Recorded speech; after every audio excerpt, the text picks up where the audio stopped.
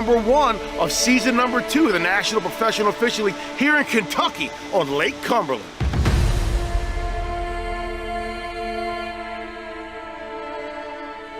We have anglers from all over the country competing for their share of almost $500,000. Taylor Watkins, Clinton, Tennessee. Josh Teat, Carrollton, Georgia. Trent Palmer, Cumming, Georgia. Logan Millsap, Jasper, Georgia.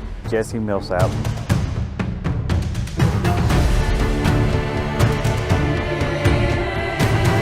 These anglers are willing to do whatever it takes to find that winning bag and take home that NPFL shield. Spinnerbait, cranking, Ned rig. Definitely a crankbait, Jig, shaky head, jig fish, crankbait fish caught. Make sure you tune in for all of the live coverage from yours truly, Fat Cat Newton, Luke Duncan, and James Worldwide Watson. Your champ, folks! 14 a day. 13 to 15 a day. 16 to 17 a day. High 50s, 56, 16 to 17 a day.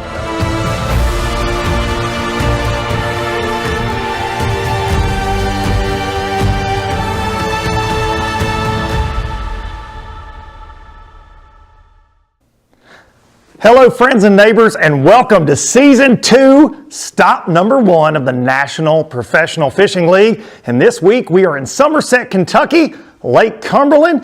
I'm your host, Luke Duncan. Today I'll be joined by bass fishing funny man Fat Cat Newton in the studio and Mr. Worldwide himself, James Watson, running around out there on Cumberland bringing us the updates from this unprecedented Showdown Saturday shootout. And B, first of all, welcome to the NPFL Live Studios.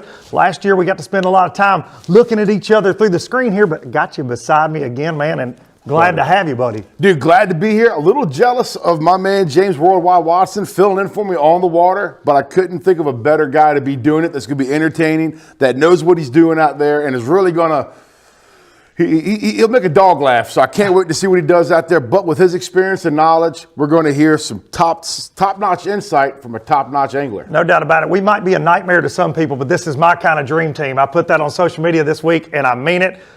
Speaking of nightmares, Mother Nature has been a nightmare for us here in the league. Of course, all of our NPFL tournaments, 3-day events, all of our anglers compete all 3 days, but not this week, B. We've got a 1-day shootout for $50,000 thanks to Mother Nature. That's right, dude. Almost $500,000 for play right now. These guys are out there competing. It's going to be crazy to see what happens. I think we're paying back over 40 spots.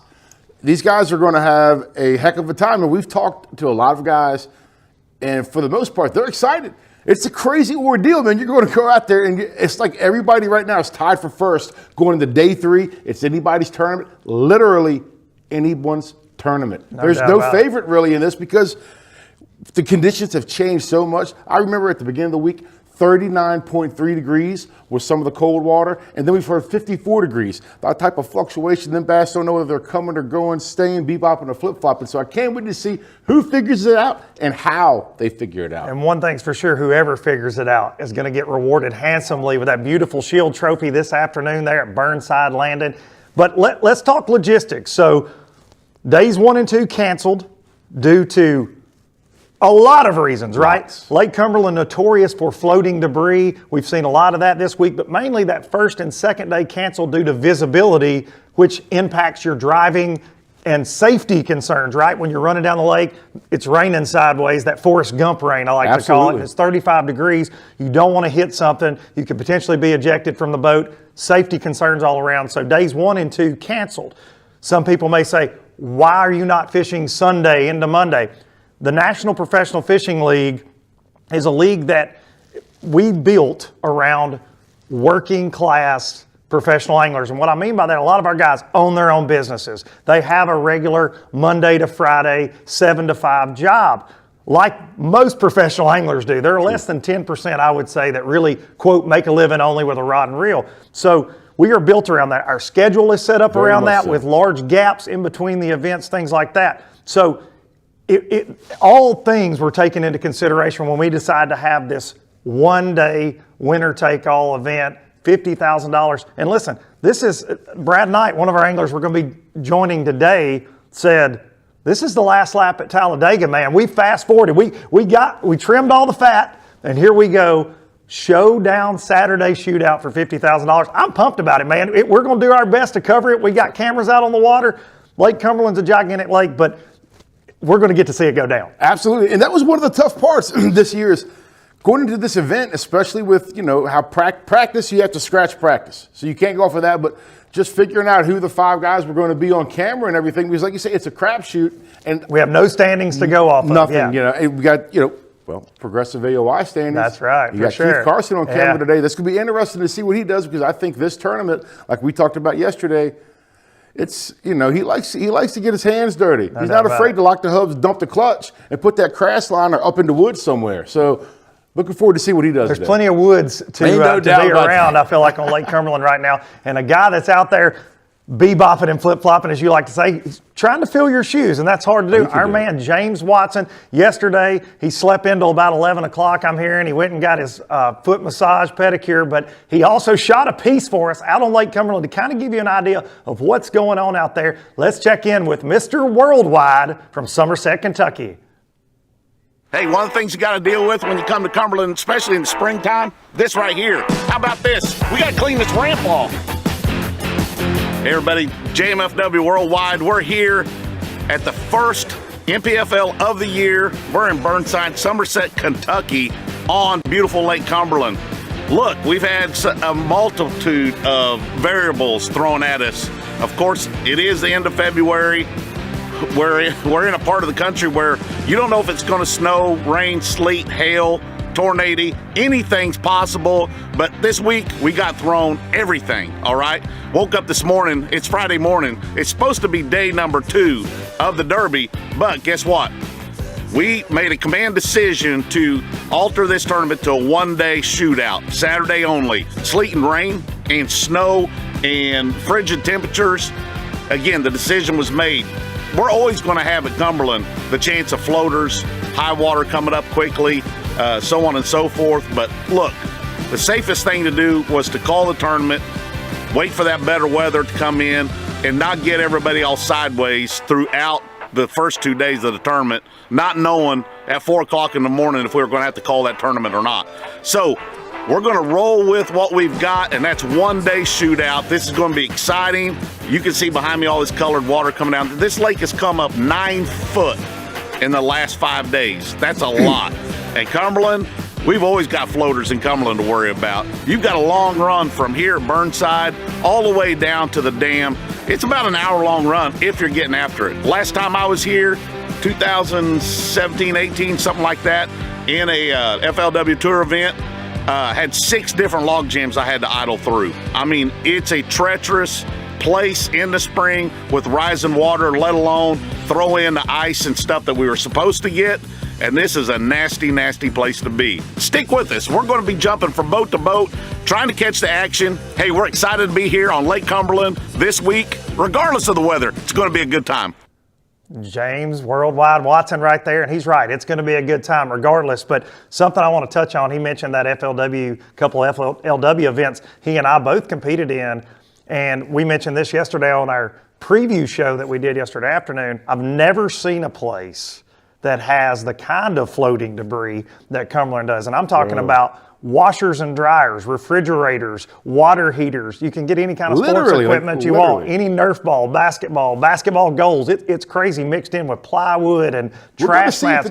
We're going to see it today. It's crazy how much runoff brings all this trash. Somebody's got a landfill up there somewhere, I think. I don't know. It's crazy. It's one of the few lakes you can actually run a trash pattern. It sounds crazy, but That's in right. those coves, the way the wind blows, it blows that trash up into a cove, and it's basically a trash mat. And these guys will go around and fish those trash mats.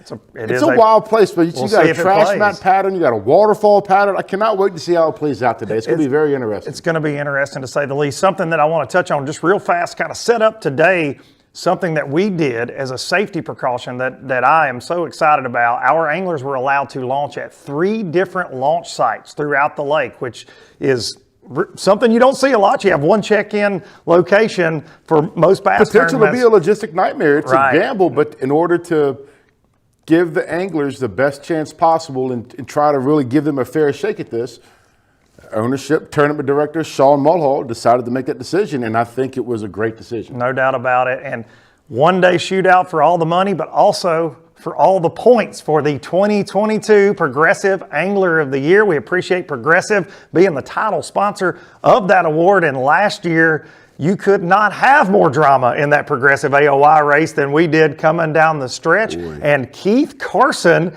was our Florida angler who was able to not only take home a win there at Wright Patman, but was able to take home that Golden Shield. And we're going to take a look right now at those Progressive Angler of the Year standings from last year. Of course, Keith Carson coming out on top of that, barely.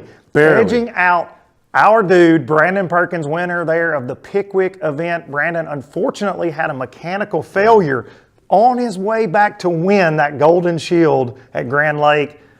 Couldn't have been a more dramatic, heartbreaking, but a happy finish. Incredible. No doubt about it. And Keith, all these guys deserved it. That's a technicality, right? Sure. But Keith was in the mix all year long. Of course, you've got Bryant Smith, our West Coast young gun that we covered, I feel like, more than we didn't last year. Right. I'm really shocked he didn't take home that AOY because I felt like he was on camera a ton, and that means you are absolutely catching him. Right. Of course, John Hookup Soakup, winner of not one, but 2 of the NPFL Shields last year, and Taylor Watkins, the winner of that Grand Lake event there, coming in the top 5. And we want to just say congratulations to those guys again, because it's so hard to win that AOY.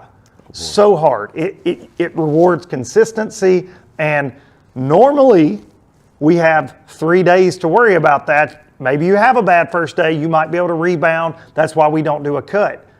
How important is it to get this one-day shootout to start out your year, the foundation built, kick it off on the right foot? We asked Keith yesterday when we interviewed him on the preview show, and we asked how important was your finish at the first event last year in Eufaula, yes, to where you ended up in Progressive AOY points. He said it was everything.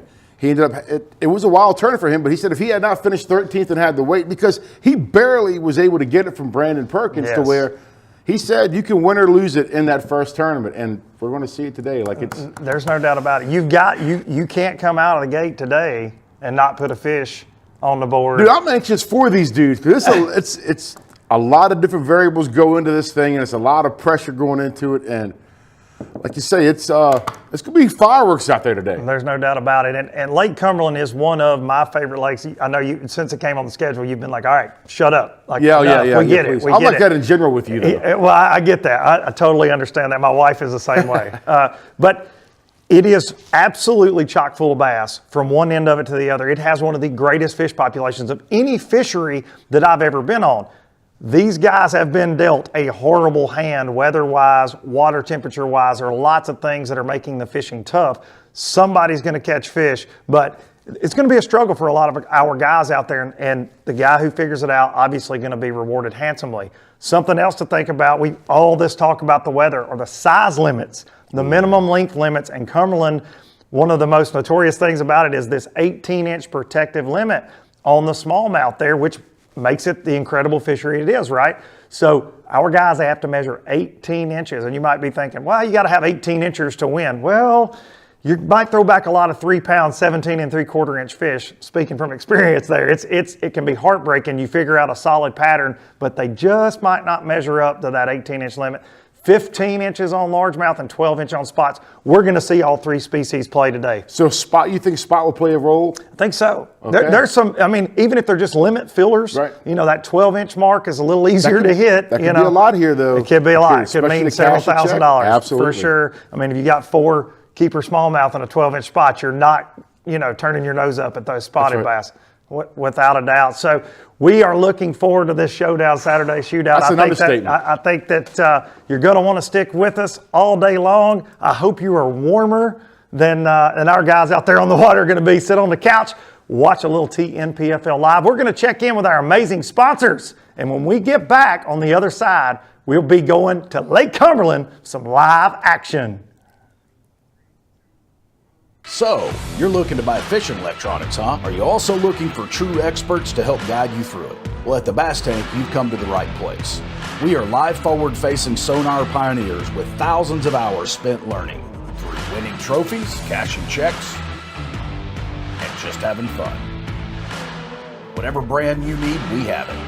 We offer free shipping, and we have 2 financing options available. Our experts are here to help you. Call us today or visit thebasstank.com.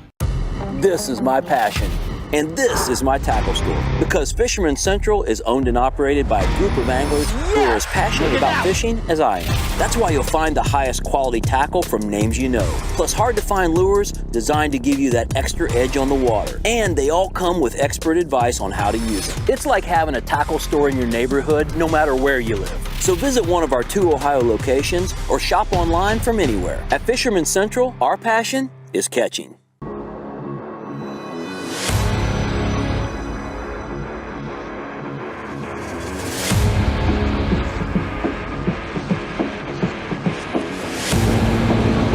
I'm Doug Chapin, and this is how I fish fully loaded.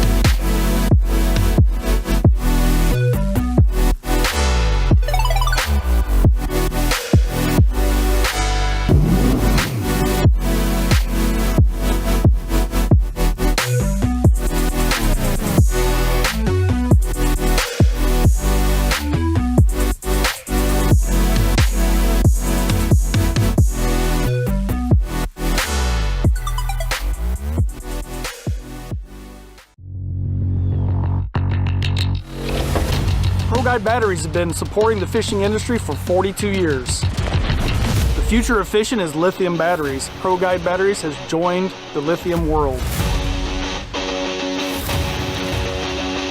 Get all-day reliability with lithium Pro Guide batteries.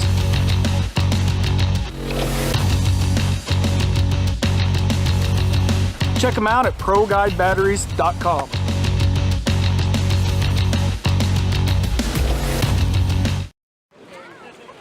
All right, guys, no insurance talk on beach day. I'm down. Yes, please. Don't get me wrong, I love my RV, but insuring it is such a hassle. Same with my boat. The insurance bills are through the roof.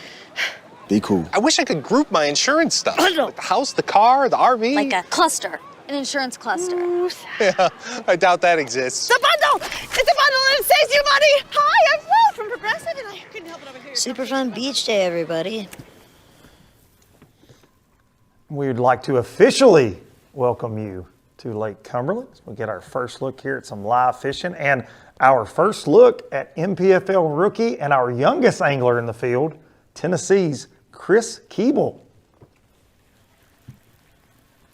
Confident young man. Yeah, we talked found to that him out yesterday. Very confident.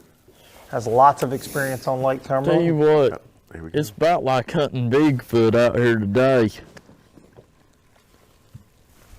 Trying to find a keeper on Lake Cumberland. Place is a real good lake with fish and stuff. Right now, at least. We know keepers exist. We just don't know where at. If they're going to show up today. A little bit of a puzzle trying to figure it out.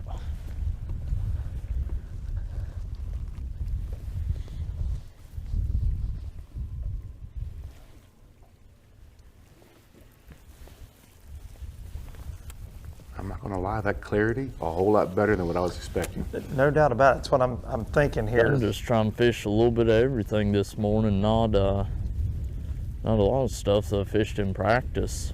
And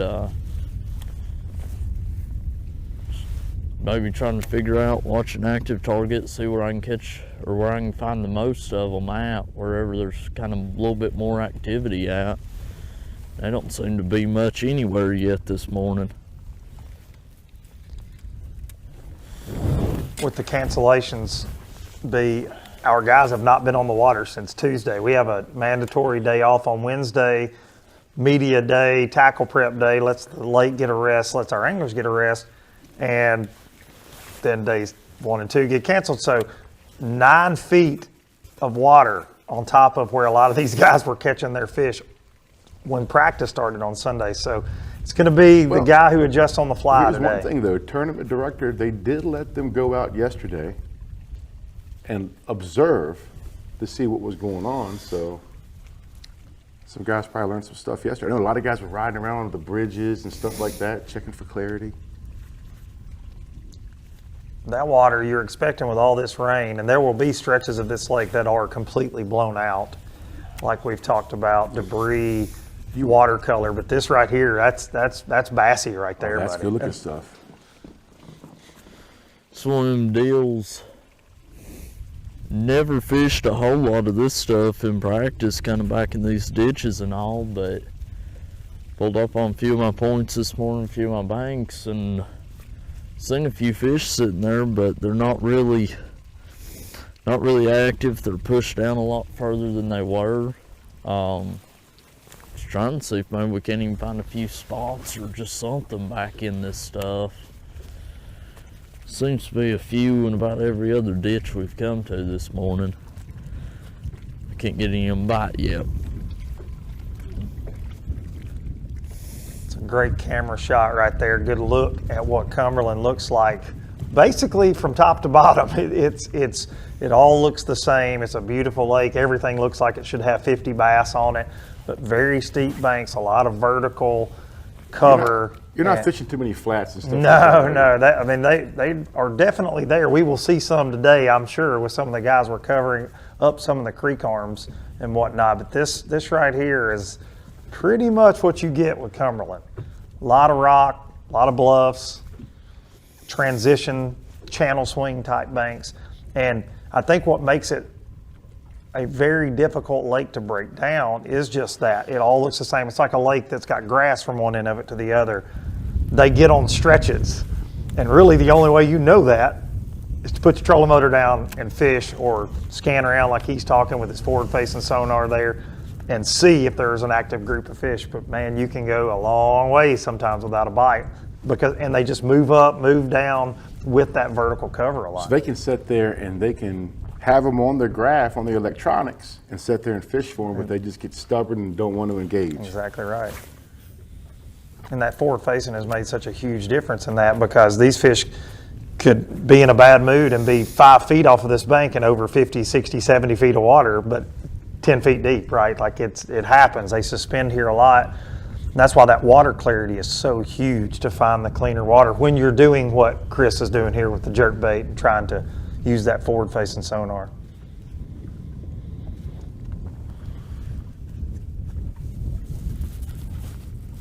There he is. Hooked up.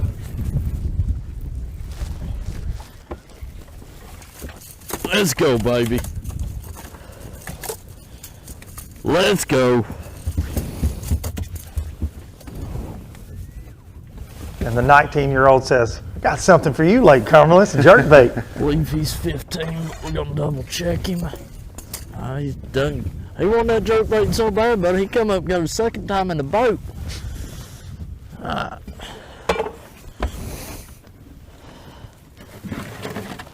Anybody need a paddle? I got one in here with some coal tags. There we go. Number uno. There he goes. Let's go, baby. All right. It's a good way to start. Come on. There we go. Yeah, we're both so-called. Ain't neither one of us figure this out. Welcome to the NPFL, Chris That is Keeble. the first largemouth I have even caught down here all week. Down here. Welcome to the NPFL. Thank you, buddy. I tell you what, that is a whole lot quicker welcome than I thought I was going to have this morning. I just happened to see I've been running really all week, and I know I didn't talk about it last night on the preview show nearly as much as Sheldon Collings did, but I've been watching fish all week on the active target and occasionally looking for structure on the 360, but really just kind of watching that active target real close, throwing this jerk bait, and I've been watching them come up as much as 10 to 15 foot off the bottom to eat this thing. But with this danger of water today, I'm not sure that that's really going to happen. I think it's one of those that you're kind of just about going to have to hit them in the head. That's what happened with that one. I seen him sitting right here, just kind of this little bit of a bend, and drew a jerkbait right into him, and just saw 2 dots become 1 dot. But it's gonna make it a little bit more interesting though, as water color changing. Water's come up 15 foot, I believe, since last day of practice. It's gonna change it, but puts everybody on the same even playing field there at the same time. If I hear a word from Luke Duncan today about a rat's nest here, I have videos of you, Luke, from Cherokee doing the same thing, buddy. Because I know you're going to take shots at me all day, so there's my one at you. Have at it. I've been knowing Chris for a couple years now, and he actually drove a camera boat for me in an FLW event on Cherokee. Buddy Austin Boyd up there, but he said last night when we were doing a little interview, he said, man, I'm going to take some shots at you, give you a hard time. I said, well, just remember, we're not with you all day, and I've got the microphone for 6 hours, so be careful, young man.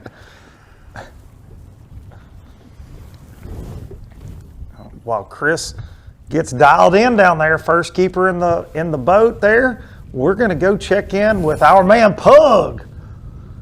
Pug Clements, the South Carolina angler. What's up, everybody? There he is. Welcome to a chilly Lake Cumberland.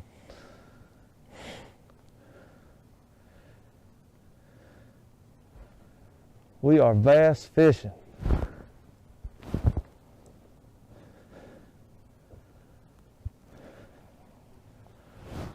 Water still looks good in these areas. It's not blown out, which is a bonus, man. I was worried about that.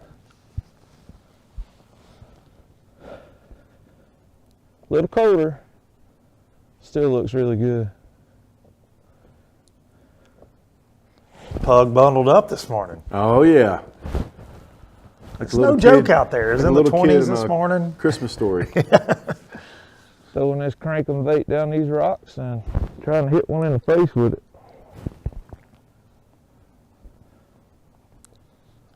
When this tournament first hit the schedule, this is something that I thought we would see a ton of.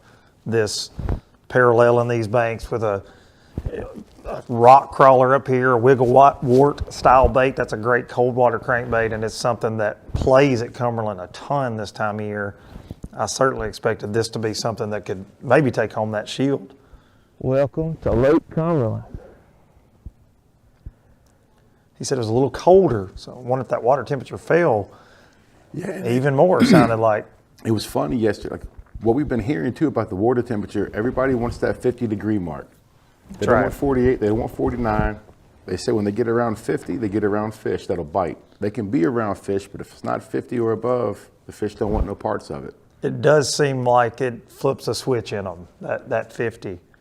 From 49 to 50 even. It's actually a nice day, man. Wind's not blowing.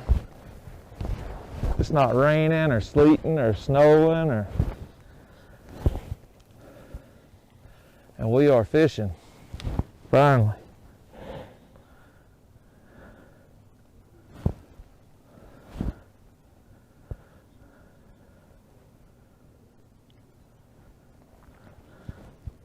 You can tell, normally we get Pug on camera, he puts on a show, but that guy's dialed in. He doesn't even know the camera's in the back. 18-inch smallmouth. And we did catch a couple in practice, so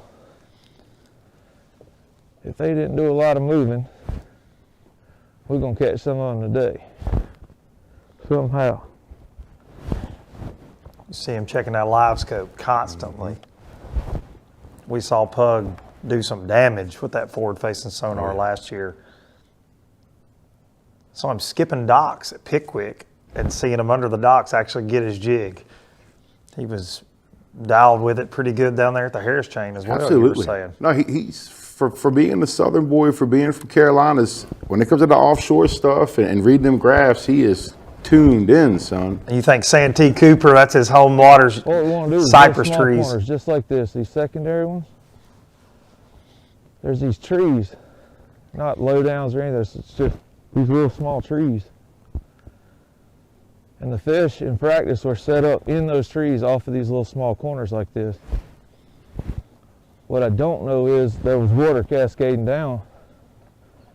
And what I really don't know is if those fish were just there because that water was warmer or if they just hold on those.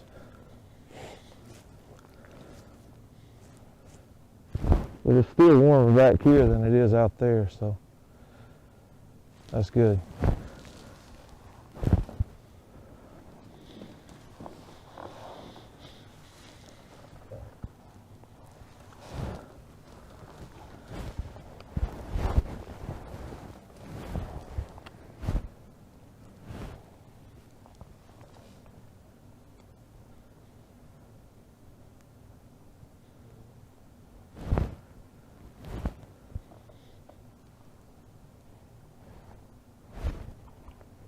Out of the tree stick or something. that crankbait you saw plugged right there. Feel like a lot alike when it's this cold. So you'll see me kind of pull into a lot today. Exactly what I was going to say. I'm constantly pulling back because you never know when it's going to take off. You'll be like, oh, it's a rock. This time of year, you just next thing you know, you're doubled up. Yeah, you just never know. In that cold water.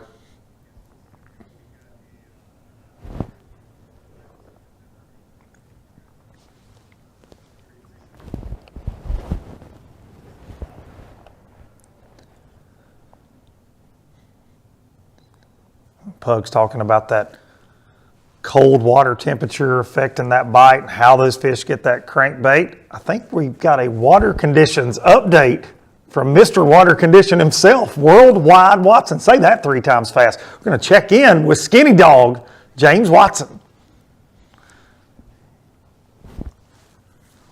Here we are, day one and only day one.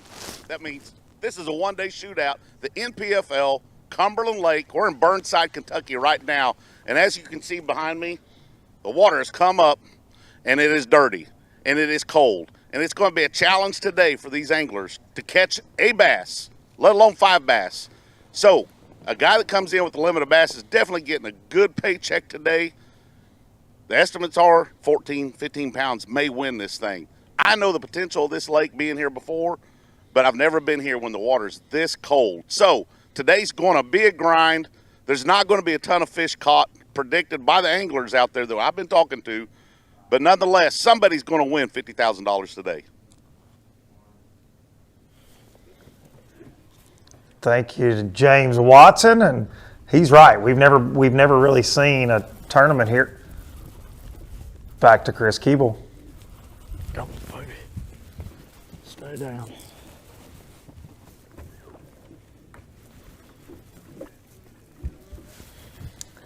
He's fairly hooked. Come on, come in the boat.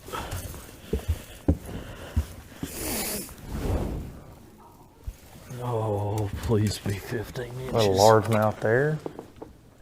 Have to be 15 inches, of course. I don't know if that one's going to make the team. Fingers crossed for Chris. If it's a spot, he's good because, like you say, smallmouth 18 inches, largemouth 15 inches. Please be 15, baby. Spots are 12. It's going to be close.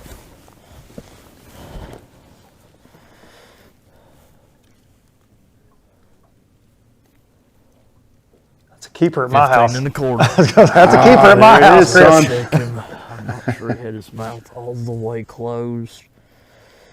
All the way flat. No. There's a little different angle there. You've always got to try him from every...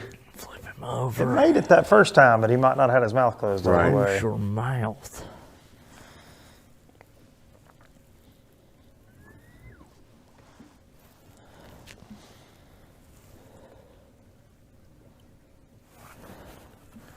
He touched. Barely, but he touched.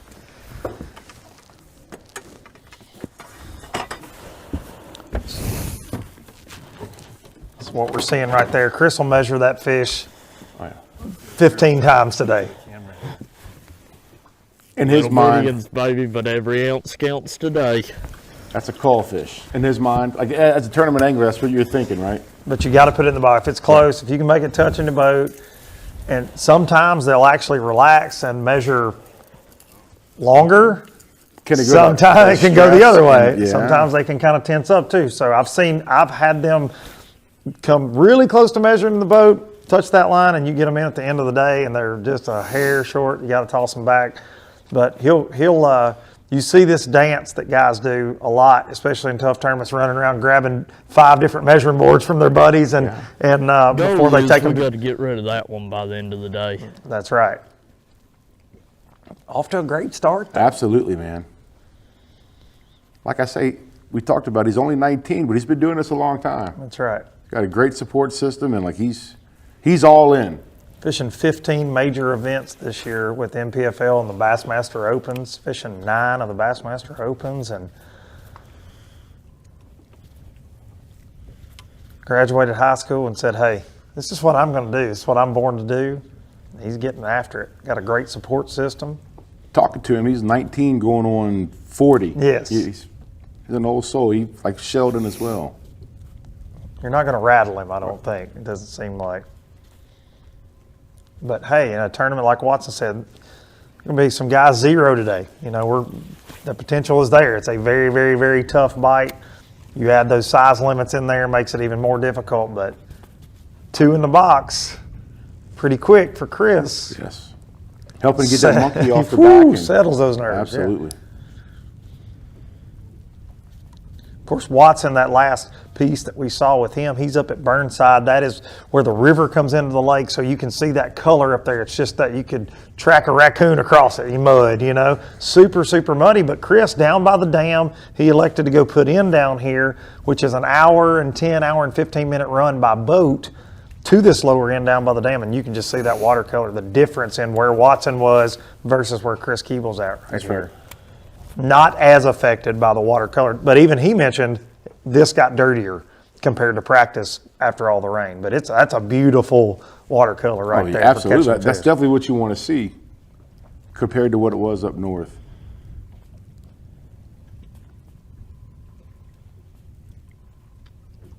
I believe Chris checks in at 3 p.m. He's in one of our earlier flights, and we mentioned earlier we staggered it. So everybody gets the equal amount of fishing time. Normally in a multi-day event, if your boat won the first day, your boat 125. The second day, everything's flip-flop, so everybody gets the equal amount of time. But today, to ensure every angler got the same chance that the others, there are guys that still have not taken off yet. We have a 9 o'clock flight. Everybody, they staggered this. 3 different boat ramps. Very cool format today for this shootout. Absolutely. We got guys working together too, launching boats, loading boats, working as a team. Yeah, regardless of where you launch from, you have to be back to Burnside by your designated check-in time. So if you're coming by road or coming by water, it's the same day, same difference. I mean, you've got to be there at that check-in like time. Like you and Watson spoke on, it's between an hour and 15 minutes from Burnside down to the dam, and that's dependent upon the floaters and everything else. And talking to Pug and some of the guys yesterday, it's a little bit less than an hour, about 1 hour driving. So they're actually gaining fishing time by launching at the dam versus launching at Burnside and making that long run. Absolutely. You're 10 minutes away from your fishing versus an hour. It's a lot of different variables. You know, do you get a flat? We talked about, you could spin a prop or you could get a flat. It's dang if you do, dang if you don't kind of deal.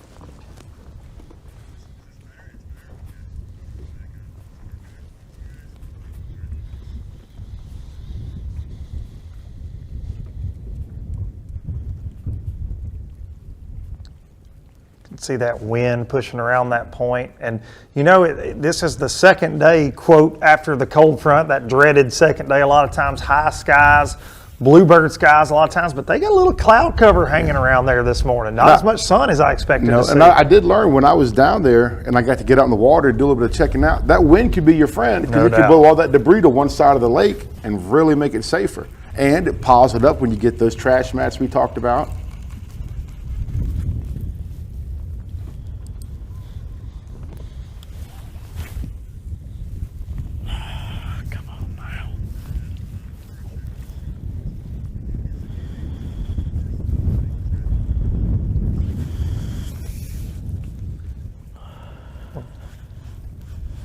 We call those professional overruns, Chris. Good. Professional overruns. I'm waiting to see an eagle. See an eagle come out of one of the trees and land in that nest that he's pulling out right now. We call those the fat cat flubs. That's what I'm calling it. The fat cat flub of the day right there. And while Chris gets that figured out, we're going to go check in with Pug. Crankbait discovers that there's wind there pretty quick by the time he gets been winding around that crankbait all morning. Get rigged down. Let me get rigged down. All right. That's a little transition. We went for some ripple, some wind. Now he's fishing glass. And typically on that crankbait, I want that wind, you know, like we see Chris with.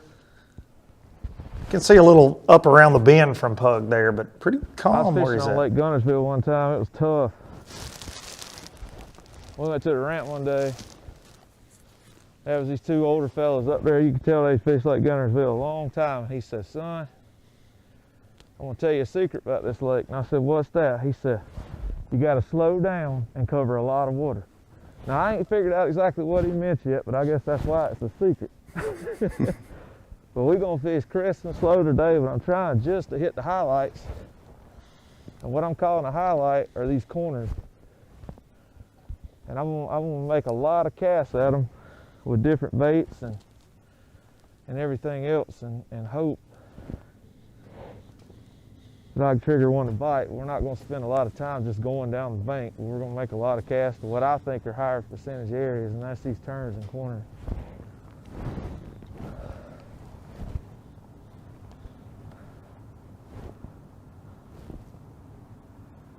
We're going to slow down and cover a lot of water. I think that's what he meant.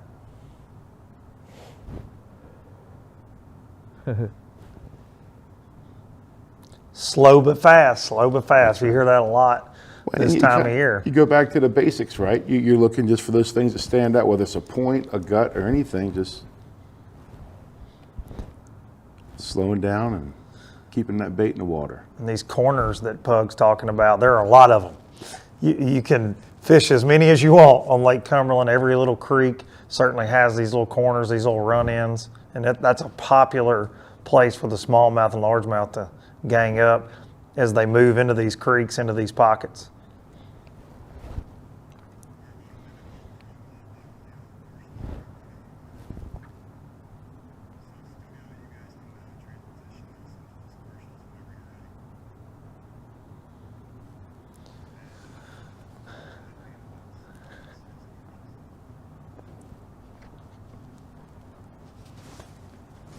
Crankbait just ain't coming through it today like it should be. Getting hung a lot more for some reason.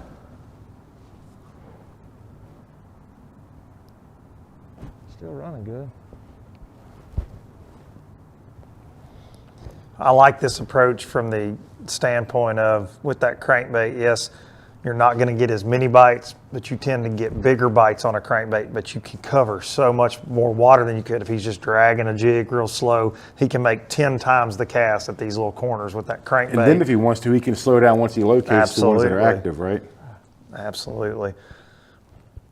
We're going to let Pug figure it out on these corners, hopefully find him an 18-inch smallmouth. And we're going to check in with our sponsors that make all of the National Professional Fishing League happen. And we'll see you on the other side with more Lake Cumberland live action.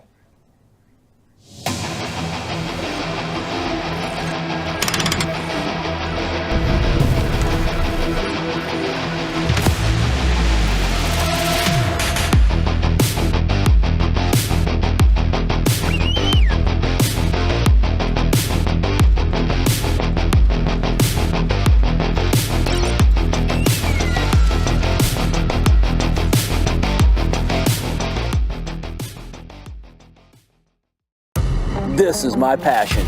And this is my tackle store, because Fisherman Central is owned and operated by a group of anglers who are as passionate about fishing as I am. That's why you'll find the highest quality tackle from names you know, plus hard to find lures designed to give you that extra edge on the water. And they all come with expert advice on how to use them. It's like having a tackle store in your neighborhood, no matter where you live. So visit one of our 2 Ohio locations or shop online from anywhere. At Fisherman Central, our passion is catching.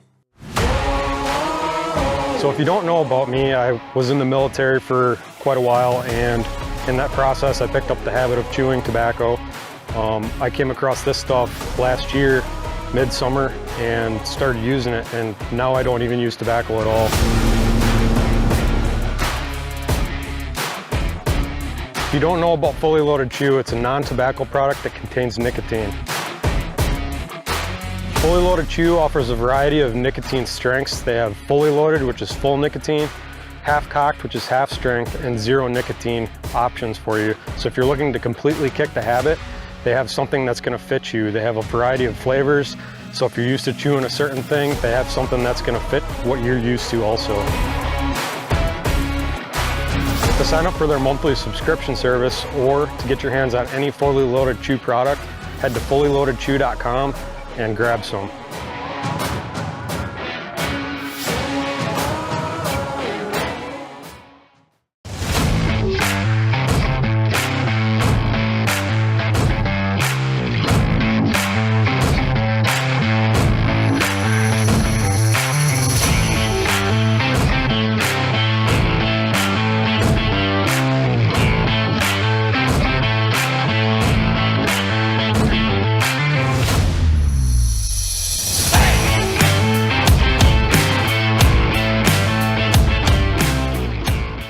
Are you looking to install your own fishing electronics? Well, the Bass Tank is here to help you. The solution is the Bass Tank Power Harness. It takes the guesswork out of installation. No more voltage issues or interference. Designed by an engineer so that you can get professional results right there in your own garage. Installation done right with the help of the Bass Tank Power Harness. You can feel confident knowing that your installation was done right. The Bass Tank Power Harness. Give us a call or order yours today at thebasstank.com. Welcome back to Lake Cumberland. And Pug Clements, South Carolina angler, who last year we spent a ton of time with on camera and got to see him. Very versatile angler. Very.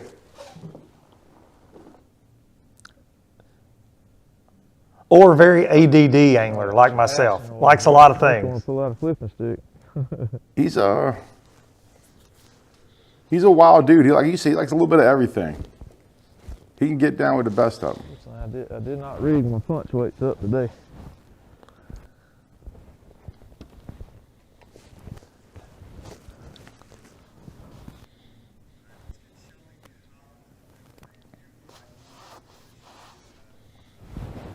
Uh-oh.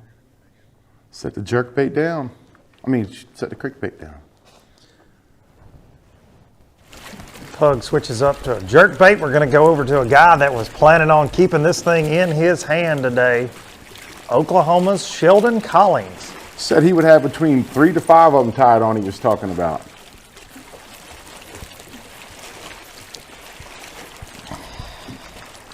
It's pretty confident. Sheldon? Yeah. Cold. Said he's going to be out there throwing I'm feeling good about it. that stunner. So how do you feel about the conditions? The water has came up a lot, but we got good weather. It's finally cold, and this time of the year you want it cold. There's one. Hooked up.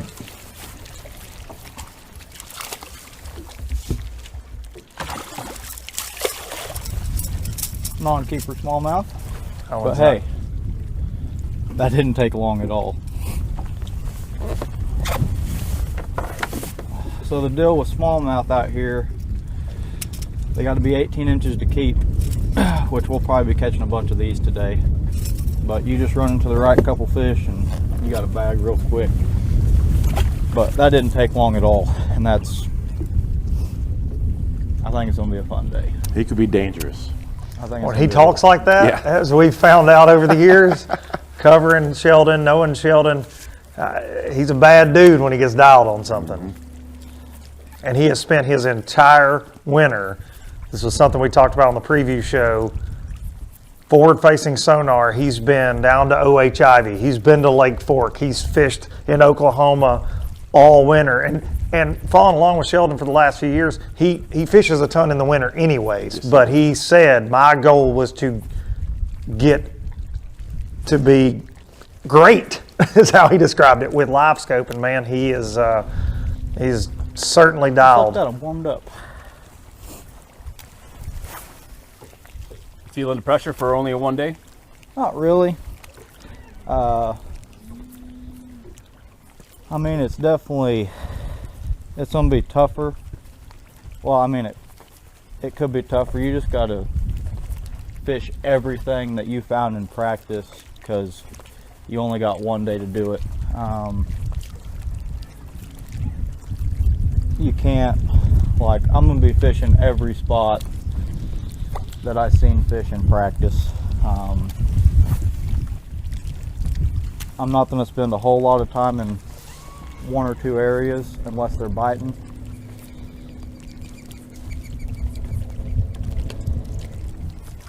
Got hung up on the dang tree.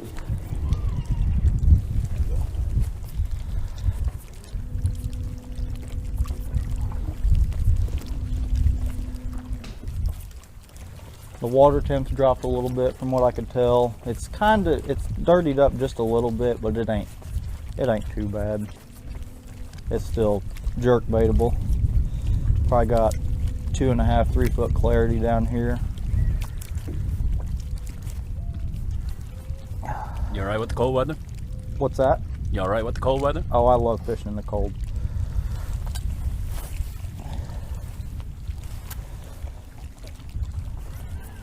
I think the reason I like it so much is it kind of gets in a lot of guys' heads fishing in the cold. They're not big fans of it, but I spend a lot of time fishing in the winter time and fishing in the cold.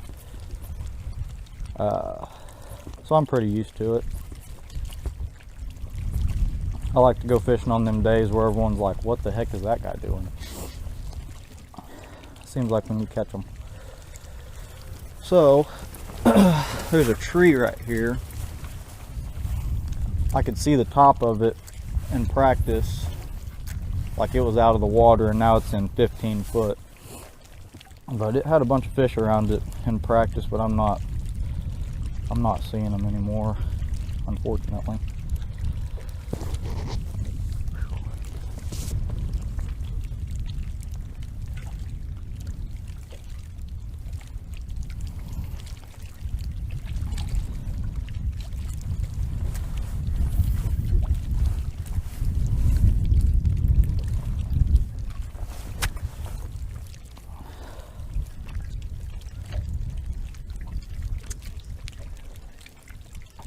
From Sheldon Collings over to Chris Keeble, the man with the plan this morning. We've seen 2 keepers come in the boat. Chris? Yeah, man, young gun coming in hot. We might finally have a little bit of something going. Of course, got that one earlier. Got a, I wouldn't exactly say a line burner, but like, he's a line burner. I mean, let's just call it what it is. Another little largemouth doing the same thing, so it's really sitting there. I'm looking at a brush pile right now, actually, back here in this little ditch line, and just, I don't know if it's a watercolor temperature or what. I'm thinking it's that watercolor because temperature's still in the mid 40s, but they're not really coming up and chasing this jerkbait as much as what they were. It's like I'm having to hit them right in the side of the head, just watching them on that active target and really having to sit there and just hit them with it. And if you can get right in front of one's face, he'll eat it, but you gotta stick it right in front of his face for it to happen. Oh man, I wish y'all could see this right now. There's like 3 of these piled up right on the end of that laydown. You know, I'm trying to move the boat back over here where maybe I can get lined up on them better.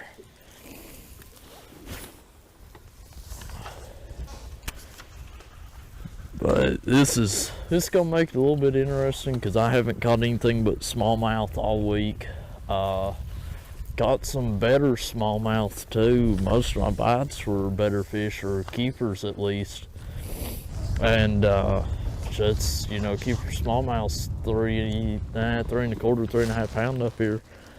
But going from smallmouth straight to largemouth is definitely not what I expected, but hey, if that's how they want to do it, we'll roll with it, baby. Ain't gonna bother me none. At least Tennessee boy get a hold of some largemouth today, I'll be fine with it.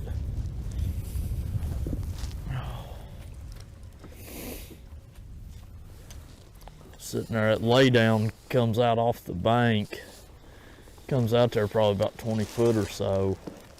They were piled up.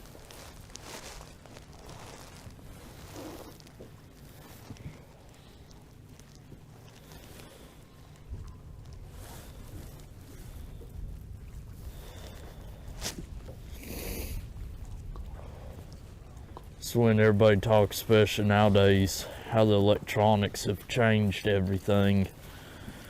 It's growing up. I mean, if you had a little 5-inch Lowrance or something with color sonar and a map on it, buddy, you were in high cotton. And now it's like it's a game of who can read that active target or that live scope better and see so much stuff that we never could see before. You get on a tournament like this, so whenever it's this tough, you're sitting here and having to hit them in the head in order to get them to bite. It makes a difference. Not my preferred way to fish, but days like this, it can help you drastically.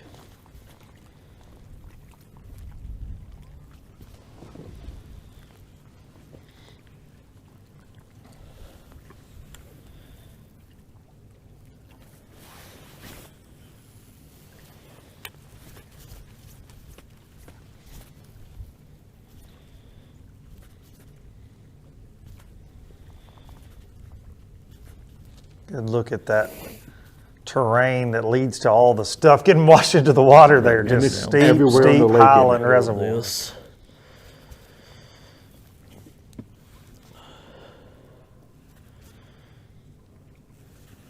And the boat ramps are just as steep. No doubt about that.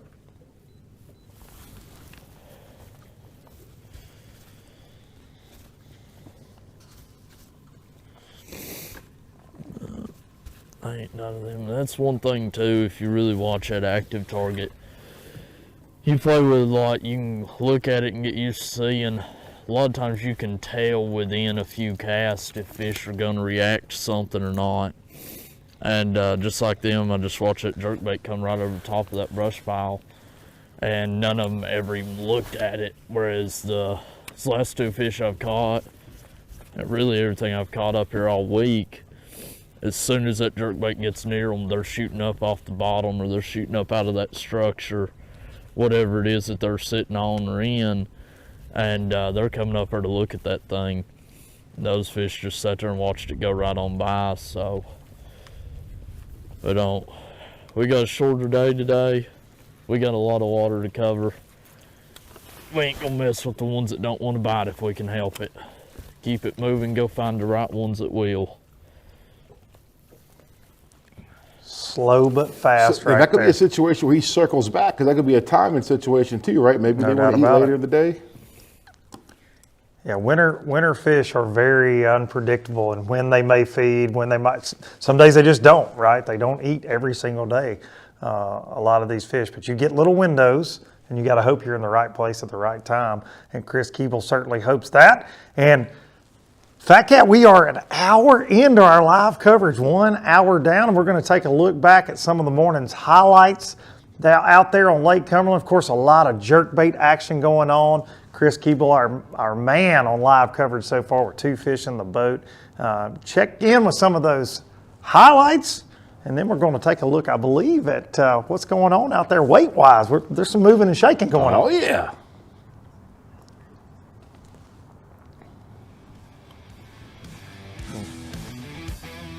theme of the day, a jerkbait. I have a feeling it's going to play big. Chris Keeble got off to a quick start for us. A couple largemouth in the boat for the 19-year-old angler.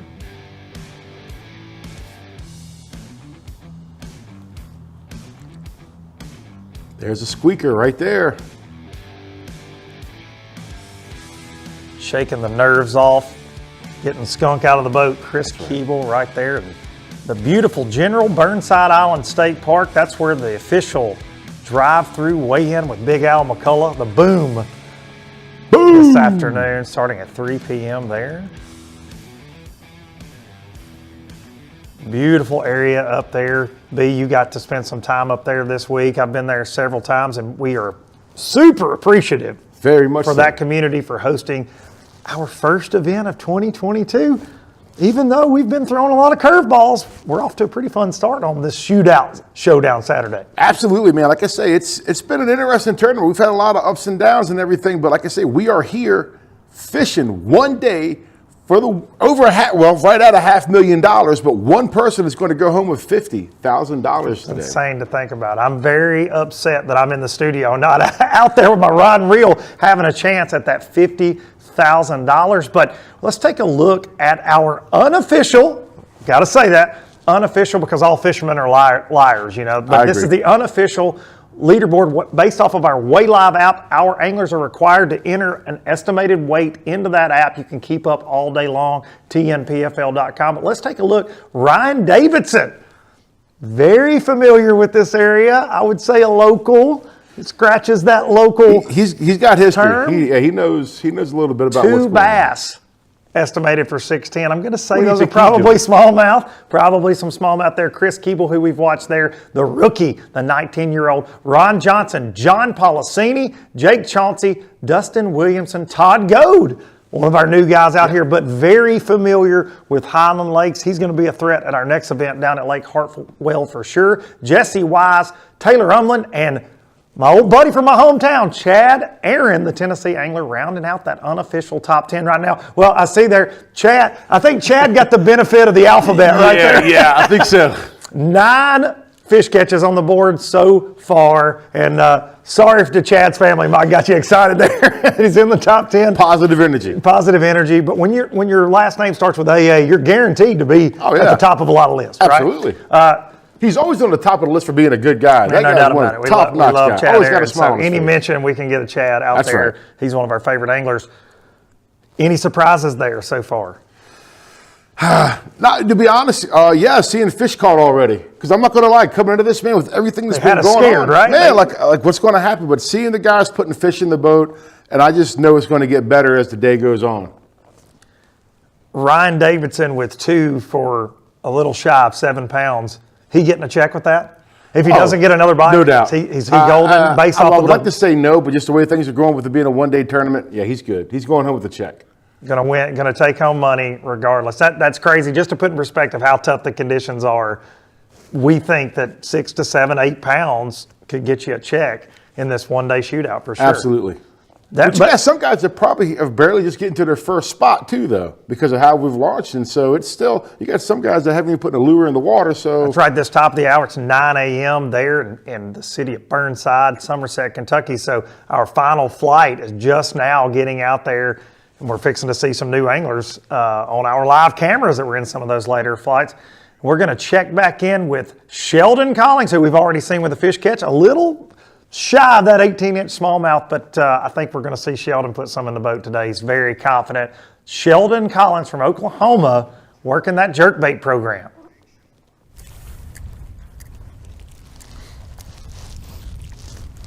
Come on, eat it. It's a good one. Here he comes. Please eat it, please eat it, please eat it. Got him, that's a big one.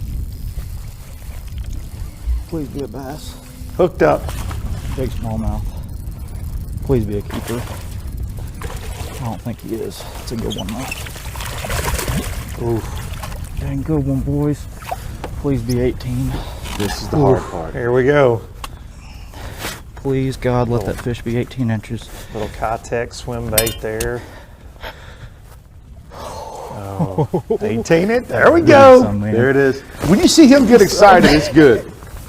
Lake Cumberland special right there, boys. Well, it's about to get interesting. I want to reiterate, this man has not been on the water long. No. At all this morning. I told you it was a big one. See? To see him get excited? Well, been on the water about 15 minutes. Caught my first keeper. A little Kitech. So what happened, I was going down this bluff and I'm using my forward facing sonar just to pan around while I was coming up on this point. And I was watching my jerkbait on this point come over the top of it, and I had probably a 1.5 pound, 2 pounder come. He was chasing it real hard. I made another cast at him, and he just disappeared. Well, I panned out to the middle of the pocket, and that 3 pound smallmouth was sitting out there just chilling. And oh, my jerkbait broke. But I made 5 or 6 casts at him with a jerkbait. He didn't bite it. So I picked up that little Kitech, threw it out there in front of him 5 or 6 times. He never even looked at it. Well, he started swimming away from me, and I pitched it past him, and he watched. Like, I seen my bait fall all the way down about to where he was at. Well, I seen him turn and run right up to it, and I just barely started reeling it. Like, I mean, you just got to make it look natural to him. Oh, ate it. 4 more bites. Does that warm you up a little bit? Good stuff right there from Sheldon. A little bass tank breakdown. Sheldon does such a great job letting us know what he's doing. I hit the boat just a minute ago. That's why you always buy 2 of everything. That's a fisherman. I was so afraid he was gonna be like 17 3/4. Always buy 2 of everything. Absolutely, or 4 or in my 6. case. The whole peg. 4 more bites, Scott. 4 more bites. It was very interesting what he said right there, and where this forward-facing sonar has. Another one. Oh boy. Another big one.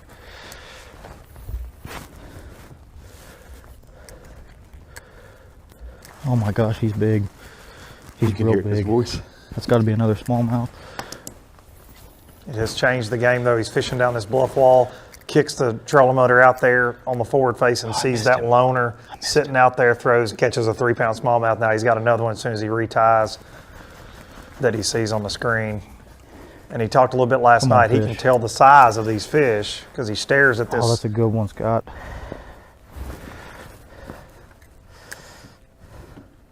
They're moving around a lot. I can barely keep up with them. Listen to his breathing. Up. He's wound up. He knows how important it is. He knows bait. He knows where he's at and what's happening. That fish is moving big time. The thing is, if you catch 5 of those 18 inchers today, though. You could easily walk out of here with that shield. Absolutely.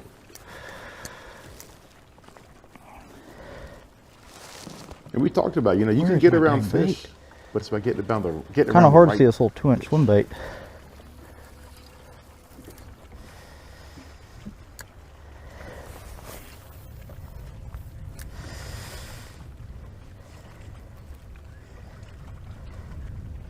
There it is. Come on. Right on him. Eat it.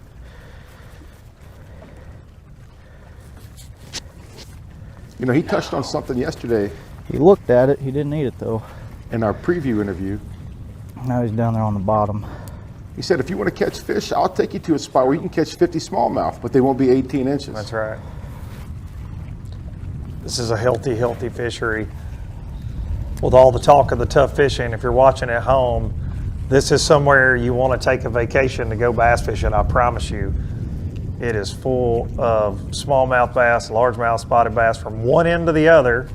But unfortunately, Mother Nature this week decided we were going to have a tough event. It's a beautiful part of the country, too. Awesome area. In Somerset, when I was there, it was awesome. Good people, a lot of stuff to do. Good times, like fish. All right, heck with them. On to the next one. giving up on that fish there. And we'd like to thank the folks at the Bass Tank for those breakdowns, and they are forward-facing sonar experts, so I'm just throwing a little no better tie-in right there. And, trailblazing, trend-setting pioneers. Deep diving jerk bait. When I'm just going down the bank, I'm throwing a jerk bait. But whenever I'm panning around in these pockets, from Sheldon over to Pug Clements. Back on that winding program. That's it. Still bundled up. We've been watching, the first couple of times we saw him, he was in coves. Now he looks like he's back out on the main. Coves, pockets. Live. Still grinding. I guess I'm a little bit ADD. I'm trying all kind of crazy stuff. Cranking, swim baiting, we're doing a little bit of everything. That probably is the problem.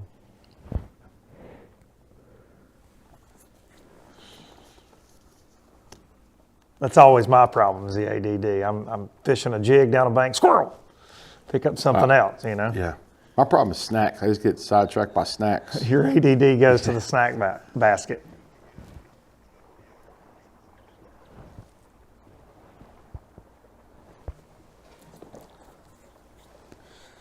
That's the problem with that Kitech and these rocks, man. That thing will get hung, son.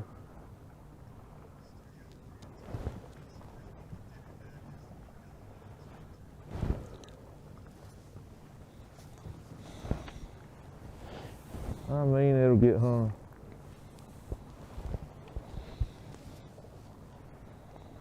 Pug's one of the guys that made that choice to launch from the dam.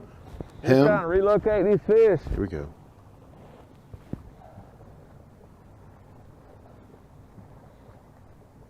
One of our rookie anglers this year is his dad. His dad's fishing with us this year. It's pretty cool. He gets to travel the country with his dad. You know, one of his good friends, or fishing friends, is Richard Cooper.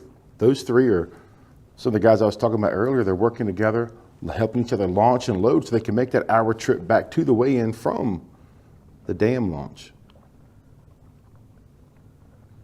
Well, I'm not seeing them anymore at all. On the Garmin live scope. And this dude don't tell you. And they're not there that I see.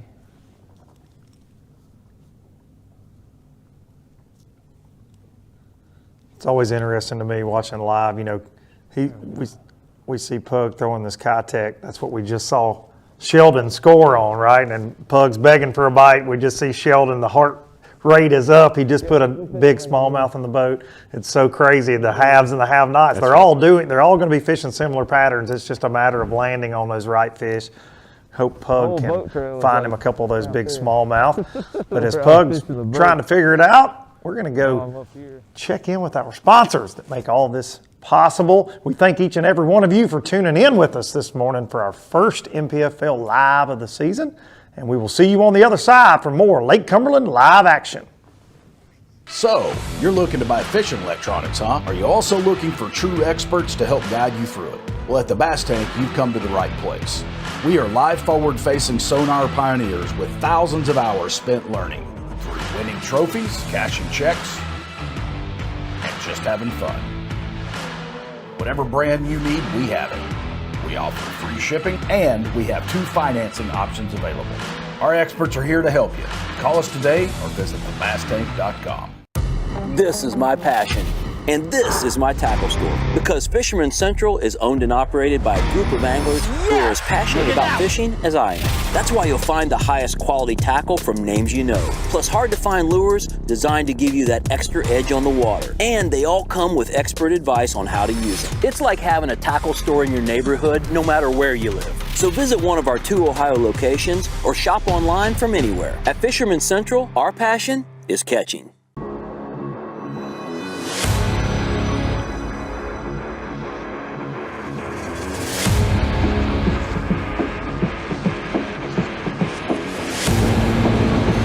Doug Chapin, and this is how I fish fully loaded.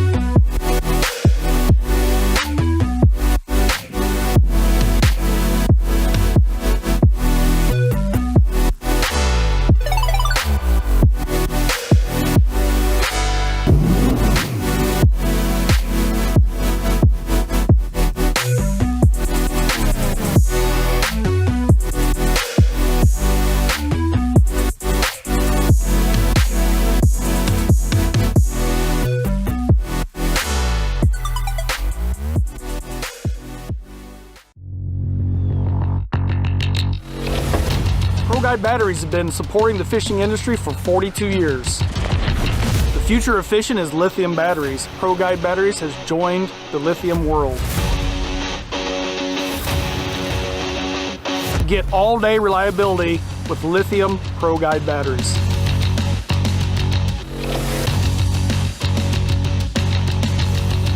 Check them out at ProGuideBatteries.com.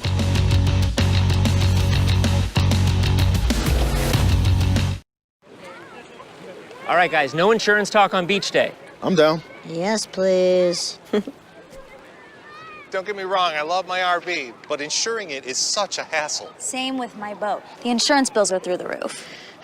Be cool. I wish I could group my insurance stuff. Like the house, the car, the RV. Like a cluster, an insurance cluster.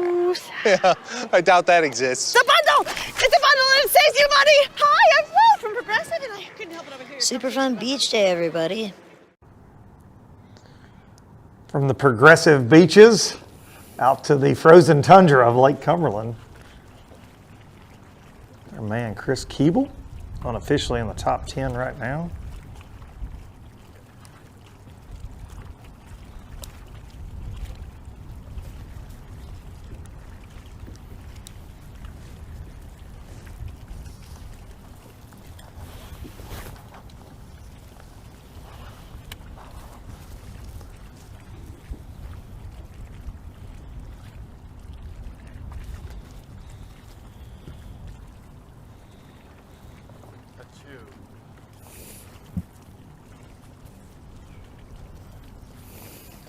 Well,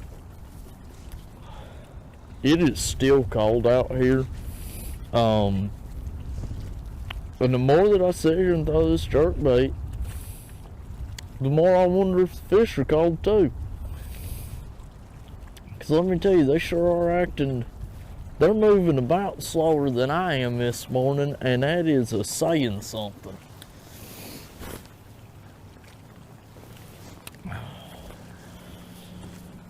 I'm really kind of going against about everything I planned on doing this morning. I was planning on running and gunning today, and until I found them. And the first spot I sat down on just kind of had some stuff like I figured I would look at today, back here in the back of it.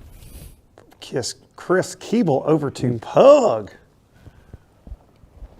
Seen him with a crankbait in his hand a lot this morning. Seen him with a little Kitech swim bait. Looks like he's got the Kitech again. So it went straight vertical right here.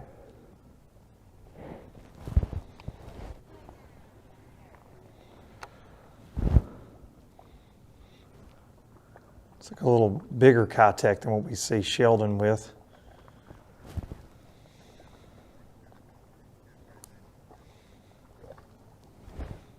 There he is.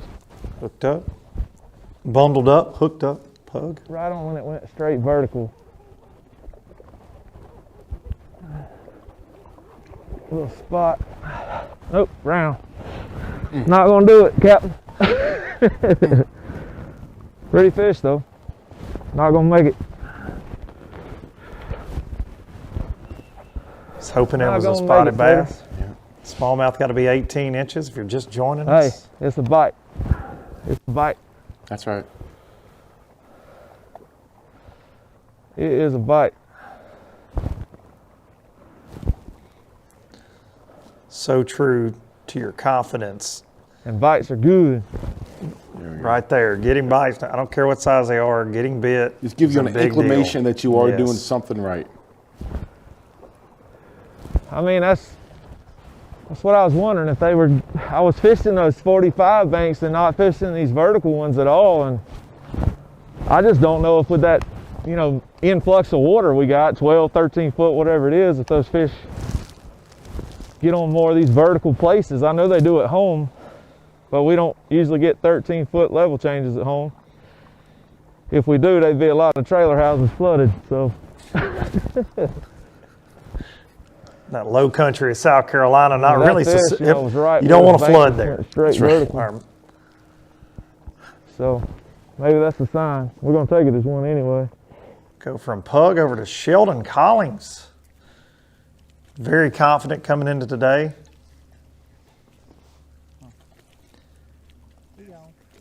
Utilizing that forward face, and you can see him there with that little small Kitech on a ball head. Letting it drop. There we go.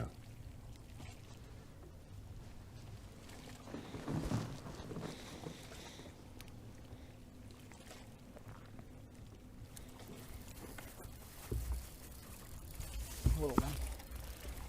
Well, he knocked the snot out of it. Might just have to throw us a Kitech around all day. Little smallmouth. I hold my breath hoping it's a spot for him. I was every watching how time, slow you know? he was turning the handle. Very slow. Light head. Yep. Letting it. He let it sink, let it get down to the depth he wanted. He talks about how that on live scope when he's watching these fish, how important it is for that bait to be natural. Right, we've heard about, you don't want it to, we've heard guys talk about not falling straight down. You want a light head so it kind of drifts, looks more natural.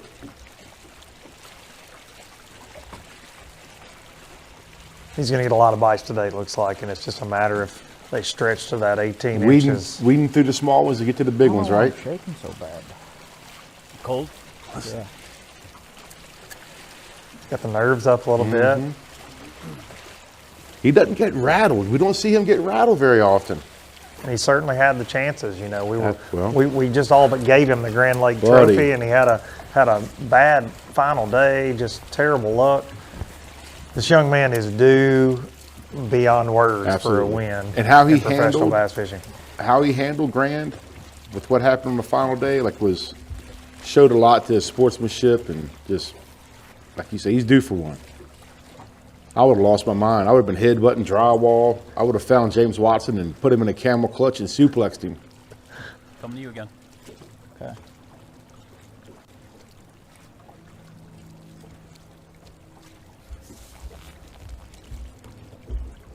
I think Sheldon's got a little company around him there. And that's Bobby.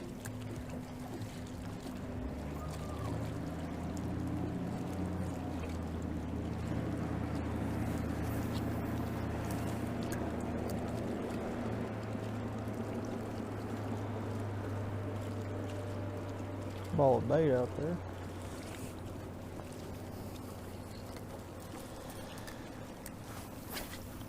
Speaking of bait, when I arrived Sunday, went out in the water Monday morning, talking to some of the anglers, Justin Kimball, one of them, Robbie Fraser, another, talking about a shad kill. Oh, yeah. Shad kill. And that's why that jerk bait or little swim bait so slow. I'm freezing. Match that hatch so Having well. some technical difficulties here. I think he picked up one of my rod reels right there if that's happening to him. Caught us a 19-inch smallmouth.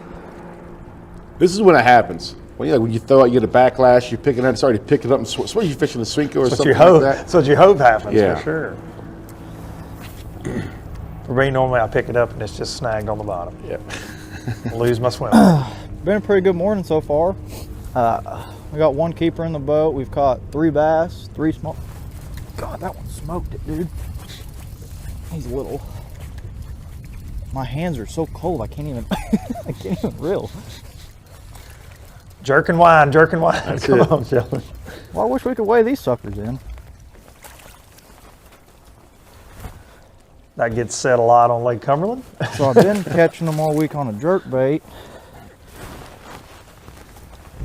And I've switched to a little 2-inch Kitech. I maybe only caught like 1 or 2 fish all week in practice on this Kitech, and I've already caught 4 on it today. So with the water coming up, I was thinking that they would have started to suspend more, but I mean, we have caught a fish on a jerkbait already too, but I've definitely got a lot more bites on this Kitech today than I have all week. So I'm gonna throw this around for a little bit. They keep biting it. So cold, my super glue's frozen. So I was gonna say, that's how you know it's cold, when your Can't feel my super glue hands. won't work. But I love it. I'd rather it be like this than 105. Amen. Because they biting. So that fish was right there on a little transition in the bank. It goes straight bluff, then bam, there's a little open spot there.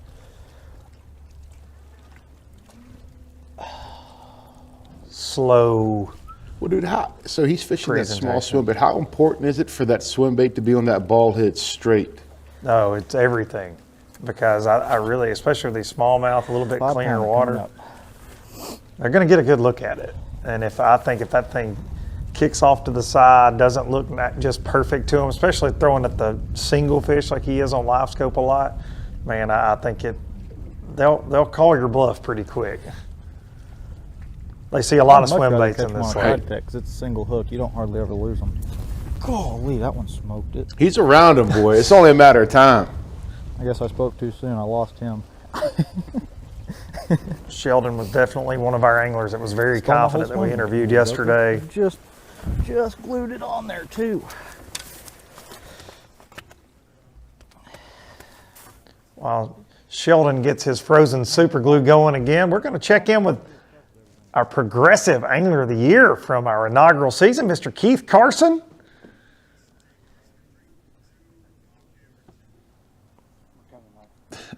Yeah. And he is fishing chocolate milk. A little bit. This is what we expected to see. Exactly. Yeah, so I'm here on my starting spot, and I am, the water's up like 15 feet or so, and it's still on the rise. And everything that I'm casting to and fishing was stuff that was way up there during practice. So right now I'm just feeling it out, checking water clarity, seeing you know, how the wood and the logs and the leaves have all came off the bank. So far my worst thing is all the leaves that have came off the bank. They get waterlogged and they sit on the bottom, and as I'm dragging my bait across the bottom, I'm picking up a ton of leaves, sometimes like right away. And so the issue with that is I'm not gonna get a bite. I'm not gonna catch a fish when, you know, I've got a bunch of leaves wrapped around my bait. So,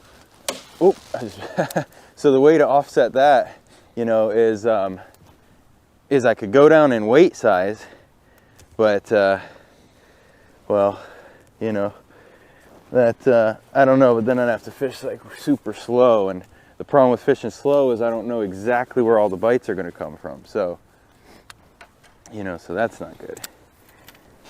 Let's see, I just knocked my bait off there. Let's try a blue one. Try a different color.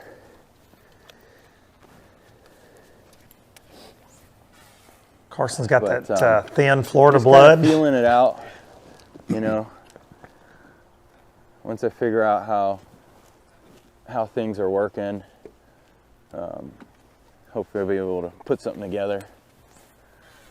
That's something you don't think about until you've done it, I guess. And that's fishing in the cold, the gear that you have to be out there all day in the elements. Fishing in gloves is not ideal. No. It hurts your feel. It hurts your casting ability. You can see him there. He's bundled up. You can just hear it on the line there, just in that cast. Yeah, it's definitely not something that's easy to get used to. Throwing a bait caster, your thumb control on your spool with a glove, it's definitely a learning curve. You're Backlash City.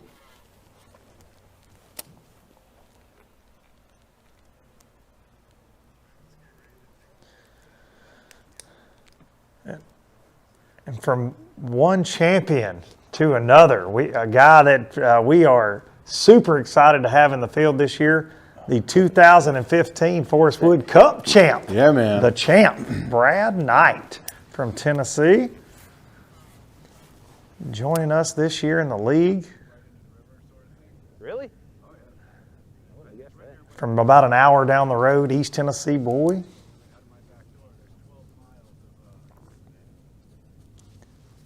Very excited coming into today.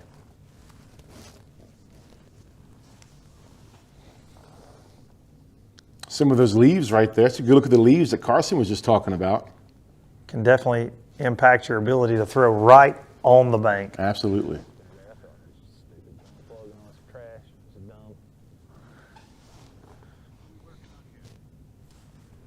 So just kind of in between little drains, fished a little side pocket there, and instead of just cranking up and idling straight over here, I wanted to just maybe give a little bit of this creek channel bank a sample.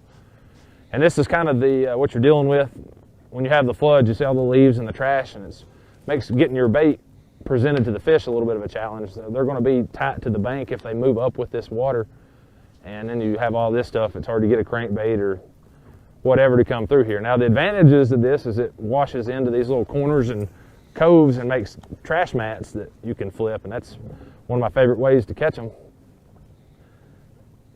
But it also presents quite a bit of a challenge for paralleling the banks effectively. Brad, a veteran pro, and was absolutely fired up about the water running one-day shootout. Oh, yeah. Talked to Brad last night, Fat Cat and I. He was. I really don't know what's a good sign and what isn't. I know what I think's a good sign.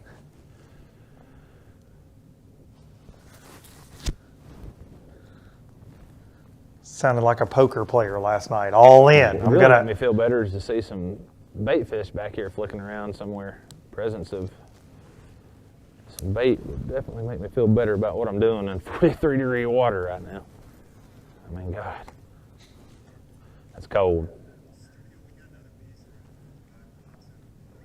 But somebody's going to catch them today, and somebody's going to win. It may not be with a lot, or it may be.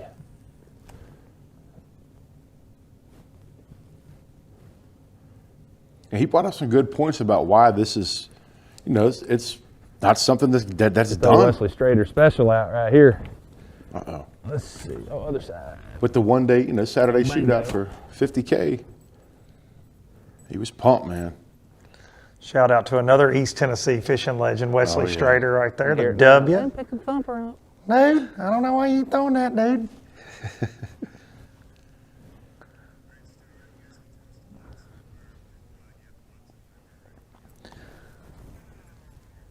If you've never been to Cumberland, this is a really good look.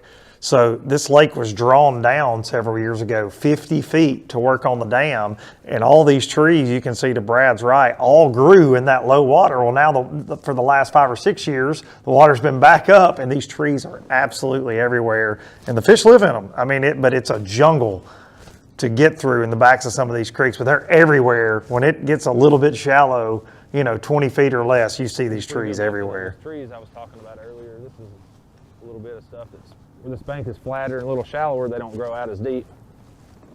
But you can kind of see there's a lot of this stuff on most of the banks on this lake. So the water comes up 15 feet and the fish are in it. They don't necessarily have to go up with it to be in cover. So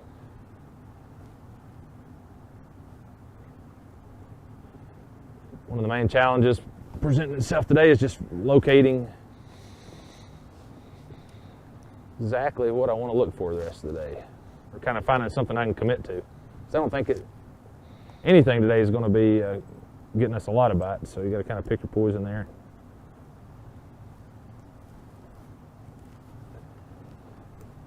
Roll with it. Now, if I said roll tide, What I've done here in the past and got myself in a little bit of trouble is where I've tried to fish for smallmouth and largemouth both in the same day when it's a little bit tough, and I spread myself way too thin. I didn't give myself enough time. Oh, watch out, tree. I didn't give That's myself like a enough nagging time mother-in-law right over your shoulder.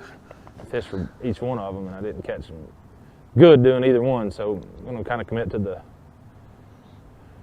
Really wanting to commit to the largemouth deal. Hopefully they'll commit to me.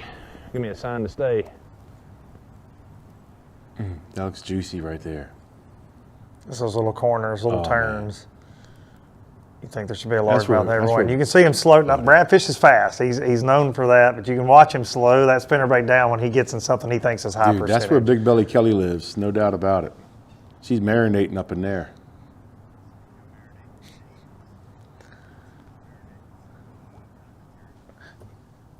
Getting a good look at a lot of different water colors and areas these guys are attacking so far on our five That's the anglers first time that you've we're seen a spinnerbait covering. this morning, too, No isn't it? doubt about it. First time, and you're going to see it a lot with Brad. It's one of his favorite staples to catch. He's won a lot of money on a spinnerbait over the years, and that's an East Tennessee thing, man, and he's very familiar with these types of bodies of water. So I expect Brad to have something to say before the day's over, to say the least. But a guy that's always got something to say, Mr. James Worldwide Watson, just got all the boats blasted off down there, I believe, and we're going to check in with Worldwide and see how that's going on Lake Cumberland. Hey, Fat Cat, Duke, we are now at the dam. As you can see behind me here, we're at one of the locations for takeoff this morning.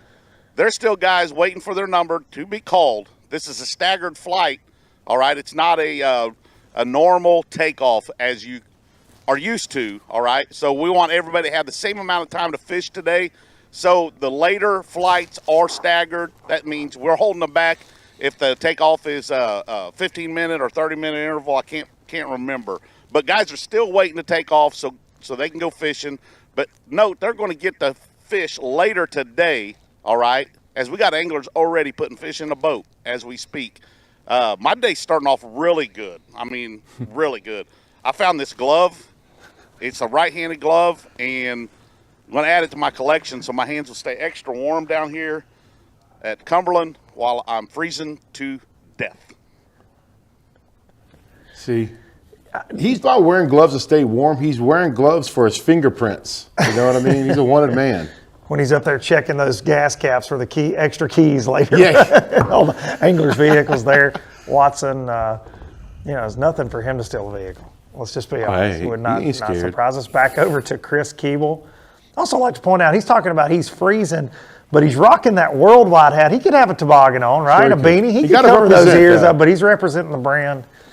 Everything for the brand there with JMFW. The good stuff, that staggered takeoff, something that we've never done in the league, and out of all the tournaments I've been in, I've never been a part of that really. But man, logistically, these guys doing everything they can to ensure safety and fairness to all the anglers, because you're not always going to make everybody happy with these decisions, right? A one-day event, there were guys like, hey, I want my chance. I want 3 days. I want at least 2 days. This was the best decision for everybody as a whole. Led us to the Showdown Saturday shootout. And somebody's going to win 50 grand. And I'll promise you at the end of the day, even if it was a guy that was disgruntled over the one-day event, if he wins, he's going to be like, this is the best idea He's ever. going to be tickled, ain't he? Ain't no doubt. Absolutely. He hooked up? No. So what's Tennessee angler Chris Keeble. Go and make a little run. Uh-oh. Yeah.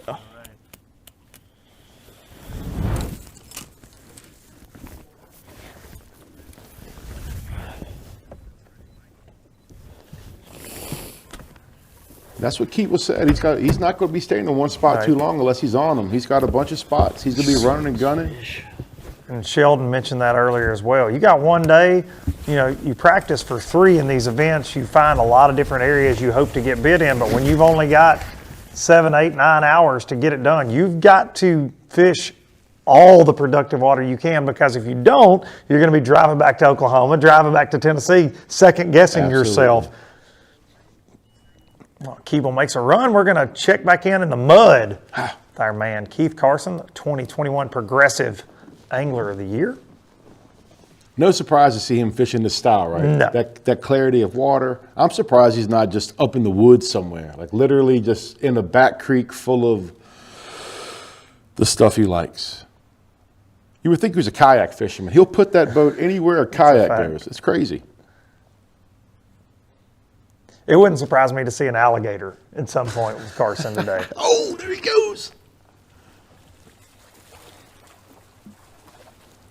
It's not a keeper. Dang it. It's not. Please be a spot. But it's not. It's a largemouth. But you know what that means? This here is not a keeper. I just wish it was a spotted bass. Yeah, he's not 15. We'll measure him just for fun. Of course, largemouth have to be 15 inches. It's not a keeper, but I got a bite, and that means I'm on the right track. So there we go. So that's awesome. Attaboy. It takes a lot to shake that guy. Yes. And he's had this intimidating black beard since the end of the year last year, too. It's like an alter ego. What's that? Boost that confidence a little bit. Yes, absolutely. Like Spider-Man and Venom. Just to get one like that. Is his buddy John Cox Venom? Is it vice versa? I don't know. I don't know. He's look more like Venom these days.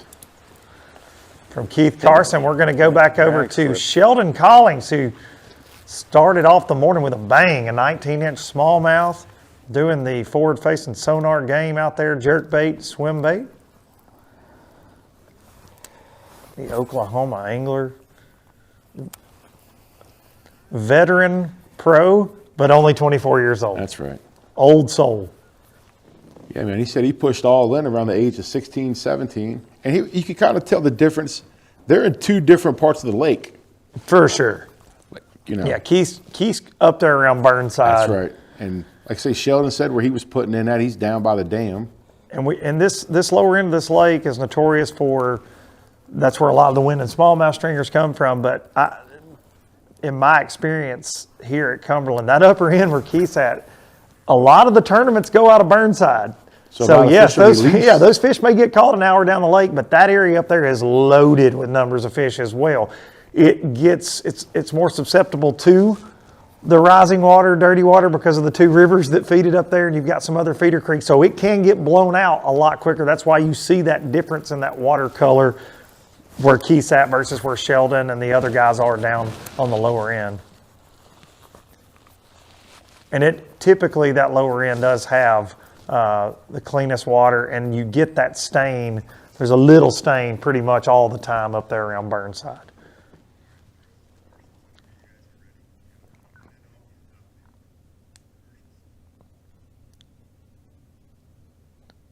Sheldon told us he's working 3 different jerkbait colors. At least 3. He said he's got 2 more. He said possibly 5. Stares at that screen and tries to predict what the fish are doing. Looks like he might be getting ready to make a little move here. And as Sheldon does, we're going to move on to some commercials. Our fine sponsors that make all this possible here at the NPFL. NPFL Live Action will return on the other side for more Lake Cumberland, hopefully smallmouth craziness. Their Showdown Saturday $50,000 shootout.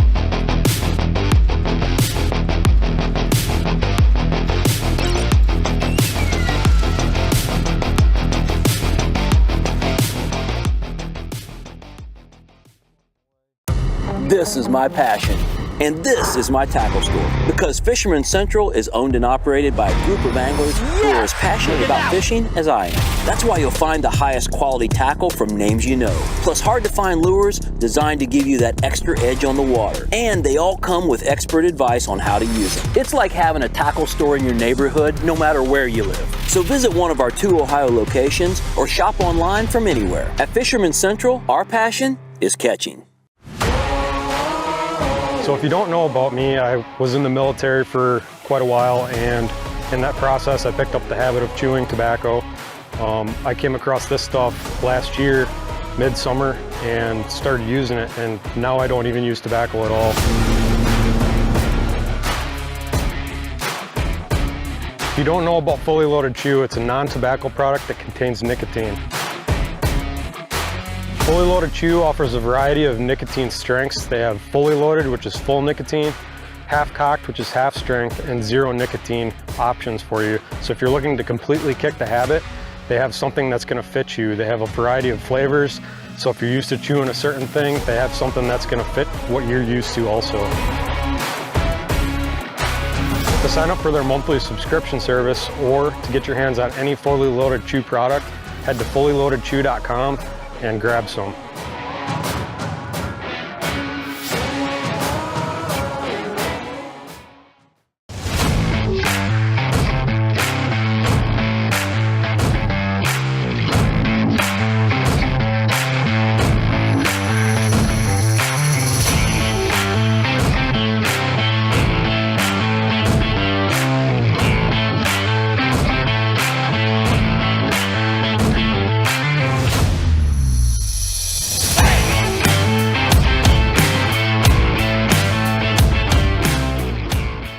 Are you looking to install your own fishing electronics? Well, the Bass Tank is here to help you. The solution is the Bass Tank Power Harness. It takes the guesswork out of installation. No more voltage issues or interference. Designed by an engineer so that you can get professional results right there in your own garage. Installation done right with the help of the Bass Tank Power Harness. You can feel confident knowing that your installation was done right. The Bass Tank Power Harness. Give us a call or order yours today at thebasstank.com. Welcome back to Lake Cumberland. Sheldon Collings, who gave us some fireworks a little earlier. 19-inch smallmouth, one of those Lake Cumberland specials. Start his day off right. We get to see a side of Sheldon too. Like, he got worked up, buddy. That heavy breathing, he was pumped.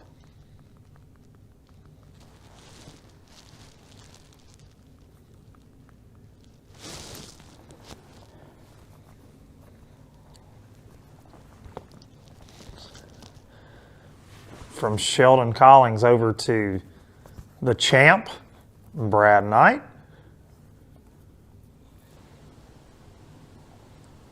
Have mercy. It's like on Last of the Mohicans backdrop, isn't it? It's wild. And there are hundreds of these waterfalls and run-ins on Cumberland. It's a beautiful lake. But this is one of the few bodies of water you can actually fish a waterfall pattern. That's right. And it does play a little bit later in the spring, especially these run-ins will bring in warmer water. Pretty cold, 44, but I mean, it's not much different than the lake temperature in other places. So really what I guess it's still going to be a numbers game. You know, so one of these run-ins you're going to hit that's going to have a warmer water temperature, and that's where they're all going to be. No going into it, this is going to be one of those things you're not going to catch 50. But we're just looking to catch 5. And you can pull up in the right one and catch those in one of those little creeks. I've done it numerous times, and that's the gamble. Just got to fight back through all these places and keep getting to them. So, talking to Brad, that was his game plan. He was going to run as many of these run-ins. Too many flips in trees like that today and not catch a good one though. Wholeheartedly believe that. That is some fishy looking stuff. But you're going to see a jig in his hand and some of these run-ins, a spinnerbait in his hands. And he's right. all these run-ins are different and you don't know which one provides the warmer water. But when you find one that's just a few degrees warmer than that lake, those fish tend to, I don't know if it's just in their DNA to know which ones, right? Like, I don't know, but they will gravitate towards those warmer run-ins for sure. And Brad is going to run as many as he can, leave it all out there, because if somebody catches a really big bag of largemouth, I believe with all I have, it will come Looks from like a run. Yes. Maybe a sure. degree warmer than the creek, the water running in than out here on the main creek channel. So not a terrible development.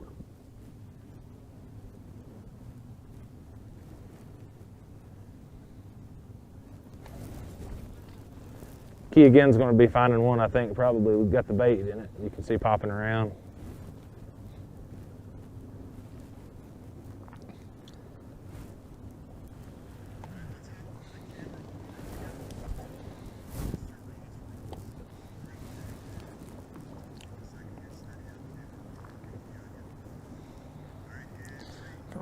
From BK over to a little boat-to-boat action. Out with the worldwide himself, and look at Ross Rhodes.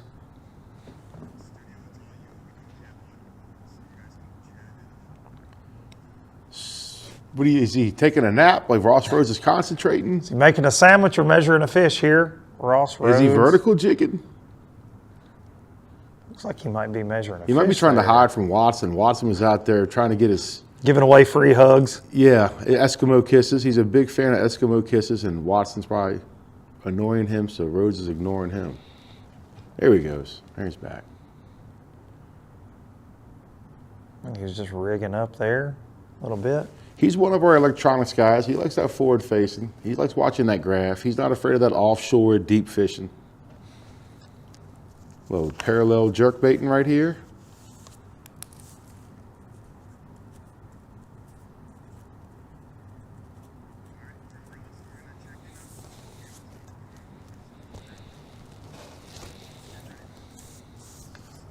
From boat to boat, over to Pug Clements.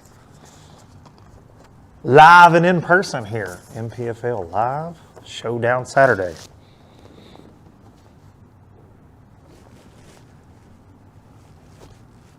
Just want a 6-pounder. I'm not being greedy.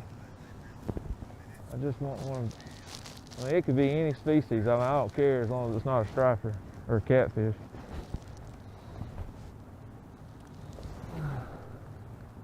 But I want a 6-pounder. That was a terrible cast, by the way.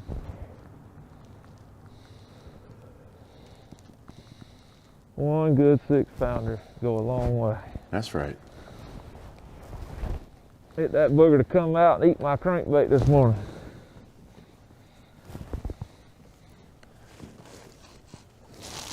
Come on, let's do it.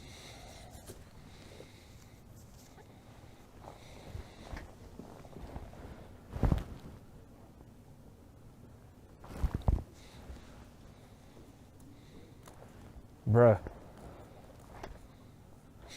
What? Jeez. So I'm gonna stay home. Sometimes it's like these rocks have hands. Oh, yeah. No matter what you do, you're just not getting your bait out of there. This dude's hanging up all day. This is my pattern. What you do is you get it stuck as hard as you can, then you let it sit there for a while, and then when you break it loose, you get bit. That's why I'm getting hung on purpose. I like his style. It's a pattern. That's pro stuff right there. That's right.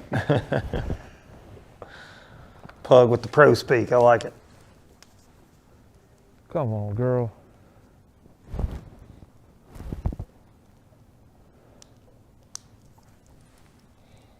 He needs one of them fish built like me, all gut and no butt.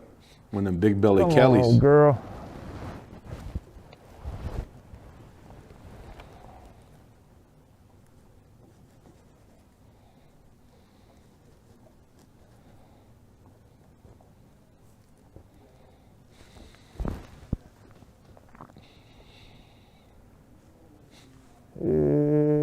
Fishy, fishy.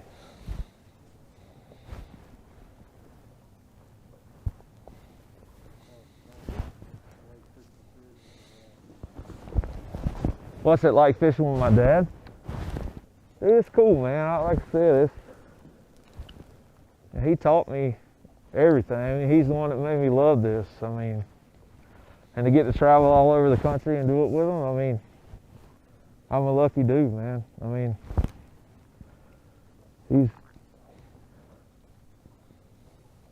there's a lot of people out there that just don't have that relationship with their dad, and I'm very, very, very thankful for what I have with mine, and for what he's taught me and given me, and you know, just traveling with him just for this one tournament, dude.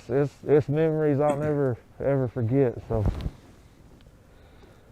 I hope he's out there just whacking on them right now. But I hope he comes and finds me and lets me know, though. You know, because that's what you do for your son. You're supposed to tell him. Come on, Pop. No, I'm excited about this year. He's excited, and I'm so glad he's fishing with us. I really am. I want to beat him. Like, don't get me wrong. I want to beat him bad. But that'll be tough to do. The old man's got it. I mean, he can catch him. He can catch him. You know, we got a couple of those this year. We've got Jesse and Logo Millsaps. We got Pug and his pops out there fishing. We got brothers fishing. We got Jason and Dustin Williamson. Just spinning my wheels right here. J Will. Yeah, man. It's a family affair. Bassmaster Elite Series champion J Will out there with us. I'd like to see you and J Will arm wrestle. I'd put him down. He's a hoss, though. He's a big old boy. But I'd top roll him. A little tangled up there. I'm not doing yoga. But going back into Pug fishing with his dad this year, I just think it's important, man. I think it's awesome to start that young and to evolve into what they've evolved into. It's awesome to see. Getting them kids on the water as early as possible, off the iPads and on the lily pads, off the Xbox, on the tackle box. It's important. Pug's gonna buckle up and roll out of there and try to find some productive water to get bit. What?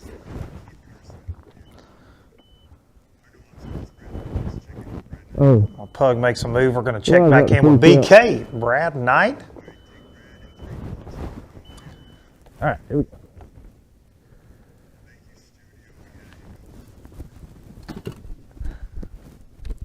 And everybody wants to make a move right now, apparently. Good news is we're gonna move. Well, I don't know if it's good news. We're gonna move a lot. It's not far. Not going far, but we're gonna go a long ways from him. We're gonna jump back over to Keith Carson, who's way up the lake. But this bebopping and flip-flopping, we knew that coming into this, man. These guys were running and gunning, trying to make the best out of the one day. Water looks a little better, like he got past the mud to some clean water. The problem is, I think this water coming in is like really cold. You know, I think so I just made it to the back of the creek, and I think this water coming in here it's clean. You can see how much cleaner it is, which I like that as far as clarity goes. But I think this is much colder water than, I don't know. Let's check my temperature gauge because I don't have one on the trolling motor. Let's see. 47.8, so it's the same as it was in the mouth. Maybe there is some fish back here. Getting close to that sweet spot. All this talk of forward-facing sonar and electronics, and my man doesn't have a temp gauge on his trolling motor. Check my temperature gauge. In practice, sticks his finger in the water. Dog from like 100 yards that way, I couldn't get to it. Now I can come back here and fish. But yeah, I just keep getting all these leaves on my bait. Gotta figure something out with that.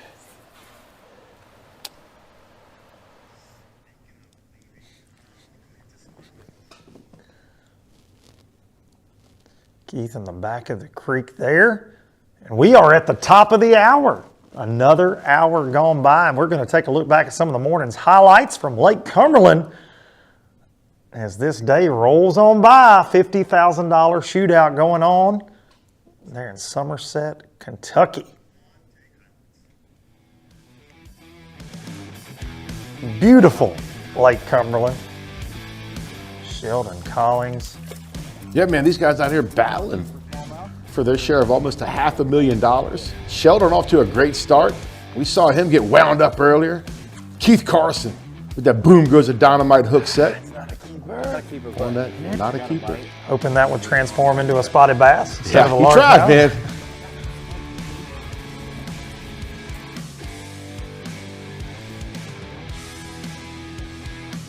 Sheldon Collings working that swim bait very slow today. Yeah, man, a little 2-inch downsizing. Have this firework right here.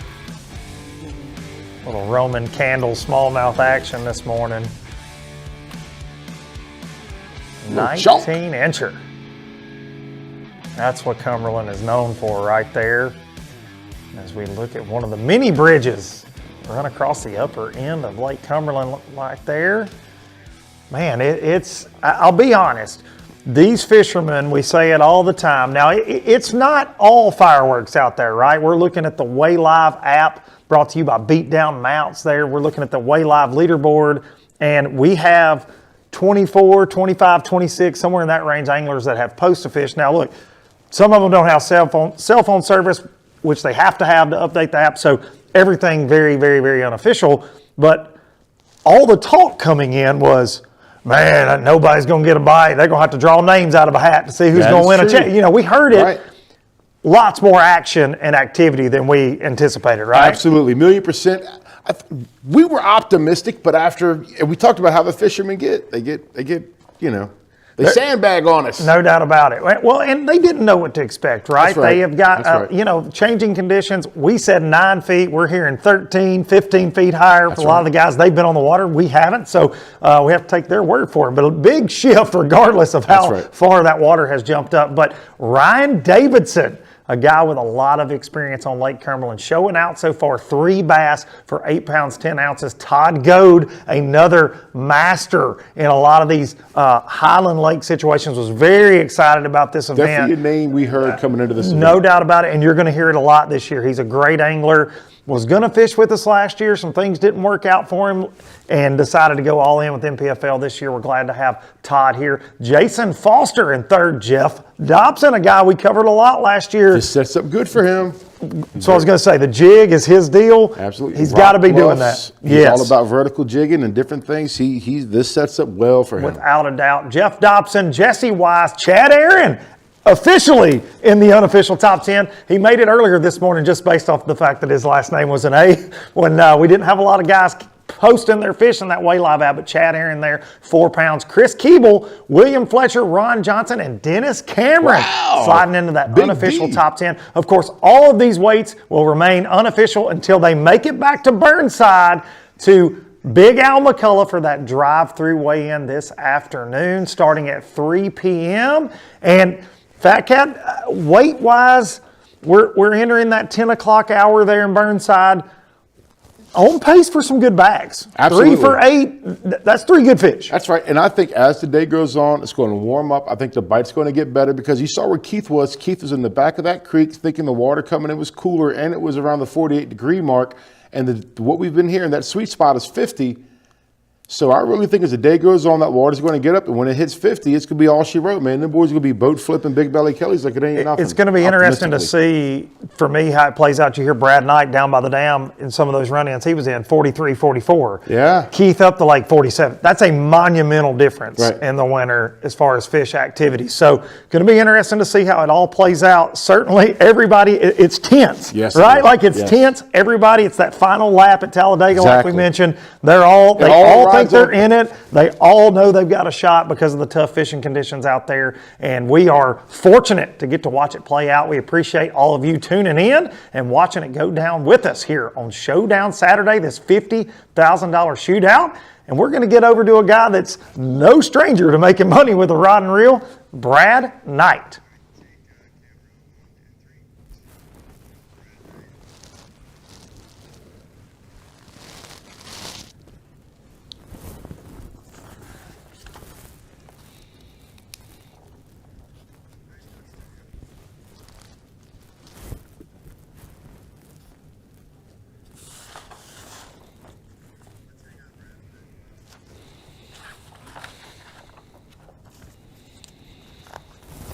Good looking water right there.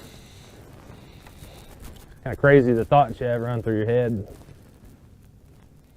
So many different scenarios. I've got, you know, you think, man, if this water's a little bit clearer and the run-ins aren't running as hard right in this little area, I need to maybe make a move probably, but then I start thinking, man, I wonder if there's enough up. You could throw a mag draft all day and just catch 5. Probably not. Brad is a big But swim bait there might addict. be a small chance to catch 1 or 2.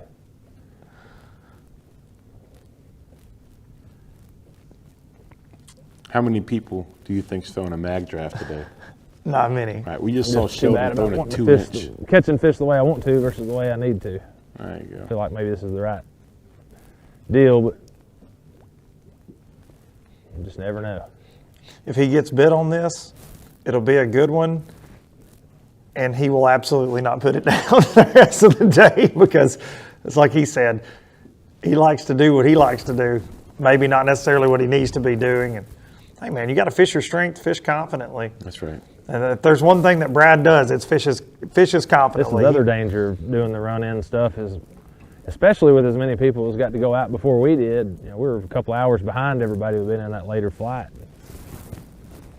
You know, you may just be running behind 4 or 5 boats all day and not know it. Your timing just be that far off.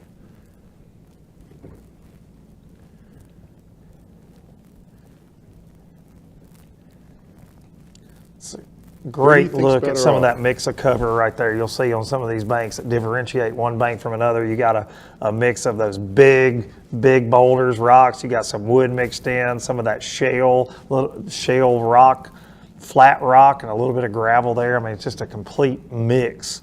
And it's on that little turn right there, man. It just sticks out like a sore thumb.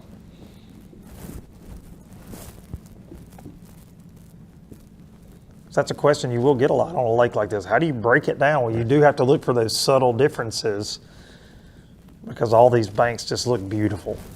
Oh, there's no doubt about it.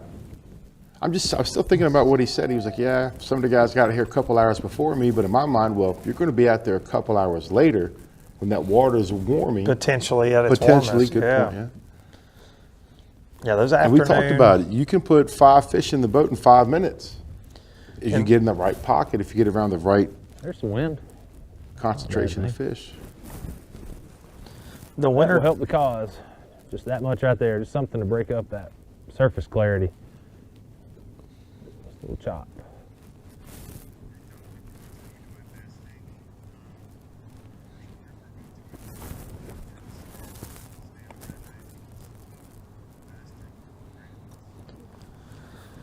Fat Cat, we are fortunate here at the league to have some great partners and none greater than the Bass Tank. We do our Bass Tank breakdowns. They are electronics experts, as they have shown with one of their owners who fishes on our trail here, John Hookup Soakup, a forward-facing Garmin Live Scope expert. And we're going to take a look right now at a little piece about the Bass Tank, who they are and what they're all about. The Bass Tank.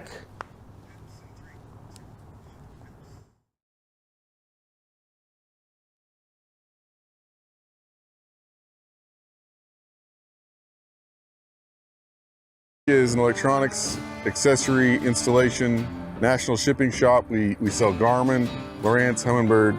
We've been known for really focusing on the niche of the forward shooting sonar, like the live scopes, the active targets, and things of that nature. We've been able to take those skill sets and kind of put them on display with the TNPFL, winning the first UFOLO event with live scope. You know, we've always been fishermen, but the creation of the Bass Tank actually came from a basic problem that I had. In 2018, I was at the Forest Wood Cup, and I actually broke down at the Forest Wood Cup because of improper installation, and it came from the manufacturer on down. And simply put, the industry as a whole has kind of accepted, you know, bad quality of installation when it comes to electronics. And as the electronics industry pushes and creates more demand, more amperage, more things like that, there's a gap between what's actually being put out there from the manufacturer. And so there's a niche, there's a need that someone specializes in electronics. We're all fishermen. We fish professionally. Every single one of us fish to some manner. So we understand the fishermen, but we also are very skilled. My partner, Scott Palmer, is actually an engineer. So everything we do is engineer backed, and we're also backed by, you know, being able to field test things. And that's usually what I'm doing, is I'm out there breaking things and Scott's behind the scenes fixing things. And so we know exactly how to take on a customer when they have a need of any kind. And I think everybody knows that when you're spending the kind of money that we're spending on boats and equipment, you know, everybody wants it to work. You don't want to break down in the Forest Wood Cup like I did because it wasn't installed right. And so we bring that same passion to each and every one of our customers. For any of your electronics needs, we ship nationwide, we have financing, and we also have the best installation in the business. No shortcuts, it's done right or it's not done at all.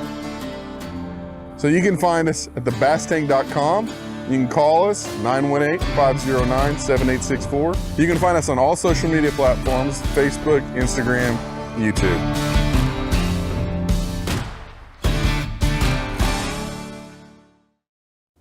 We appreciate the folks from the Bass Tank. Of course, we appreciated getting to watch the master John Sokup take home 2 of those shields last year. Absolutely. You want to buy something from somebody that knows what they're talking about. That's a pretty prime example of that right there. You see this? These are the eyes of determination. That's right. Yeah, man. Florida Harris chain. He put on a show, son. He was being ruled out too. You know, he came back and just wally-whopped them. And that last afternoon was special for Mr. Hookup. And look at Brad Knight here as we come back, and we're going to jump over to Oklahoma's Sheldon Collings. And got our day started off with a bang with a 19-inch smallmouth. Mm-hmm. Oh, he freaking smoked it. Sheldon always a Back to the threat jerkbait. every What's he on event now? he competes in. You can see him, man, just chasing these fish down. So crazy to think about where we are in the sport of bass fishing right now and how big of a player Live Scope has become. Here he comes again. That's a big one. He's about to eat it. Oh yeah, he's gonna eat it. Got him, that's a big one. I mean a big one. It's a cliche saying, but it doesn't get any better than that, boys. Yep, big largemouth. Oh my gosh, big largemouth. Stay on, fish. Stay on. Oh. Boom, baby. Yes. Let's go. Oh, thank you. Active target. A whole wad of them there. Big one for Sheldon right goes there. the dynamite, son. That big bite challenge, Big Bass going to pay $6,000 to somebody this afternoon for one cast. Can we talk about last year in the Big Bite Challenge about how we had an angler that didn't get into it, and if he did, he would have won $15,000 throughout the year? He won Big Bass 2 tournaments in a row and did not going on. So opted out of that. Get your life right and get in the Big Bite Challenge. But hey, give me something. Slowly but surely, dude. Listen. There's a whole school of them. He's 3 bites away from a shield and a $50,000 check with quality. A lot of people quality might like hate he's it, but called. that forward-facing sonar, man, that's, if you don't got it, you're missing out. You can hate it all you want, but it takes the guessing game out of all of it. There's about 6 of them there that size. I mean, there's nothing special to that spot. I was just going down through there, and I kind of got a glimpse of one by a rock, and I kind of eased over there and looked at it, and sure enough, there's about 6 or 7 of them. Yep, they're still there too. Oh boy. You can hear that breathing. I can hear it.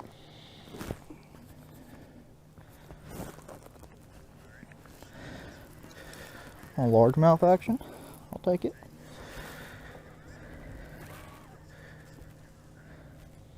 That's going to put Sheldon around that 2 for high 6s, right there around 7 for 2, man. It probably got him a check locked up, right? Based on our agree. estimations coming in. Now they're catching a lot more fish than all these liars predicted. 15 to 17 is what a majority of the anglers were saying would take to win this after the first 2 days were canceled. No doubt about it. So he's on the right track. From one jerkbait fan to another, we're going to check in with Tennessee's Chris Keeble out on Lake Cumberland. Keeble lives right down the road. They're in East Tennessee. Fishes Norris Lake and Cherokee, and a lot of those East Tennessee lakes set up like Cumberland. A young man you have history with too. Yeah. You've known him for a while. Known him for a minute. You guys got some stuff on each other. He was mentioning that earlier about, hey, you don't talk too much stuff about me, Luke. I got some stuff on you too, About buddy. 2 more casts, we're gonna make a run. That's just one.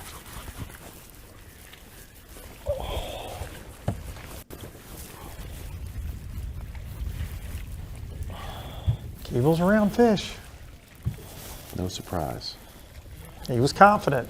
Yeah, man. Talking to him yesterday. I'm just glad to see him back it up. It's a smallmouth. I don't know if he's gonna keep or not, though. No, he ain't gonna keep. Those mean suckers right there will break your heart every time. You think I've got, he caught a couple largemouth. Ooh, that's a big largemouth, and then 16-inch smallie. So much fun, man. They try to hurt you. Yeah. When you set the hook.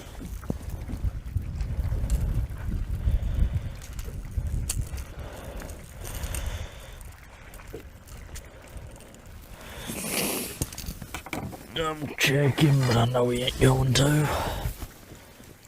15-incher, maybe. 15 inches. And I'm talking about full of them. Painful. Cherokee's full of them. That's painful. And the league did try to get the waiver. Beauty We of definitely tried to Highland get the Grizzly waiver. boars with 18-inch smallmouth limits. Sometimes you can come up here and catch 100 of those a day, and not a one of them keep. But now whenever you do catch one of them 18-inchers, it is nice. Such a healthy fishery, though, because of that protective limit on these smallmouth. It's full of them. Great place to go bass fishing, even if it is a little frustrating as a tournament angler at times. Getting to set the hook a lot, but having to, nothing in the live well to show for it sometimes. I mean, but it's just all, it all plays into the strategy, That's right? right. It all plays into Well, and decision preservation, making. too. We gotta think about the That's long right. run. We gotta think about, Conservation, it's a big deal. And smallmouth are a special critter up there in the state of Kentucky, just like they are in Tennessee. We see some limits like that in Tennessee as well. And a guy that we probably will not see with a smallmouth today, Florida's Keith Carson. Gonna check in with him.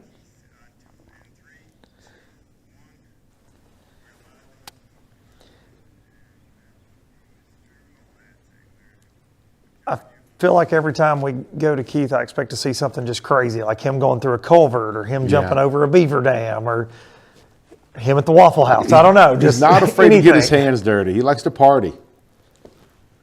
He is a guy, like whatever equipment that he uses, you can trust that it's good equipment because he definitely runs it through the ringer. Yes, puts it through the paces, to say the least.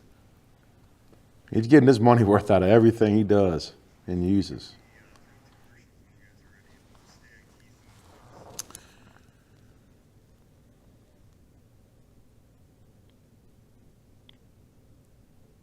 Keith has gone the Michael Jackson route with the gloves. That's He's right. rocking one now so he can actually feel the real handle.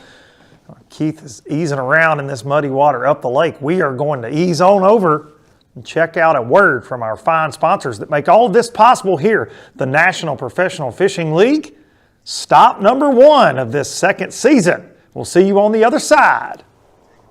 So, you're looking to buy fishing electronics, huh? Are you also looking for true experts to help guide you through it? Well, at the Bass Tank, you've come to the right place. We are live forward-facing sonar pioneers with thousands of hours spent learning through winning trophies, cashing checks, and just having fun. Whatever brand you need, we have it. We offer free shipping, and we have 2 financing options available. Our experts are here to help you. Call us today or visit thebasstank.com.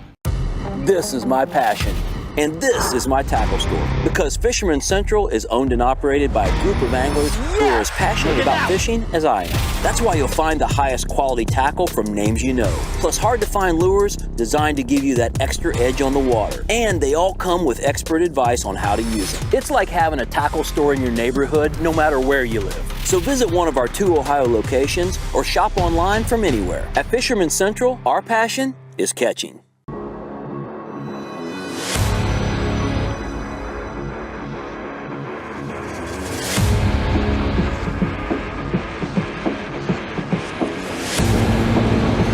Doug Chapin, and this is how I fish fully loaded.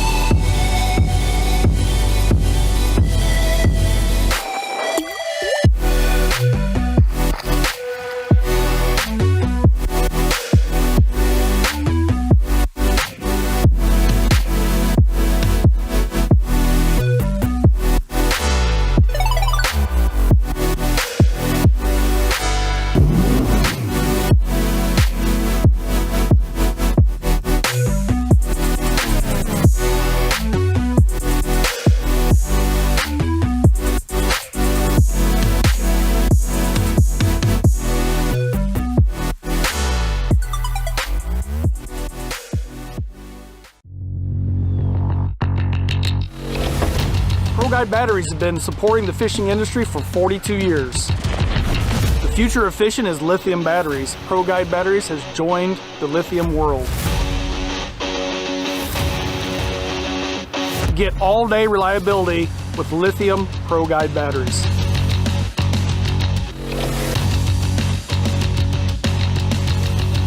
Check them out at ProGuideBatteries.com.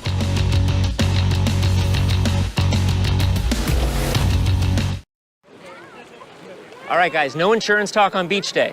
I'm down. Yes, please. Don't get me wrong, I love my RV, but insuring it is such a hassle. Same with my boat. The insurance bills are through the roof. Be cool. I wish I could group my insurance stuff. Like the house, the car, the RV. Like a cluster, an insurance cluster. Yeah, I doubt that exists. It's a bundle! It's a bundle and it saves you money! Hi, I'm Will from Progressive and I couldn't help it over here. Super fun beach day, everybody. Welcome back to Lake Cumberland and our Progressive Angler of the Year winner from last year, Keith Carson.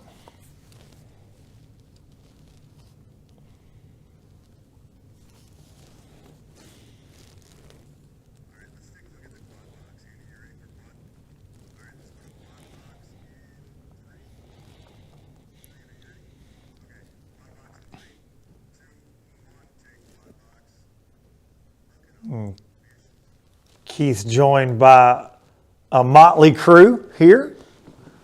Brad Knight, Sheldon Collings, and Pug in the quad box.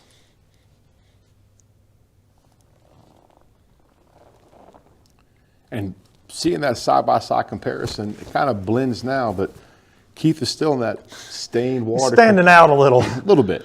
Watercolor-wise.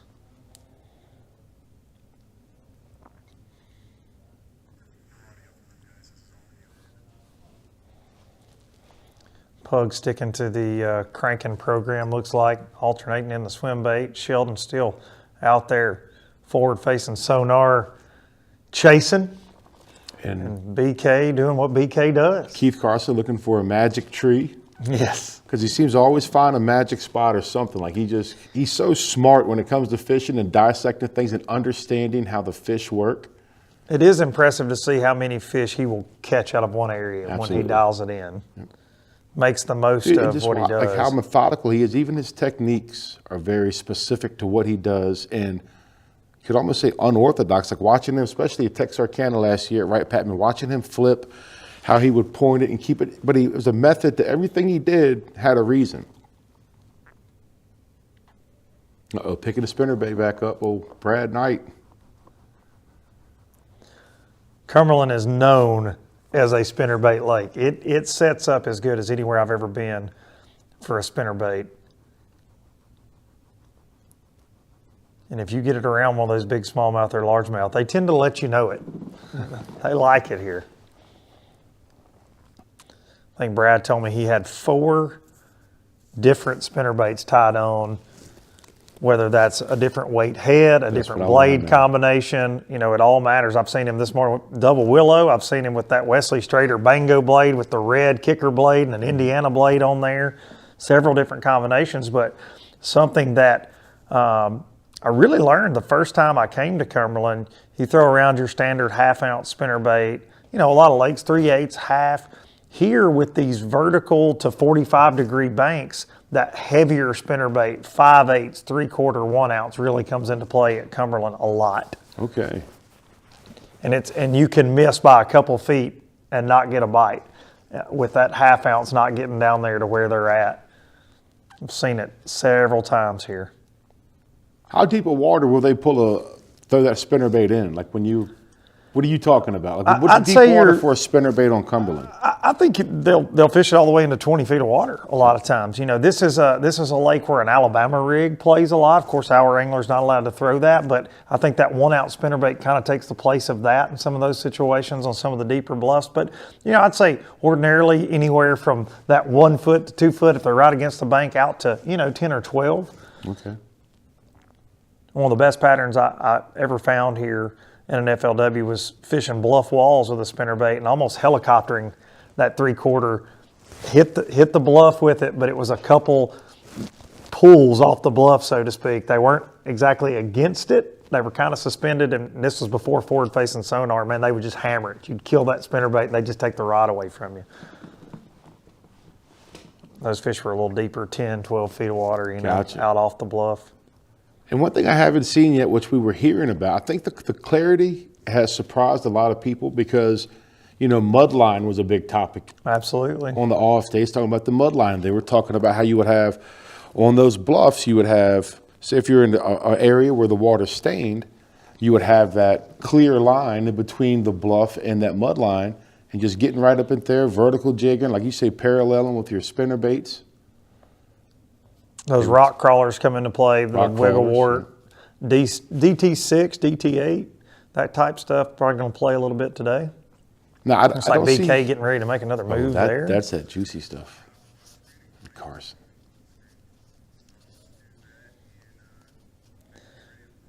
Brad's smiling. He doesn't have a keeper in the boat, but he's on the hunt, man. He's feeling it.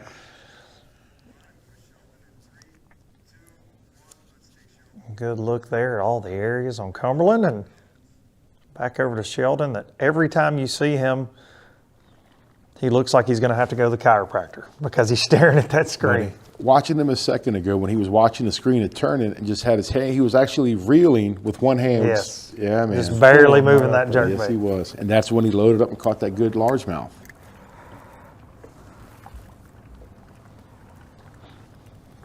What are you learning this morning, Sheldon? It's tough.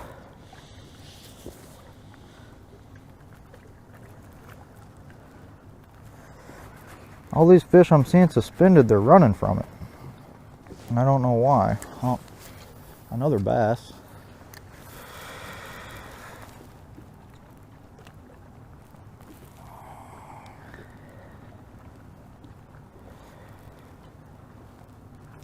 Both of his keepers were with other fish, other quality fish, he said. But he was just able to get the one bite. His average of those two, they're what you He's want. in good shape, correct. If he can find 3 more of those schools or concentrations and get 1 out of each one, he'd be in good shape.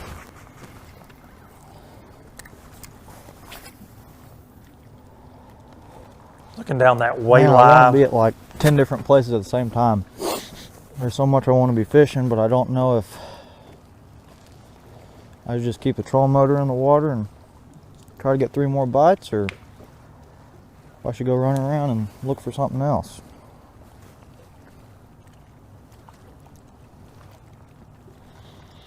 To keep in perspective also, Sheldon's not been out there a long time.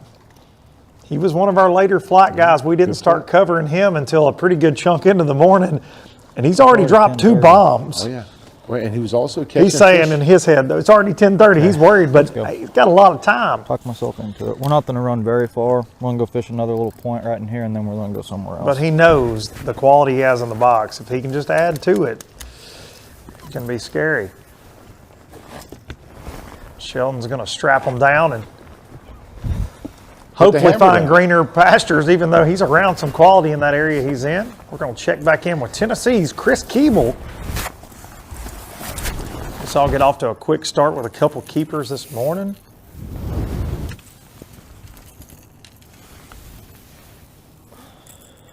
Working that jerkbait pattern.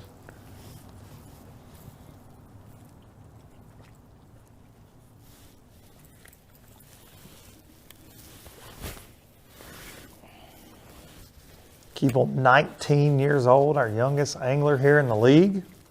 Could be one of our busiest this year too. He is running the road, son. Fishing all 3 divisions of the opens, 9 opens, plus our 6 events. This young man's gonna have his hands full this year. But like I say, he's pushing all in. He's trying to make a run at it, man. He's got the talent to back it up. Never have. I've had one in a high school event probably 4, maybe 5 years ago. I think it was my junior year of high school. We had one where they were running a camera boat around and ended up sticking it on us for about 2 or 3 hours. But I've never had a cameraman actually in the boat.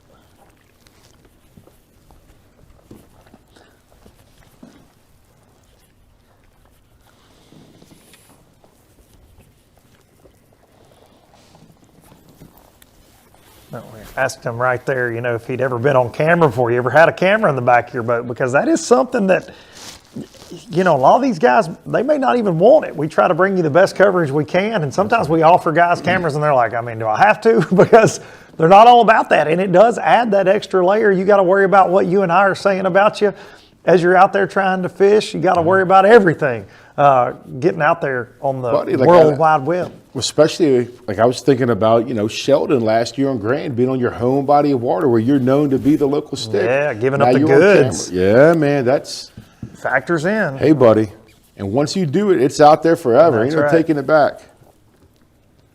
But like, especially when we're running a 3-day event, that first day, do I have to have a camera? Yeah. Well, we're trying to make a show, bud. And today, you know, we've got 5 anglers that we're covering. We've got James Watson out there running around trying to tell the story the best we can in this unfortunate situation with this crazy Mother Nature that we've been dealing with. This one-day Showdown Saturday shootout, $50,000. We're fortunate to get to see some fish catches, see the lake with some of our top anglers, but, you know, it's almost like pulling names out of a hat. We don't know who to send cameras with. You know, the rest of the year on NPFL Live, we will be broadcasting days 2 and 3. So as the tournament develops, we will not be airing day 1, and the storyline will be setting up. So I can promise you the rest of the year, when you tune in, we are going to have the guys that are around them and that are dialed in on days 2 and 3. Starting at Lake Hartwell, our next stop. That is going to be if you want to see fish catches, you're going to want to watch that Absolutely. week, for sure. And we've got some guys in the league this year that have good history. It's going to be interesting to see how it plays out, because I always say when you get a lot of hooked up, nope, swing and a miss maybe. It's like Pug was saying, anything feels like a bite right now in the cold. Hook sets are free, right? That's right.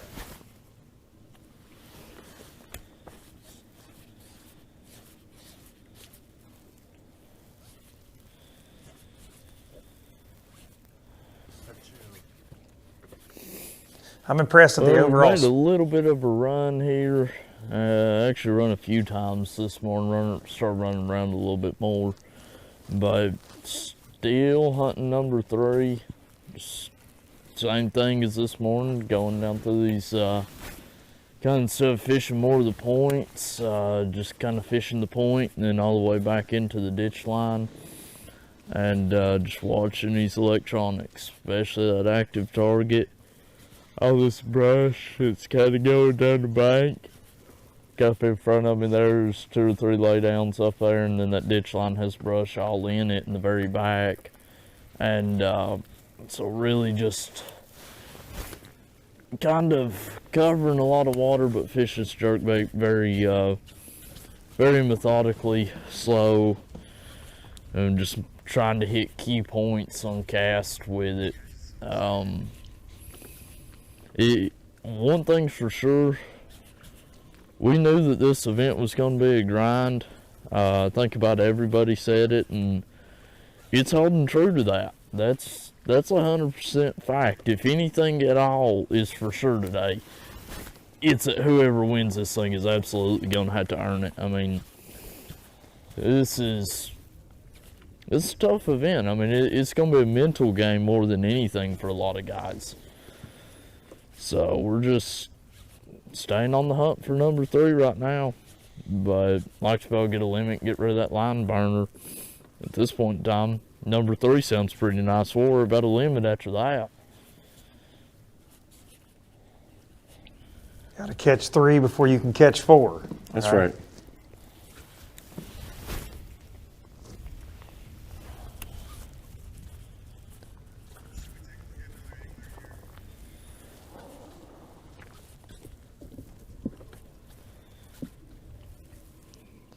Now, Keeble's working that jerkbait pretty fast. It's the same with Sheldon. I mean, by the end they're of the bringing day, though, the rate this is going, I'm just about, gosh. Hooked up. Come on. Don't be a smallmouth. You are way too little, big keeper smallmouth. Don't be a smallmouth. Don't be a smallmouth. You don't hear a lot of guys say that. No, you don't. It's no little smallmouth. Come off. Don't be a smallmouth. So it's the second short smallmouth I've had today. If that one was bigger, I would have been a whole lot more disappointed about it coming off, but it's maybe a 16-inch smallmouth, maybe. I think part of too with that cold front that we had last night, that was a pretty rough cold front, and a lot of the times your smaller fish are going to turn back on first right after a cold front like that. So I think that's some of what we're seeing today. Seeing a lot of smaller fish, whereas bigger fish, is catching in practice a little bit. They were on a bit more of that warming trend the last day, or last 2-3 days of practice, or second or third day, and they were kind of on a warming trend. Now you've got a 15-20 degree cold front overnight. So that really changes everything, and it's going to kind of make your bigger fish hunker down a little bit too. I mean, no more than, I think you could ask about anybody out here right now, no more than what we're moving. As cold as what we are, them fish are the same way, and it's part of why they're pulled up here too on this black kind of shell rock. It's going to be the warmer rock. Of course, there's a little bit of lighter rock mixed in here, but usually whenever you find that darker rock, that's the warmer part of, or the warmer rock, gonna hold a little bit more heat than anything else, and it's what these fish are really holding to. And of course it's kind of those steeper banks where whenever that weather snaps like that, they don't have to move in and out of coves and everything. They go up and down the bank, and makes life a little easier for them. They don't have to move as far. They still have food source there. They've got some cover. But if we can just figure out where on these rock walls that the bigger fish are sitting, that's kind of, I think that's what's going to be the key for whoever can figure that out, or they're fishing nothing but ditch lines, where in the ditches that they're sitting or what ditch line they're sitting in. From Chris Keeble over to Brad Knight. Good stuff right there from the young man. Very good stuff. Got his head on his shoulders. Insightful, that's what we want. Well, you ever do any hunting shows or any of that stuff? Not so much. Not so much hunting. Bit of fishing. DK quizzing the cameraman That's up right. here. Getting to know who's got in the boat with him. That's right. Brian He's Webster. the kind of guy, he'll come back alone if he don't like you.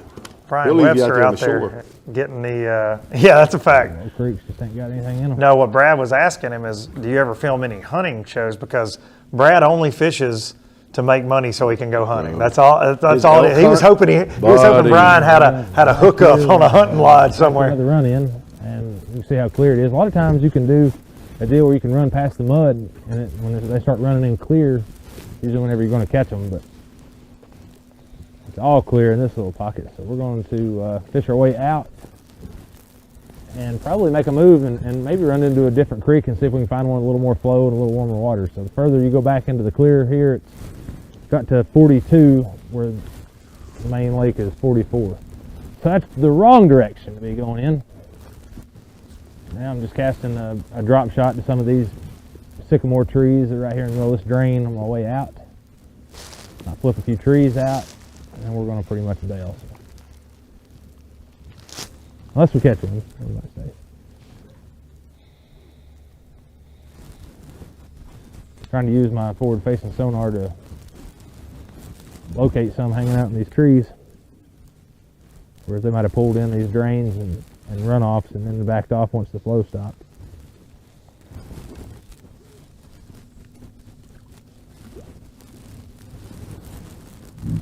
To be honest with you, I'm a little bit caught off guard as just to how clear this water is right in here. I was expecting it to be a lot dirtier, prepared for a lot dirtier. So we've got a little bit of clear water gear on deck. We'll see, maybe that's the ticket to get a bite or two.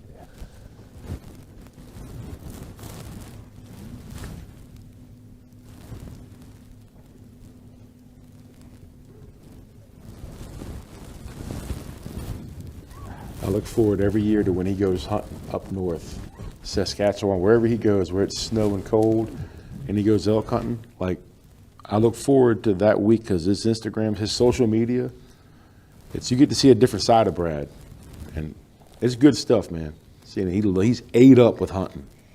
Brad's one of the toughest people I know, mentally, physically. Like he likes, the harder the hunt, that's his favorite, man. He likes to go be out in the elements. He was telling me, I mean, I think it was like -20 up there in Saskatchewan on that deer hunt. And it's the same. He's very mentally tough. And I think that's why he was so excited about today. You could feel it talking to him last night. And he said several times, this is, man, and you've heard me say it today, it's the last lap at Talladega, man. We've all got a shot. And he's won on tour. He's a very successful angler. He's like, I think I can do it. Just got to find the right little deal tomorrow. So he's a guy that will mentally stay in it up until the time he's got to put it on the trailer, right? He's gonna give it all he's got out there today. Because he said it loud. He knows that 5 minutes you can have the five fish. It happens that fast, especially here in this body of water. You find the right wad of them, and this lights out. We've seen it with Sheldon. Those 2 bites he got are incredible quality. Keeble and then he went around other fish that were going away from the bait. It's just seeing a lot more fish. Same with Chris Keeble, 2 keepers very fast on the same little stretch this morning. They will bunch up. Yep.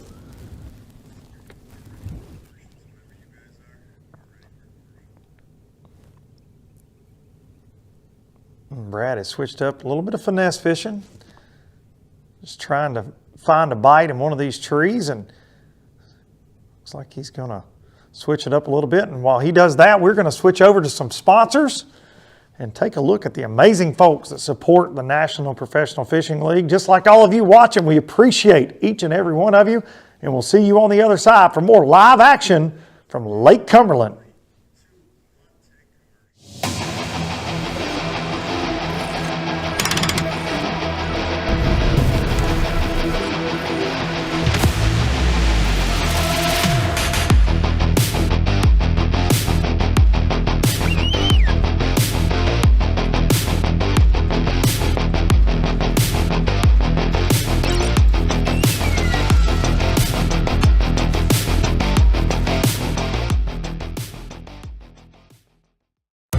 This is my passion, and this is my tackle store. Because Fisherman Central is owned and operated by a group of anglers who are as passionate about fishing as I am. That's why you'll find the highest quality tackle from names you know. Plus hard to find lures designed to give you that extra edge on the water. And they all come with expert advice on how to use them. It's like having a tackle store in your neighborhood, no matter where you live. So visit one of our 2 Ohio locations or shop online from anywhere. At Fisherman Central, our passion is catching.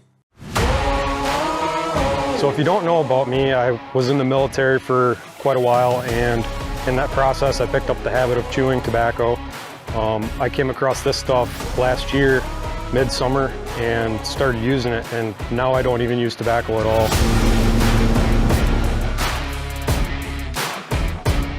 you don't know about Fully Loaded Chew, it's a non-tobacco product that contains nicotine.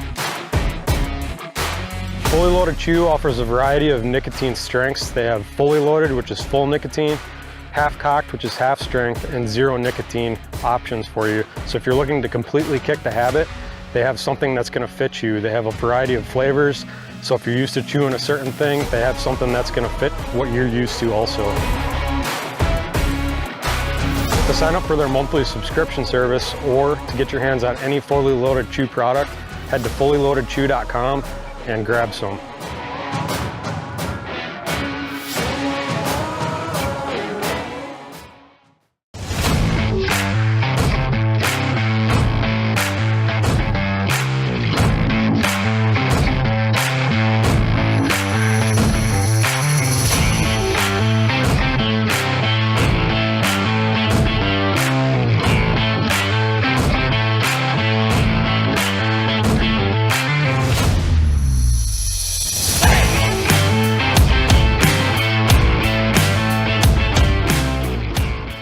Are you looking to install your own fishing electronics? Well, the Bass Tank is here to help you. The solution is the Bass Tank Power Harness. It takes the guesswork out of installation. No more voltage issues or interference. Designed by an engineer so that you can get professional results right there in your own garage. Installation done right with the help of the Bass Tank Power Harness. You can feel confident knowing that your installation was done right. The Bass Tank Power Harness. Give us a call or order yours today at thebasstank.com.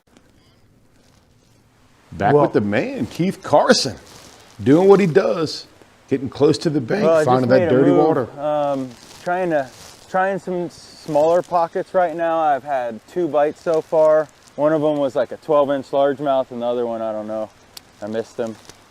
But it's slow so far. I've got to figure something out. Got to get something going, so I'm just going to keep moving, keep running different stuff. And just keep dragging the bottom. Keep dredging. So it's got to be something going on here. I'm watching my water temperature a lot because so far it's been steady 47.8 degrees. Some of the backs of these waterfalls here like this are colder and some of them are a little bit warmer. So, you know, it's like I'm fishing a new lake today.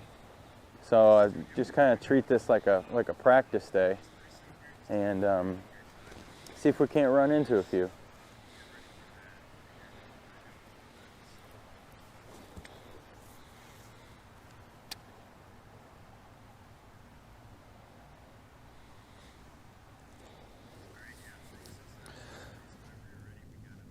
Getting word that the man himself, Mr. Worldwide, has caught up with the man of the hour right now, Mr. Todd Goad, our unofficial leader. Let's check in with Worldwide and our unofficial leader, Todd Goad.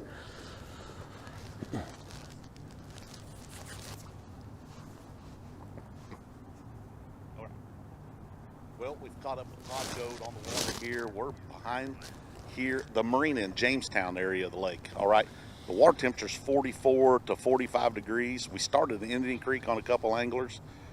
Todd right now looks like he's got a small limit of bass and doing all right. He's really fishing slow. We've been here for about 10 minutes, been watching him. Looks like he's pitching a jig or shaky head or something really slow to the bottom. There's going to, the thing about this lake is it can come up quickly like it has. A vertical fish is less affected by rising water than a horizontal fish, and what I mean by that is this lake is real steep. It's got ledges, and you can see the bank behind me. It's pretty steep. You can be sitting 10 feet away from the bank at any given time and be in 30-40 foot of water, slide right up there and be in 5 foot of water. So those fish are going to rise with this water level as it comes up. So those guys are fishing, he's probably fishing some of the same water, I would assume, as he did in practice, all right? And again, all that water has come up, and it seems like a lot of water, you know, 9 foot raise since practice or something like that crazy. But again, that's not much when you're considering the grade of bank that these guys are fishing. So Todd right now, it's got him a limit of bass, which is more than most people out here. And that's unofficial right now. We got a lot of the anglers are tracking what they're catching on the water, and they've posted on the live Unofficial leaderboard. So let's just continue to watch, see how Todd picks this apart. It's extremely slow. The water's cold. The run-in is cold. It's not a warm run-in. Good stuff from the skinny dog right there, catching up with Todd Goat. And Todd is a veteran angler, man. He is fantastic on lakes like Lanier and Hartwell, Highland type reservoirs. This fits his wheelhouse. Getting a little boat to boat with Todd. And he's right up on the bank too. He is. Very vertical though, and that's something that Watson just he's right. That vertical structure is less affected, the fish that are relating to it, than some of these shallower fish, because they can just move up, move down.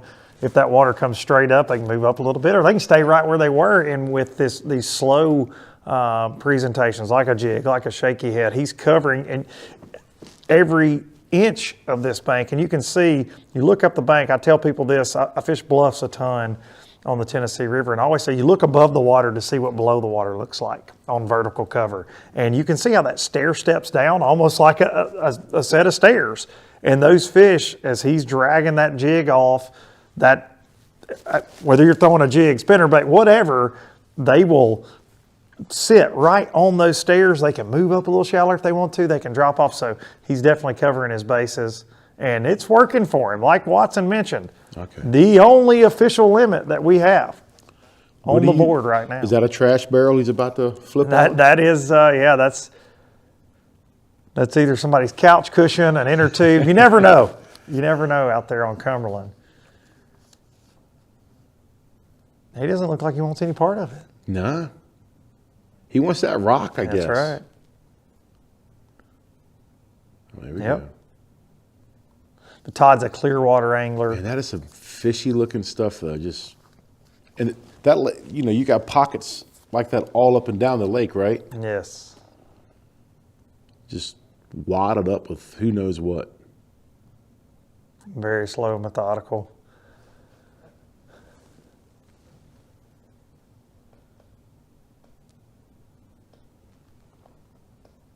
As we said earlier, guys, trying our best to cover this one-day shootout. We're running Watson all over the lake trying to catch up with these guys that we don't have cameras on.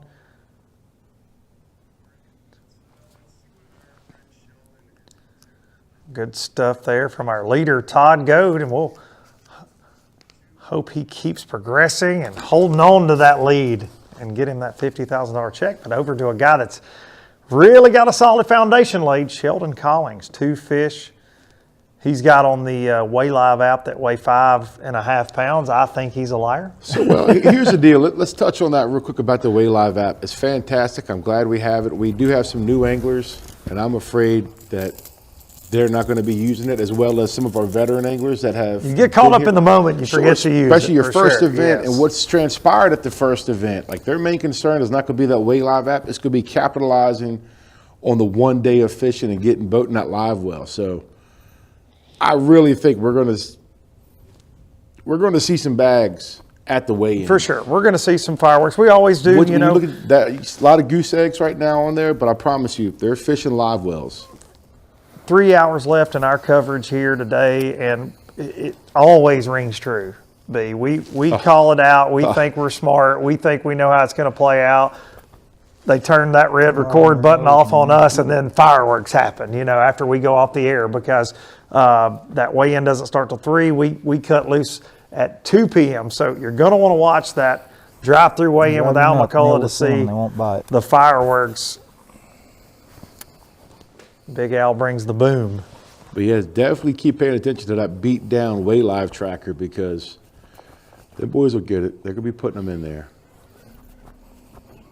But I think some of them just don't feel like too cold. They got the gloves on. They can't punch phone it in the service phone. is an issue too. Yeah, good point. There's a large stretch of this Absolutely. lake that's no man's land for cell phone service for sure.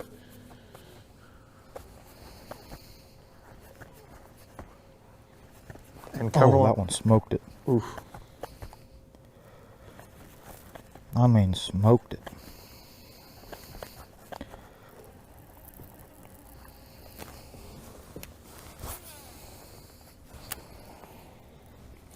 with this technology, man, it's so crazy to think that used to you'd miss a fish and you'd be like, oh, I'm going to throw back in this general direction where I got a bite. Well, he's watching it. He knows right where But it's not all positive. Because I think sometimes you get caught up in that. There's so many times you were able to leave and go. Now, you don't look little. Oh, there's 3 of them on it. 4 of them on it. Someone eat it.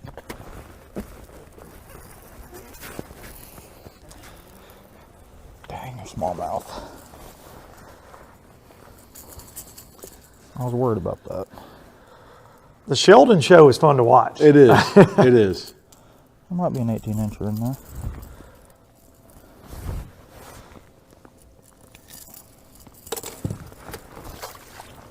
You said there were 3 or 4 with that fish. But dude, you can sit here and watch and learn from him too. He's explaining stuff. It's really giving a lot of logic to what he's doing. Very informative, man.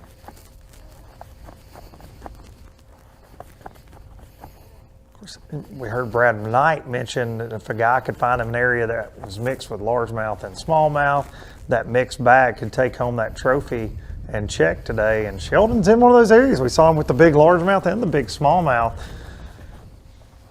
And what he's focusing on here. He seems to be going back between that jerk bait and that small little Kitech. They're the 2-inch Kitech.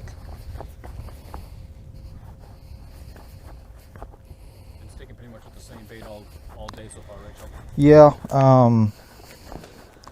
I've switched it up between 3 different jerk baits, which I always have a variety on.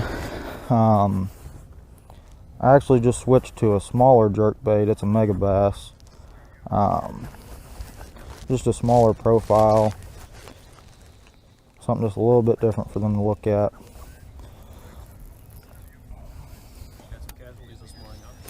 What's that?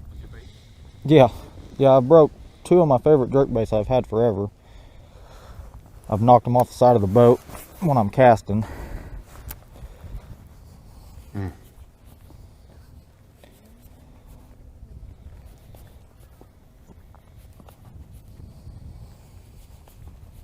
It always happens. You can have one for 10 years and the day you need it the most. Yeah, man. It's when it decides to give up. It'll hurt your feelings too. Yes, it will. Jerkbaits are one of those lures that you don't necessarily need a lot of because you shouldn't be losing them, right? Especially with this forward-facing sonar. You're seeing where that bait's at. You know where you're throwing. It's like a topwater. You're not going to lose a lot of pike. You're topwaters. going to lose them. Yeah, that's true.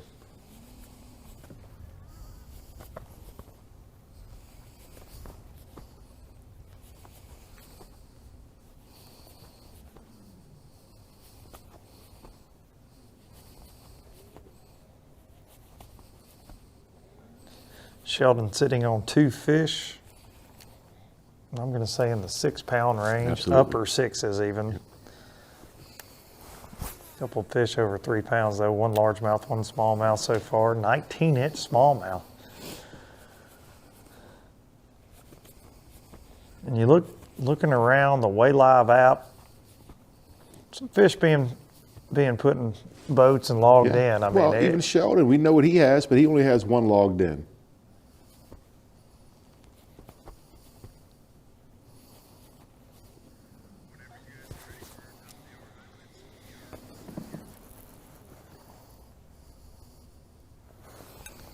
It's hard to believe, Fat Cat, but another hour clicking on by our day for our anglers and for us here in the NPFL Live studio. We're going to take a look back at some of the action that we've had out on Lake Cumberland so far today for our anglers.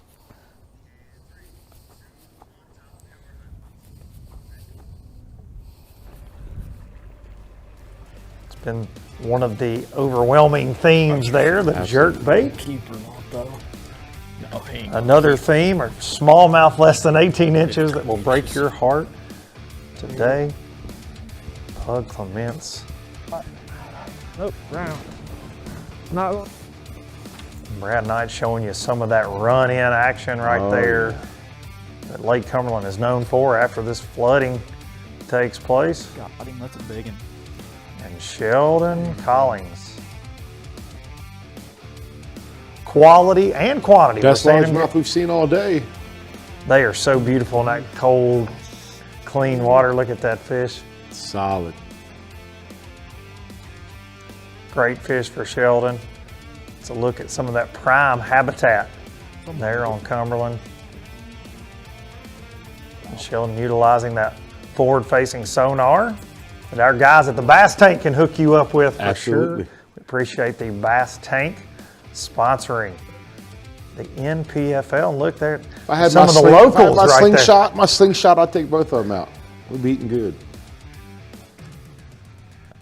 there. So, lost your attention a little bit on those geese. You got. Oh, dude, hey, listen. You did float I've got a that way. great recipe for, we just take them. You take them, take your feathers off, roll them up aluminum foil, put them in a microwave about 15, 20 minutes. Buddy. I can't with you. We're getting around lunchtime. You're drifting away from me a little bit. I haven't. No microwave goose. But that sounds like a great recipe. And are we seeing anybody figure out the winning recipe so far, do you think? I'm going to be honest. Like, slow start, yes. I really think the water temps could play a role. And I think that the later flights are going to be the ones that really benefit from this. So for sure, guys are catching them, but nobody's catching the quality except for a few guys right now. We've seen Sheldon's around them, Keeble's around them, but just the quality's not there. But on that Way Live app, we're seeing over 30 people checking in with fish so far. And if you want to look right here, the unofficial, very unofficial leaderboard here, the Way Live app. Todd Goad in first place there, who our man Watson just caught up with there. Ryan Davidson, who I would say is semi-local. He definitely has history here. He has history on Del Hollow, knows what he's doing. He's sliding up there with 9 pounds, I think 4 fish. So he's one good keeper, by the way, from taking that lead away from Todd. We're trying to catch up with Ryan out on the water. Jesse Wise with 8 pounds, 9 ounces. Josh McDermott, the Indiana angler. River fisherman too. He's all about that river. Right. He loves skinny. He wants to be kicking up mud and stuff like that. So it's no surprise to see him here. Taylor Umlin, Jason Foster, Jeff Dobson, John Policini. No surprise there. We know he's probably throwing a spinnerbait somewhere in some dirty water and making it happen. Sheldon Collings and Lawrenceburg, Tennessee's Chad Aaron rounding out our unofficial top 10. Of course, all things will be made official at that drive-through weigh-in, 3 p.m. General Burnside State Park there with Big Al McCullough on the mic, and somebody is going to take home $50,000 and that amazing shield trophy that so many of these guys want on their mantle. And B, we're also going to give away almost $500,000, 40 or more places paid today. I mean, I like your odds of getting a check today, right? Buddy, nobody's out of it. Nobody's out of it. And like I say, one quality fish can get you a healthy check. I really think so. I hate to say that, but it's just what it is. What it is. We're at one of those tournaments and one of those situations to where Mother Nature has not cooperated the way that we wanted her to, and that's just the way it goes. And the guys are doing the best they can, and it's just I like it.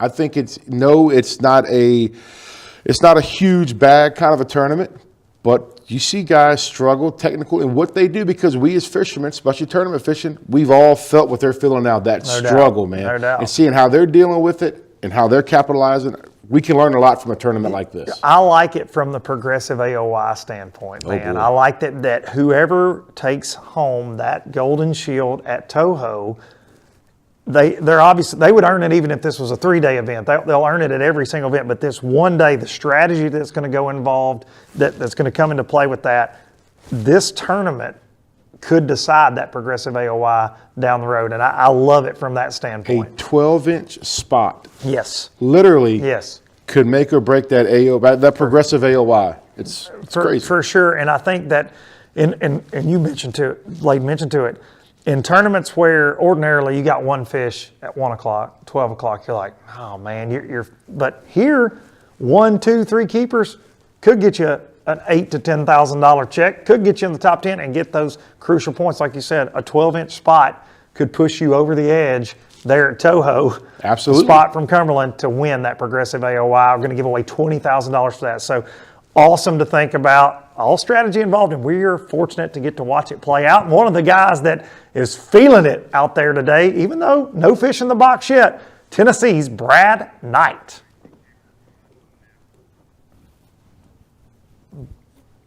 Brad's super confident. Well, and he knows, like we talked, he's seasoned. He understands that you don't catch him in the first 3 or 4 hours. It's okay. It's going to come. Just put your head down. Keep your head in the game. Don't get rattled. And he even said with that later flight and everything to where he can catch his fish in 10 minutes. Cast with every one of them in the first couple of hours. What's the point of rigging them all up, right?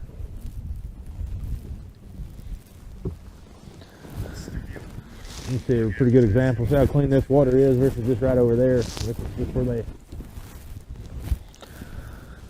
Usually when run-ins get pretty good is when the water starts flowing clear behind the mud.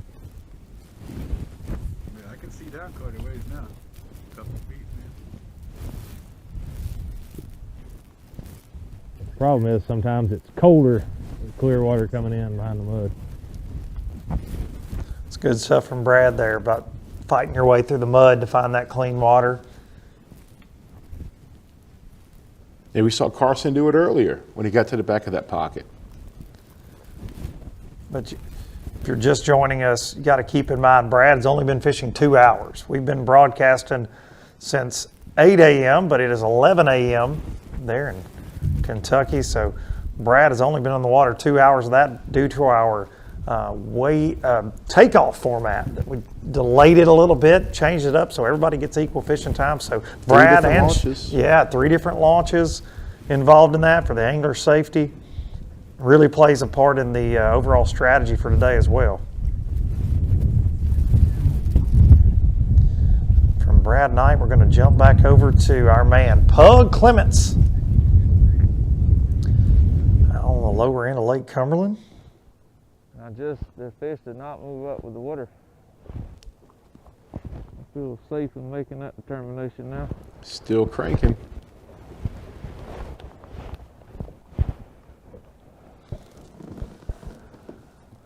Man, he's cranking fast too, ain't he? Yes. Have mercy, he's burning that thing. Good gosh, dude. Stay on. He come off. Dude, he's about ripped the rod up my hand, bro. Golly, boom. Oh my gosh. I mean, he drilled it. Just absolutely killed it. Yeah.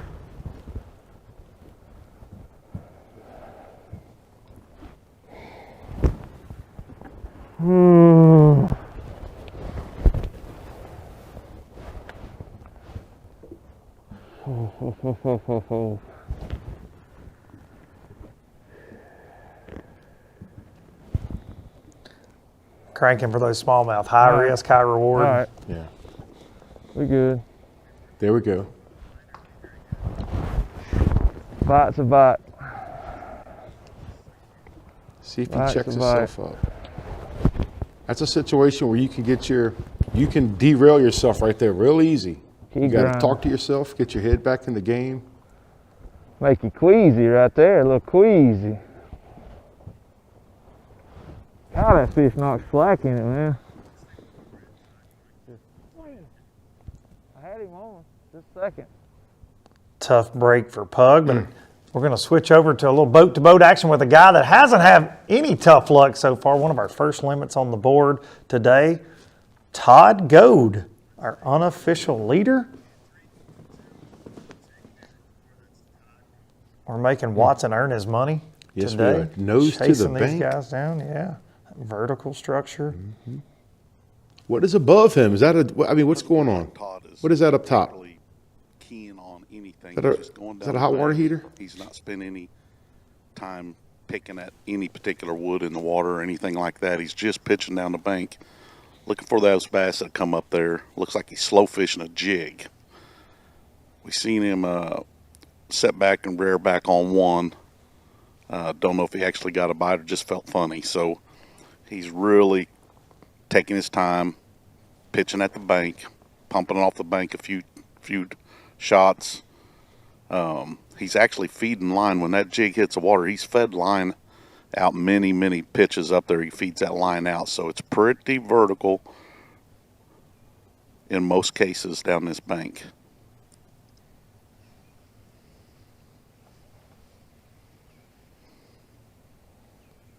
Looks like one of your mattresses might be above him there. Could be. I've been known to sleep under a bridge or in a van down by the river or lake. See if Todd Go can get that for us. Doesn't Bring spend that any back. time really flipping in any of the sawdust either. It's just not warm enough, nor is the sun popped out to really help those sawdust mats heat up anything. So he's bypassing them, and he's just going down the bank. You know, what's interesting for me about, there's a good look at some of that floating debris. Look at that. Looks like a channel marker buoy washed into the back of that cut. But we don't see any of our other anglers really utilizing, that we're covering anyways, utilizing that vertical presentation, a jig. Todd's the only one, and guys like Sheldon, like we've seen Brad pitch a jig around some, Brad Knight, but the guys are mainly using that forward-facing sonar type stuff on and fishing for the suspended fish, but Todd is making it work with fish that are actually on the bottom. Todd, how big's that jig you're throwing? How big is that jig you're throwing? Mini football? Okay. Yes. Oh, that's automatic then. A little Brian Thrift shout out. All right. He's throwing a little micro football jig, 1/2 ounce, small profile, small trailer on that, but a good fall because of how steep these banks are in here. Todd, how many bites have you had this morning?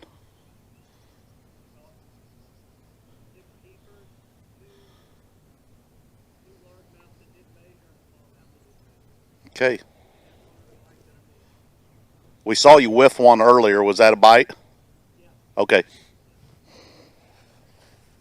Any bite to it, or are they just swimming off with it?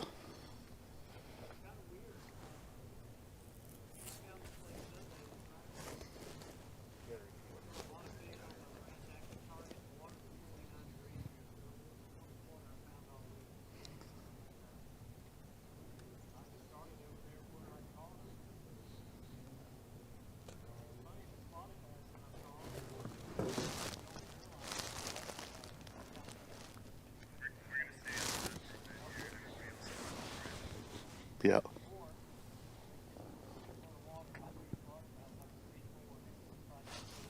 Happy thing. So Todd, you guys can't hear him on live right now, but he's his spotted bass have come off the old bank line. He found this area here Sunday, the first day of practice, he said, and his spotted bass are coming out there deeper in the old bank line. And he said his nicest fish, a largemouth, being about a 3-4, he caught up there just off the bank in about 2 foot of water. So, same area he found some in practice, still working right now. And that's what I spoke of earlier about a lake that fishes vertical. Those bass will come up with that water. It's not like flatter lakes where they can go up and then push behind the bushes or push behind the tree lines or get up in a big flat, and you have to find and poke around. Here it is, you set your boat off the bank just like you were in practice, and you pitch up there. So Todd's had success with this style of fishing all around the country before. It's one of his comfort zones, I know that, is especially his.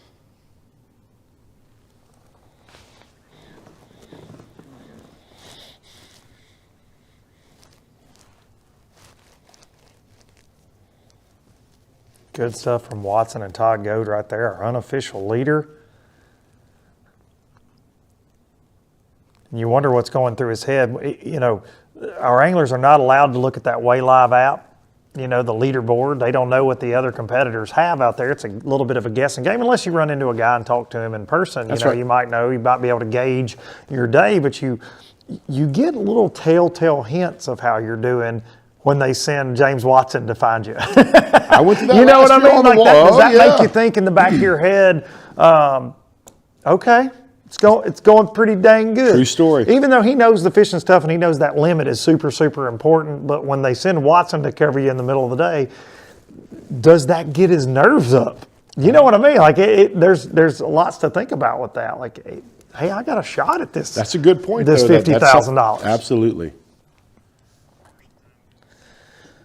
All right, we're going to leave it with Todd and James Watson out there. And we're going to check in with our sponsors here at the National Professional Fishing League. And we'll see you guys back in just a few moments for more live action from Lake Cumberland. So, you're looking to buy fishing electronics, huh? Are you also looking for true experts to help guide you through it? Well, at the Bass Tank, you've come to the right place.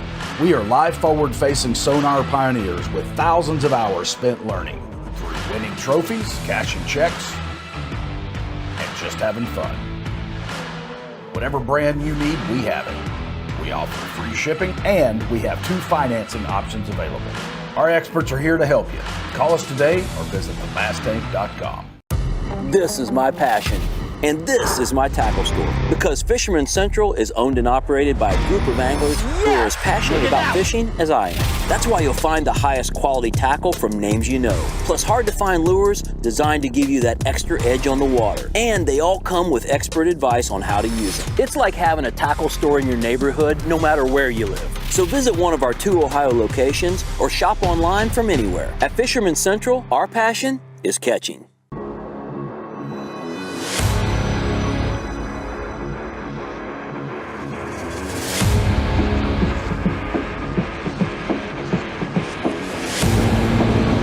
I'm Doug Chapin, and this is how I fish fully loaded.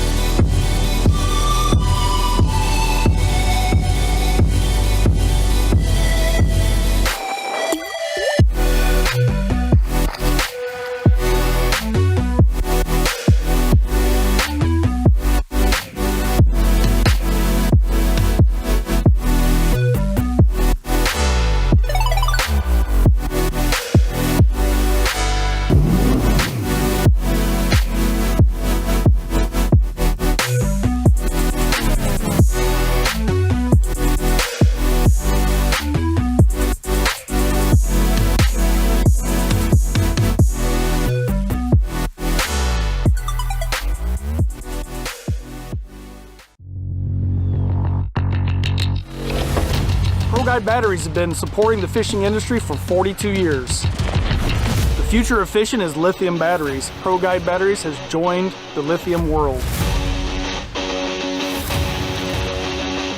Get all-day reliability with lithium Pro Guide batteries.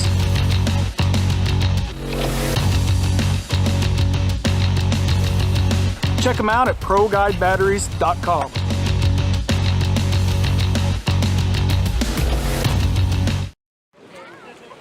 All right, guys, no insurance talk on beach day. I'm down. Yes, please. Don't get me wrong, I love my RV, but insuring it is such a hassle. Same with my boat. The insurance bills are through the roof. Be cool. I wish I could group my insurance stuff. Like the house, the car, the RV. Like a cluster, an insurance cluster. Yeah, I doubt that exists. The bundle! It's a bundle and it saves you money! Hi, I'm Will from Progressive and I couldn't help it over here. Super fun beach day, everybody.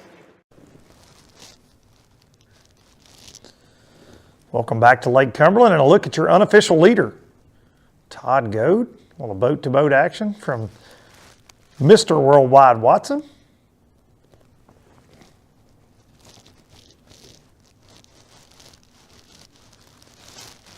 What you folks can't see in the studio is the single tear running down Fat Cat's face, knowing that Watson is having a great time with our amazing cameraman, Mr. Wombat, out there. I sent Wombat a text message this morning and Mudhole. You know, Wombat's cameraman for Worldwide, and Sean Mulhall was my He was a man that made me look good last year, running me around, telling me what to say on camera, and now he's our tournament director. And I sent them both a text this morning, wishing the dream team a good day, because I wish we were back together, but I'm happy where we are. A little jealous I'm not on the water, but I know you're missing those guys. A little bit.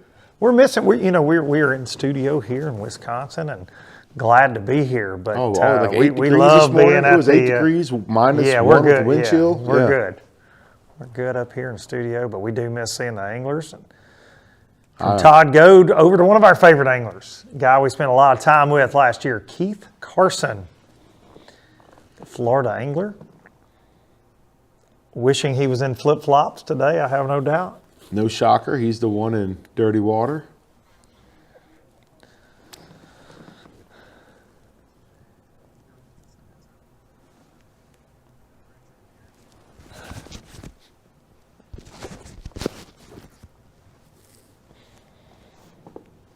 He's actually winding now. He's not dragging. He was talking about dredging earlier.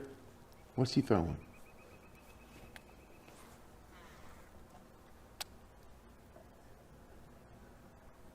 Probably rhymes with chatterbait.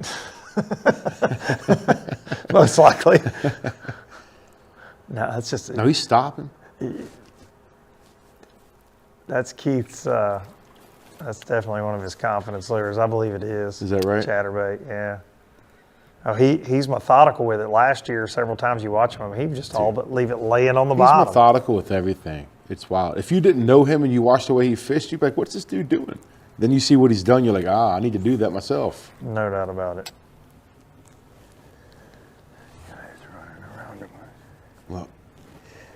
Well, I'm on my 4th spot so far. I'm trying points right now. I wanted to run a bunch of drains today, but as you can see, we've got quite a bit of junk filling everything in. So, you know, I felt like I had a pretty good game plan, and things are starting to tell me maybe I should get moving. So I'm going to spend some more time in this creek, and if I don't get any bites, I'm probably going to have to go back out to the lake, go up to Burnside, try to fish up there somewhere. You know, I got 1 or 2 more spots I'm going to try up here and see if I can get 1 or 2 bites. And other than that, we're just going to keep moving. Let me try to get around this stuff here. It's so hard, you can't fish this stuff because on the edge, like here, like it's 21 feet deep. You know? 10 foot off the bank. They're not going to be out here on the edge of this stuff.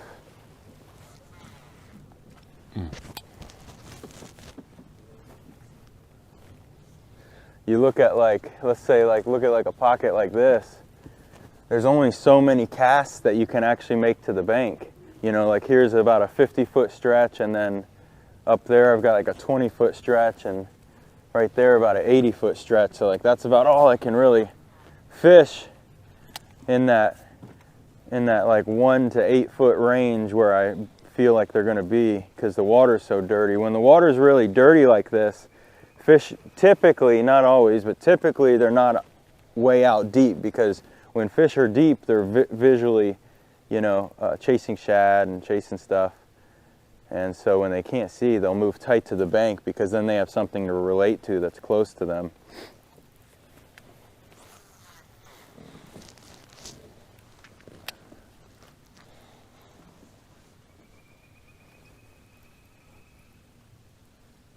When Keith speaks, we need to take notes, I feel like a lot of times. Well, it's a lot of knowledge he in that touched guy's on head. something. When I was there talking to the anglers, a lot of them were talking about schools of bait, the shad keel, and all that. And a couple of anglers were talking that that wasn't the bait of choice for the fish they were fishing. They were more like on a crawfish pattern. Like he's saying, that 1 to 8 foot, they were saying people seem to forget about, you know, the body of water they're fishing is pretty rich with crawfish.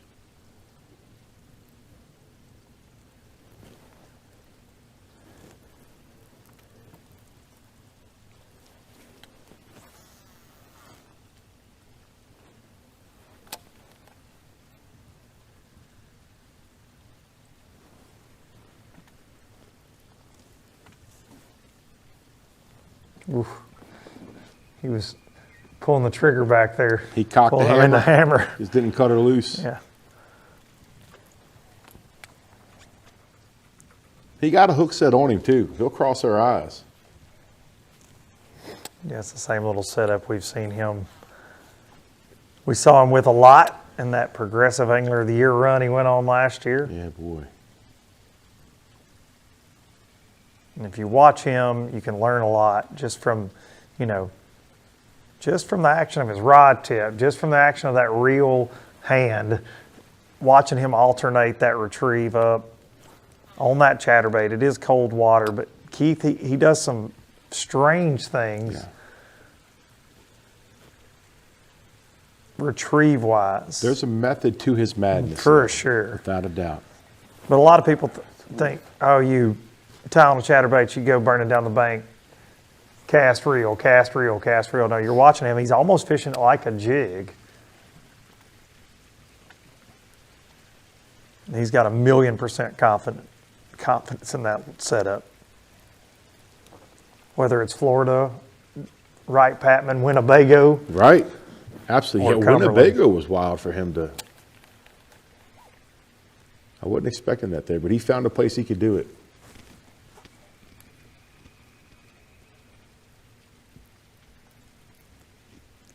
Keith, another one of those guys in the later flight today, and chose to put in close to the launch, so he's going to be fishing right up until the very end. Yeah, it feels like fish. Everybody a little jumpy. That's right. Minutes are clicking off the clock, and they start thinking about that $50,000. They know they just need a couple bites to stay in it.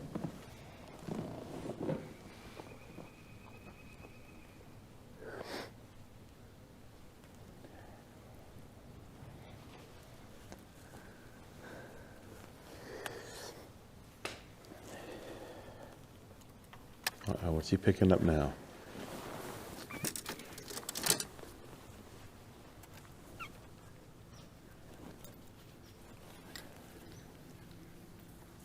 There it is. Fat Cat looking at the unofficial Way Live leaderboard. 38, 39 guys with a fish. So we're almost to that check rate. There we go, man. There we go. You were joking last night. I mean, will we see enough guys catch a bass to get a check? They may have to split the money with us. We don't know what's going to happen, right? Like draw names out of a hat. Maybe they throw our names in that hat. Man. We weren't sure, but guys are they're getting some bites and some quality bites coming across the Way Live app. And one of the guys that has a quality fish logged is Ron Johnson. He has one a little over 3 pounds, and we caught up with Ron, our camera crew did yesterday, to get his thoughts on Lake Cumberland and all the goings on there in Burnside, Kentucky. Let's hear from Ron. I'm really excited, as a lot of guys probably should about. You know, we're going to be seeing a whole new lake tomorrow for the first time. When I had originally come to Cumberland, I'd done a lot of research anticipating how I would like to fish. And I definitely love offshore, and I thought with the cooler, colder waters here in the winter, I'd be doing a lot of offshore techniques. But when I got to the lake, I quickly realized there was different levels of staying. And as you go up closer to the Burnside area, you had more of a dirtier water, and then it would clear up as you got mid-lake all the way down to the dam. And I started to obviously cover water and was able to eliminate most of what I had thought in my head I was going to do as far as fishing, and kind of narrowed it down a little bit. Now, with that being said, the exciting thing is I usually do pretty good in practice, and I had a fairly decent practice considering that it's been very, very tough with all the changing conditions. But I think with the water now rising 14 feet from the beginning of practice to now, and anglers having a couple days off, we all get to go on the lake and see it for the very first time. And you're going to have a lot of water running in. You're going to have a lot of different conditions on the water as far as the level being up, the structure that's available. And I do very well actually in practice, sometimes better than I do in the tournament. So I'm really excited to get out there because I feel it's a very level playing field for everybody. And again, we are going to have 3 different locations, which is something that is new and exciting to the NPFL because we've never done that. We always take off at the same location and we come back to the same location at the end of a tournament day. So we are going to have 3 options. We have got the Burnside location, which is our takeoff. You have a mid-lake location, and you have a location down by the dam. So all anglers are going to probably, you know, go to a location or a launch ramp that they seem to have the best success throughout the tournament, or I should say through practice. And I more likely will probably start somewhere a little bit further south. I like the clearer water, and with this rising water, I do believe a lot of these fish are probably going to come up with the rising water. But again, it's practice, and I think this could help me because a lot of times, you know, we all get stuck on what we found in practice and sometimes don't make those decisions to change with the conditions. So I'm excited to get out there, and I'm going to treat it just like a practice day and just kind of fish the conditions and see where it leads me. And hopefully I can develop a quick pattern, and I don't think it's going to take a whole heck of a lot of weight, but you might be shocked at what Cumberland can deliver for us tomorrow. So I'm excited, ready to go. Tomorrow, here we go. Ron Johnson there giving it to us, and he is on the board with a great fish over 3 pounds there. And you know, it seems slow. You look at the Waylive app, and I know it's tough conditions and it's tough on a couple of the guys that we're covering here, but man, you are still, even if you're sitting on nothing right now, just a few bites away from $50,000. Absolutely. In these terrible conditions. He pulled off too. Oh no. Come on, buddy. What is happening right now? I mean, it popped off that tree. I popped it out. He had it and pulled off. Oh man, what's going on? I don't think I missed a single fish in practice.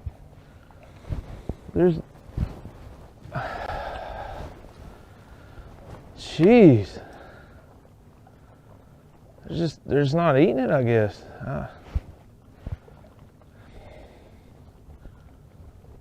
Oh my gosh, man. Like, as soon as I hopped it out of that limb, like, it just went the other way. I just instantly pulled off of it. I don't know. I don't know. Weird. Very weird.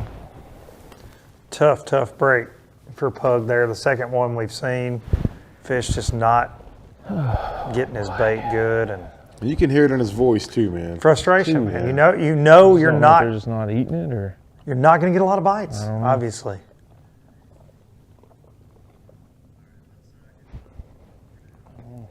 Jump over from Pug to our unofficial leader, Todd Goad.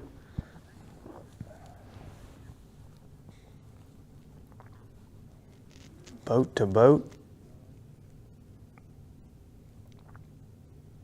Making Watson earn the paycheck. That's right. Watson and the Wombat. Sounds like a buddy cop movie. Worldwide and Wombat coming to a city near you. It's way different than Worldwide Goad got Wombats. trash up in the daggone trolling motor. Easy, Bobby. Can't take the real estate with you. That's right.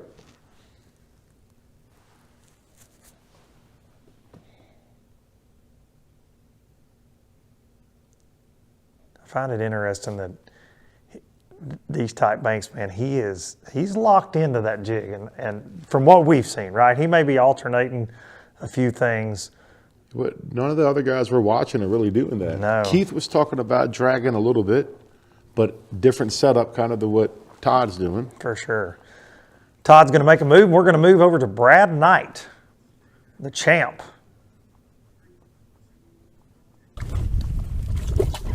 All right. Well, current situation is we're hung up right now. Coming up here to get a small swim bait on hand. So started out in Indian Creek. We've made a move to Beaver Creek now. I just never could get it going there in Indian. I ran several different run-in type deals, and well,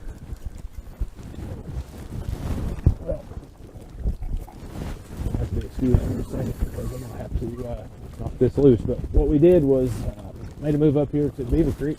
Hopefully the water's a little warmer. We can kind of just locate some active fish somewhere. Well, Oh, screw that. Throw it in. All right. So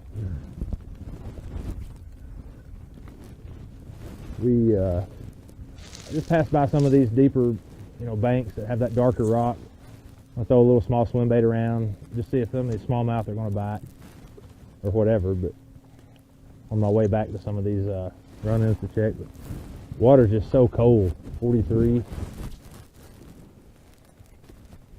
Just kind of trying to make the adjustments I need to slow down and downsize the bait a little bit, maybe to get a bite. Just kind of another practice day out here. You just can't rule anything out. I wanted to kind of fish shallow for largemouths, and I'm definitely going to more throughout the day. Got an area up the lake that I've been kind of saving, and I want to kind of hit late as I can. The time is slipping away from us. You set all these plans out of all these creeks you want to hit, and this looks good, and that looks good, and I want to hit this area and that area, but time just gets away from you almost too fast. You get to fish a third of it. Lake Cumberland's such a massive fishery. It's awesome, but it just looks the same about everywhere you go. It's just hard to pull the trolling motor up to run somewhere else because everywhere looks good. It can be anywhere, so it's really specific on the type of rock or transition bank.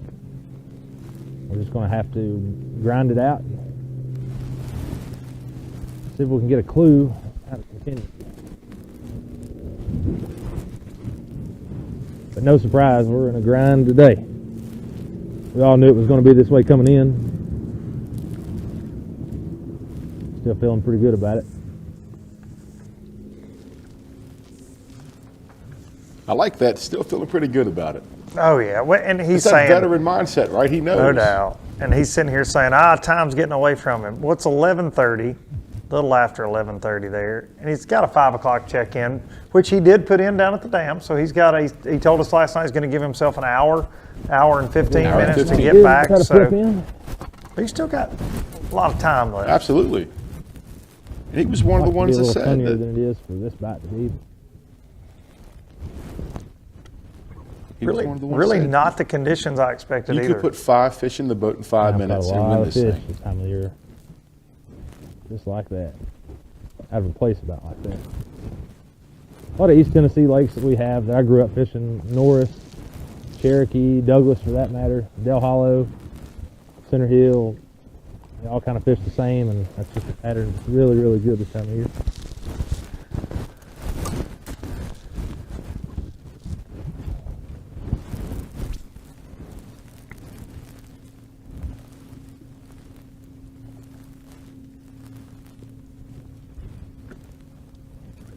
I will say it. So these tough conditions like we're seeing, and the guys that are catching fish, any of the lures that they're catching fish on, you know where you can buy those lures at, Luke? Tournament boats over there where we started at. Probably from you out of the back of your truck. If I'm Do you know where I guessing. get them from? FishermanCentral.com. Official retailer, the NPFL. If you guys are anywhere in Ohio, get a chance to visit either one of the locations. One's in right around Akron, the other one's up Port Clinton. Check them out. One of the biggest bass fishing stores I've ever been in. The one in Akron is 25,000 square foot. The one on Erie is about 32,000 square foot of almost all bass fishing tackle. It's unbelievable. You've never walked into a bass tackle store like a Fisherman Central with just the amount of stuff. It's amazing. Anything that they have it all. It's incredible. I can't even talk about it. It's magical. It makes me so excited. I get silly. I get a little silly boy over here when I think about all the baits in Fisherman Central. It's crazy. From one Tennessee veteran to a Tennessee rookie, over to Chris Keeble, a 19-year-old. Got off to a quick start this morning, but pretty slow since for Chris. I'm interested to see how he keeps his composure throughout this event. He was calm, cool, and collect this morning. Seems to still be holding that right now. And that jerkbait. And that jerkbait.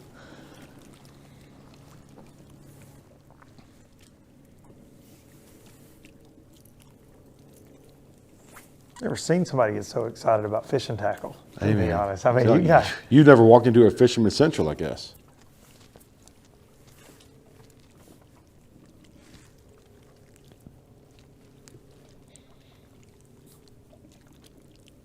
Hitting a little point.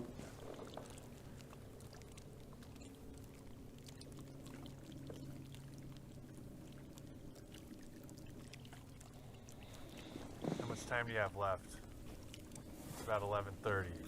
About 11:30. I've got about 2 hours. 2 hours? Yeah. Yeah. What's your strategy? At this point in the day, I'm kind of wondering the same thing. No, it's with this wind kind of dying off. I'm just gonna try and run stuff that I know there's been fish on, and stuff that looks like it. Kind of go back a little bit closer to my original game plan of running this stuff out towards the main channel, more vertical, still on that black rock. And if I don't get bit here in the next little bit, I'm gonna run back down lake a little bit and get back down in around Indian Creek where I caught those 2 this morning. I mean, had 5 or 6 bites today, I believe, but only 2 keepers. And so worst case, here in about an hour, I'm gonna run back down and try and pull up on some stuff down there that I seen this morning that was just loaded with fish, stuff like that lay down that brush pile out in that ditch line. And then I guess about 1:30, 1:45, we're putting it on the trailer down here at Halcomb's Landing and hauling up to Burnside for the weigh-in. Just hoping by then we got something more in the box than what we have now. But really just gonna lock this jerkbait in my hand the rest of the day too. I mean, the only thing I've got bid on since I've been here, 3 days of practice, and now today it's the only thing that I've got bid on. It's what I've got confidence in, and so I'm just gonna lock it in my hand the rest of the day, switch up colors a little bit, but kind of just hoping for one big bite and be a keeper smallmouth or something, because you get a keeper smallmouth up here and you're looking at adding an extra 3.5 to 4 pounds easily. Finding one of them is easier said than done, though.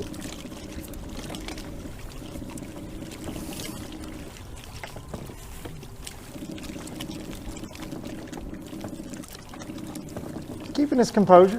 He is. He's doing good. That clock is in the back of his mind. It always is. I would hate to know by the end of this week how many hours I have put on this canvas. Running absolutely everywhere, as big as this lake is, as much water as there is to cover in these creeks. Today's the least running I've done, and I'm still running a pretty good bit.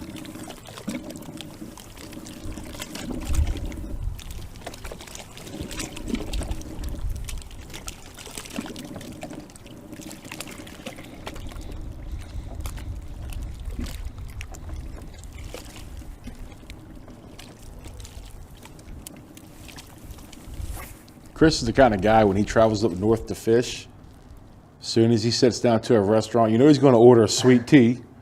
And when he starts talking, they're like, honey, you ain't from around here, are you? Because he's got that southern drawl. That boy country is cornbread, son. Chris Keeble, the rookie, 19 years old, man.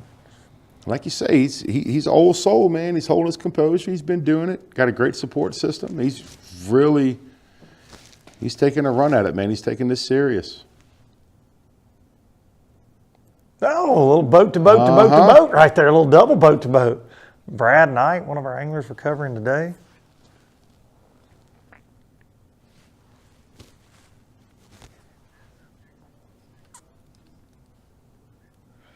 Brad Knight's going to get finished with Chris Keeble there. Probably, knowing Brad probably threw him some words of intimidation, even though Chris has more fish than he's got. And as that plays out, we are going to head into commercial break, and we will see you on the other side for more Lake Cumberland action, the NPFL Live.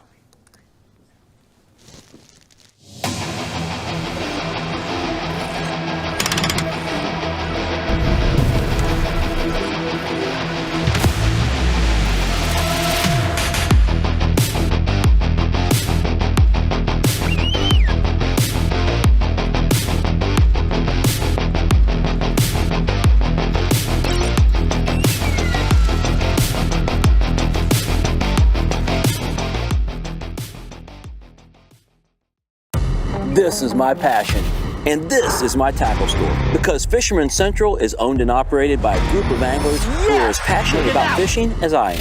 That's why you'll find the highest quality tackle from names you know. Plus hard to find lures designed to give you that extra edge on the water. And they all come with expert advice on how to use them. It's like having a tackle store in your neighborhood, no matter where you live. So visit one of our 2 Ohio locations or shop online from anywhere. At Fisherman Central, our passion is catching. So if you don't know about me, I was in the military for quite a while, and in that process I picked up the habit of chewing tobacco. I came across this stuff last year, midsummer, and started using it, and now I don't even use tobacco at all. If you don't know about Fully Loaded Chew, it's a non-tobacco product that contains nicotine. Fully Loaded Chew offers a variety of nicotine strengths. They have fully loaded, which is full nicotine, half cocked, which is half strength, and zero nicotine options for you. So if you're looking to completely kick the habit, they have something that's gonna fit you. They have a variety of flavors. So if you're used to chewing a certain thing, they have something that's gonna fit what you're used to also. To sign up for their monthly subscription service or to get your hands on any Fully Loaded Chew product, head to fullyloadedchew.com and grab some.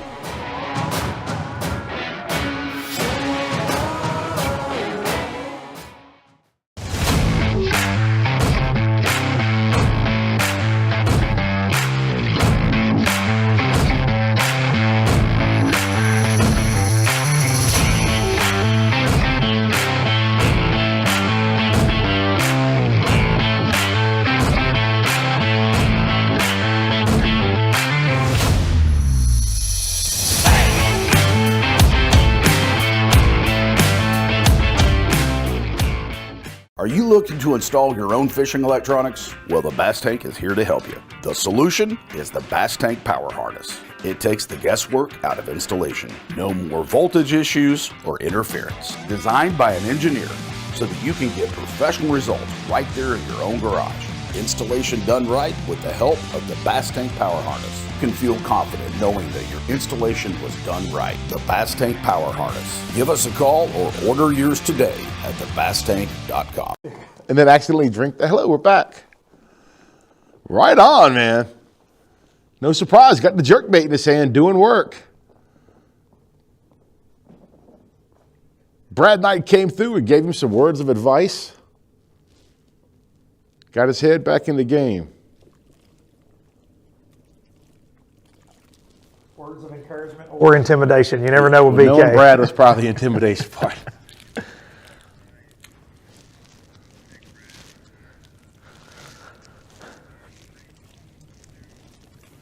Jump back over to Brad Knight. We need to know what Brad said to Chris. From a veteran to a rookie. All right, we're still battling this cold water. Keep trying to make moves, find warmer, and it keeps getting colder. 43.73 right here where we're at. So, switch up and fish some of these little rocky points with a small swim bait. Trying to catch a smallmouth or whatever bites us. Ran into our roommate Chris a minute ago. He said he's got 2. That's a good thing. Happy for him, the youngest professional bass angler on tour this year at 19 years of age. So somehow or another, I became the old guy. I was the 19-year-old kid sitting on the couch and talked to the dudes that had been around a while just yesterday. So it's been pretty neat rooming with Chris this week and seeing tournaments through the eyes of the youth again. He's a great kid and he's got a bright future ahead of him. Good parents. Owns PB Lodge down on Lake Chickamauga, so anybody listening wants to book a trip to Lake Chickamauga, you stay over there at PB Lodge with those folks. Good people. Taking good care of me this week. I know this. Much appreciated. You get an endorsement by Brad Better Knight? than the smallmouth or just any fish really has been here this week, so kind of really caught off guard a little bit by the lack of run-ins. I thought it was really going to have a lot still coming into the lake, and really a lot of that stuff kind of just dried up in the areas that we've been looking. I'm not giving up on it. I'm still looking, but I'm mixing in some other things to try to catch a couple just to get the party started. BK likes to party. If there's cold water, at least it needs to be semi-clear, I suppose. Here we are winding a 2-inch Kitech. Probably one of my least favorite things in the world to be doing right now. But you do what you got to do, whatever it takes. I was going to say that it's a little different than his original game plan, but you heard him say the run-ins, not exactly running in like he thought they would be. He keeps running into this cold water.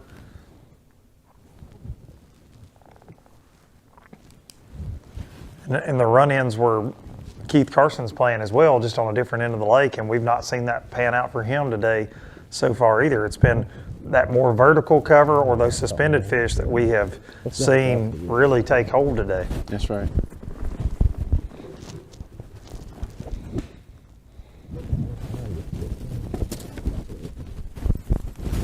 Making a move. Gonna make a short little move, looks like. So Leaving he's motor down. Earlier, I said something about, he said, we're going to roll, and I said, roll tide. He's not, you're buddies with Brad. What's his background in sports, and how passionate is he about Tennessee? Listen, he all but lives on the campus of the University of Tennessee there where he's from, and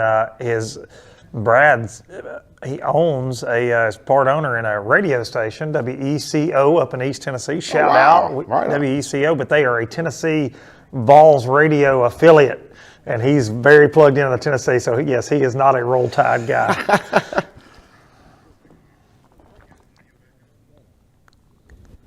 Brad is he's a Tennessee football fan, which is hard to be at times. BK's vote. He just pulled a 52 fake out. We thought he was rolling, but he just moved a little bit.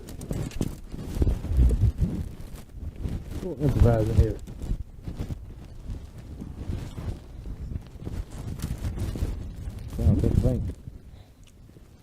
So we got 3/16 ounce jig head here, 2.8 Kitech, just your standard cold water smallmouth fishing lure stuff. 8-pound gamma fluorocarbon edge, leader with a 10-pound braid, an FG knot, San Diego jam knot, trying not to hit the rocks.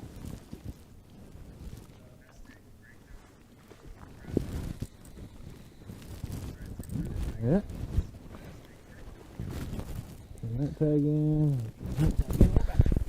So we've seen this Kitech come into play today for Sheldon. Brad's trying to get it going here.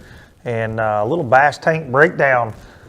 B, we've got, it's such a diverse lake with Cumberland, with the smallmouth and the largemouth. And they do set up, they can mix, but they tend to set up in different areas a lot of times.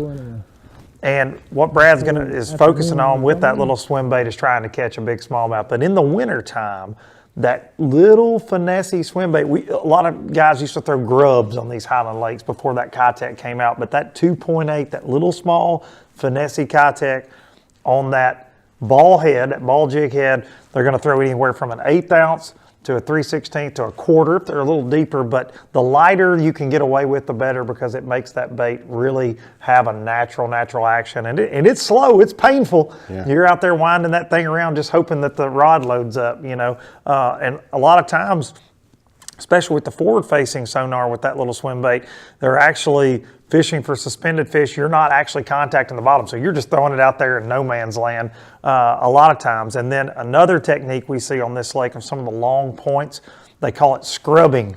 So you actually scrub the bottom with that little Kitech, but that's a huge wintertime technique here on Lake Cumberland, and it really hasn't played as much today as I thought it would. That little Kitech is money on all Highland Lakes. And the preview we did yesterday, one of my reasons for picking Kevin Rogers was that smaller profile. I just had a feeling everything going on right now, the pressure, but just everybody downsizing, and we're seeing guys downsize today. I saw a guy in practice catching them on a crappie jig.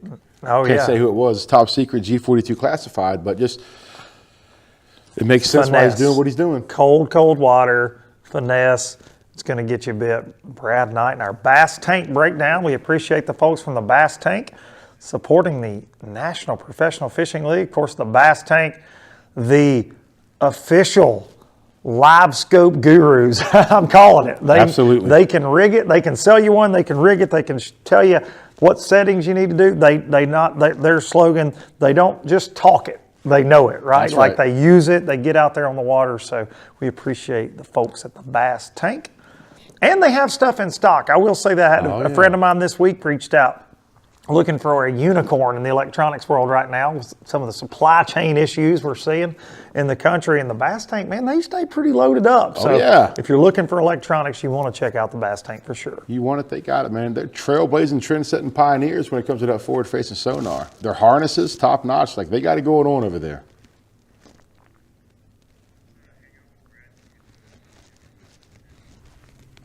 Dude, like, what a cool spot to be fishing. But that, you're looking at Lake Cumberland in a hole right there. That is how the entire thing sets up for the most part. That's why you get the runoffs. That's why you get the flooding. That's why you get all the trash and everything else, because it's just tops and bottoms.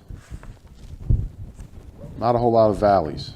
I think Brad's probably just up there scouting for deer. Yeah, look for a place to put a tree stand. Yeah. His mind drifts to that more times than not. That's a wild looking place. It's a That's pretty a good look fishy about spot. what we're kind of fishing with these run-ins. These little drains just sort of run up these ridges, and the water just fills up, and this is kind of everything that you see 15 plus feet up through there is exactly what this looked like 3 or 4 days ago until all this water came in and raised the levels up. That's what gets these things. Get the nose poked up on the bank usually. We've not found that to be the case today, but it's early.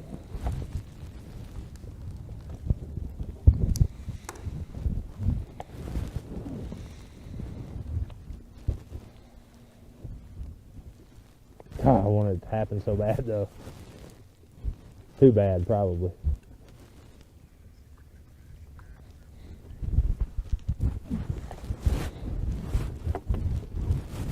Brad throwing that bigger weight into some of those famous Cumberland sawdust mats.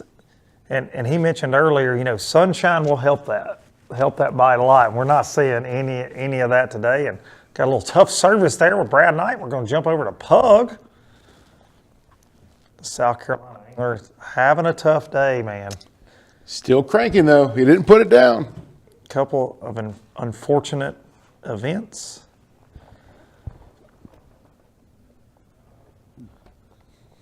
It almost sounds like the two misses, he's like they're almost swiping at it. They're not fully committing. Like you said, they're not choking it. And we've heard from guys this morning out there that are throwing jerk baits. Sheldon was talking about how they were actually running from the jerk bait, and then they would get around others, they'd come up, sniff it, and turn on it. It's just, they're, with what's going on, the water conditions and everything, between the weather, the rain, temperature, all that stuff.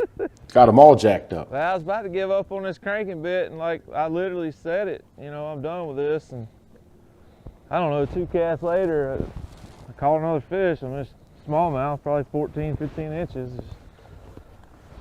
But I caught largemouth spots the whole nine doing this in practice, so they're just not on it near as good as they were. I don't know, man. It's just, I can't get a clue today. I'm trying to get a clue, but they won't give it to me.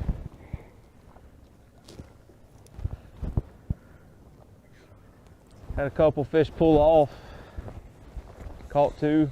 That's about it. We're gonna keep grinding though. There ain't no quit in me, I can tell you that. We're gonna keep grinding. It can happen really, really fast. Just gotta run into them.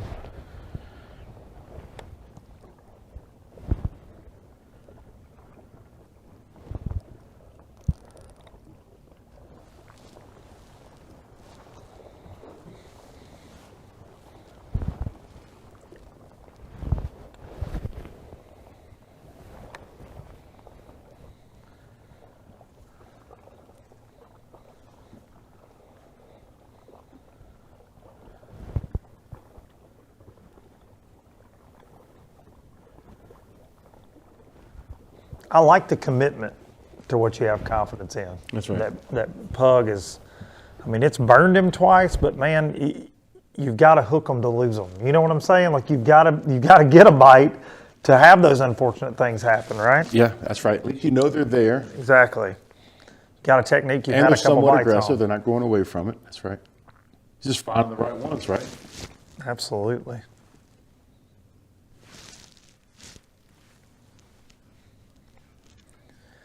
And yet another hour down here, B, on this Showdown Saturday, this shootout, and it is turning into one for sure. We're looking at this Way Live app now. We can't stress how tough it is out there, man. It's a grind for these guys. Would you say it's a beatdown? Yeah, it's a Way Live app beatdown right now. We've got several anglers on the board, but we're going to take a look back at some of the highlights from out there on Cumberland so far today. This shootout for 50 G's.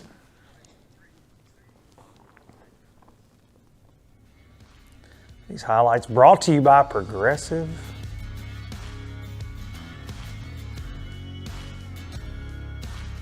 Chris Keeble got off to a jump this morning with that jerk bait in his hand very early. One of our first anglers that we hopped in the boat with. And pretty slow for him keeper-wise. We've seen him catch some heartbreaker smallmouth he can't bring in. Speaking of heartbreaking. Seen Pug, a couple short fish, and Sheldon. This was a shot across the bow of the field right here. Big largemouth on a jerkbait on that forward-facing sonar. Beautiful cold water Cumberland largemouth. That's a big one. That's a good one. And a big smallmouth. And that little 2-inch Sheldon, high tech. Yeah, that same little 2.8 we just talked about on that bass tank breakdown with those. So important, those 19-inch smallmouth. You can come across those that are over 18, and Sheldon got it done, but he needs about 3 more of those, and he's going to be right in the mix.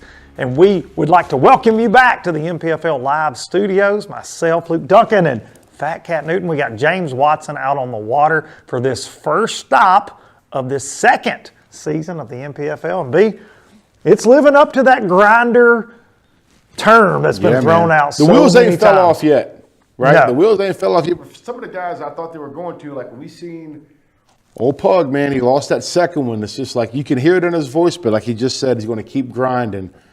But even Brad Knight, he said it's not going the way I thought it was going to go. You know, we're seeing. And then for other guys, it's going better than they thought it was going Without to. a doubt. And for us coming in, it was an unknown. We've been checking that unofficial Way Live leaderboard all day long. And you can see right there, Jeff Dobson. No surprise. This lake, you said it yesterday off camera, this sets up for him. And it's not fair to assume what he's doing. We haven't been able to catch up with Jeff yet, but he's a jig guy. I feel like he's probably close to that rock. Yes, that vertical cover that we've seen Todd Goad really lead unofficially all day with, but Jeff overtaking the lead. Ryan Davidson in second place. He's been in the hunt all day. Todd Goad in third. Jesse Wise. Taylor Umlin, a rookie for us this year.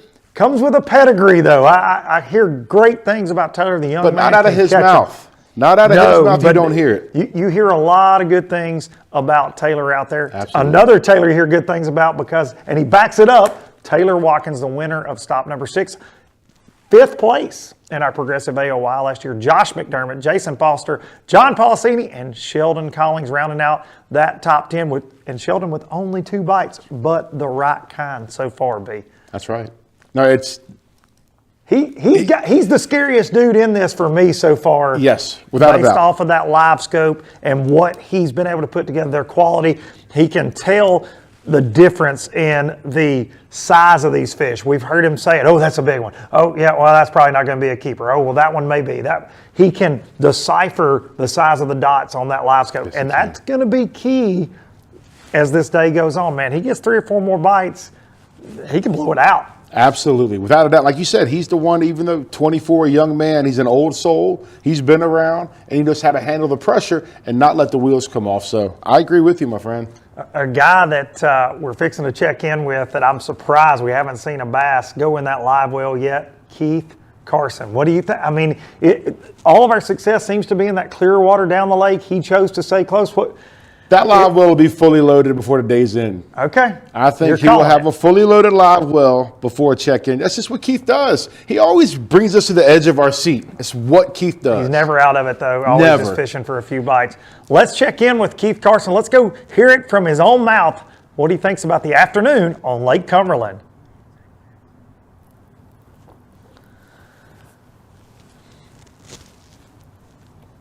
Like he's up there around Burnside. Yeah, no surprise to see the clarity.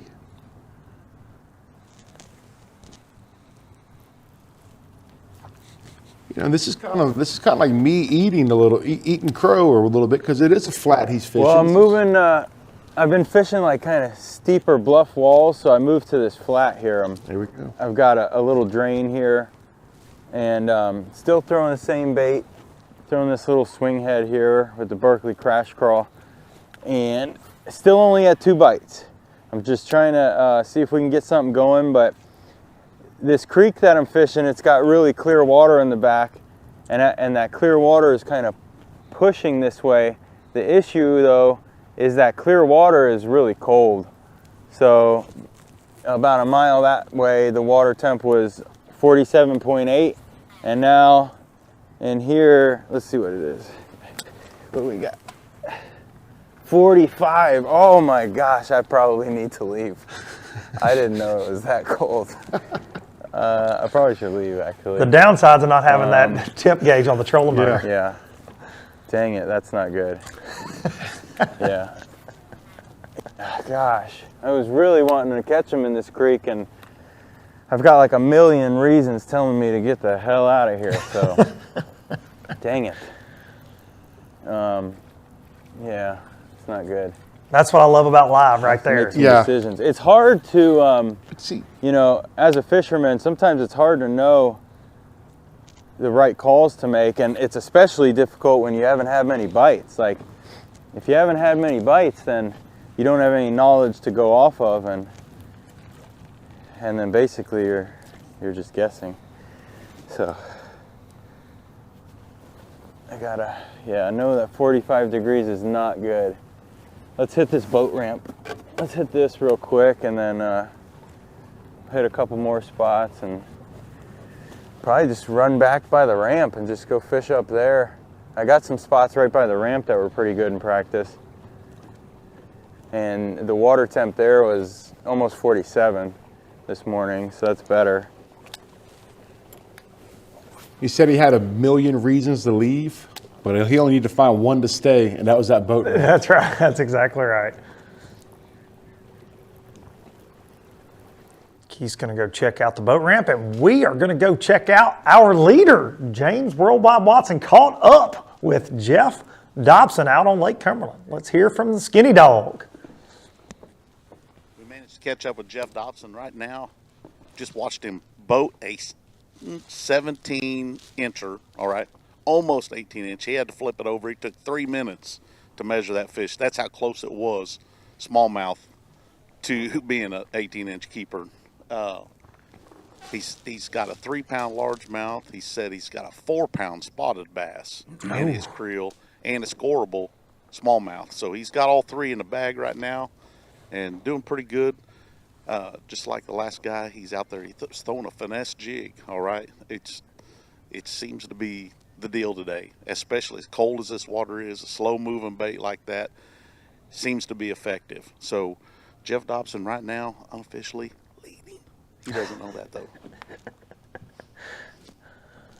Little boat to boat. But does he know? It's the same thing I said with Todd Goad. You send Watson after you make a cull, that Waylive app updates, and then here comes Worldwide in on you. You're thinking, and look, they know. Weight-wise, Jeff's estimating he's got 13 pounds. If that's the case, he knows he's top 10, I feel like, right? And unless some crazy things happen. So he's feeling it, but I like, we have focused so much on that forward-facing sonar. We've talked it to death, and I feel like every professional event in the last couple of years, they are dominated by it. But this old school, dragging around a jig, that's a wintertime staple. I love that our leaders are sticking to that. Yes, I think that's awesome to see, because anymore, really, especially in wintertime events, that forward-facing sonar does dominate. These guys just fishing that vertical structure that's least affected, just like Watson said, by this rising water. You just fish it the same way you did 4 days ago. The fish will adjust with you, or you know what I mean? You just got to fish a little slower. You can find them. And Jeff Dobson, a great jig fisherman. Absolutely. And this sets up good for him, man. It really does. It's a lot like home to a certain extent. It's similar to Grand. That's why we're seeing Sheldon do what he's doing. It's just he's catching fish.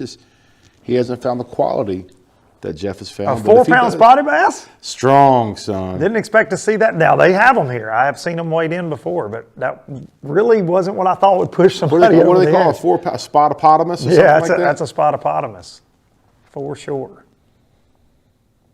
I think it's probably 15 inches long. Girthy. Yeah. Girthy. Looks like me with my shirt off, all gut, no butt. Girthy.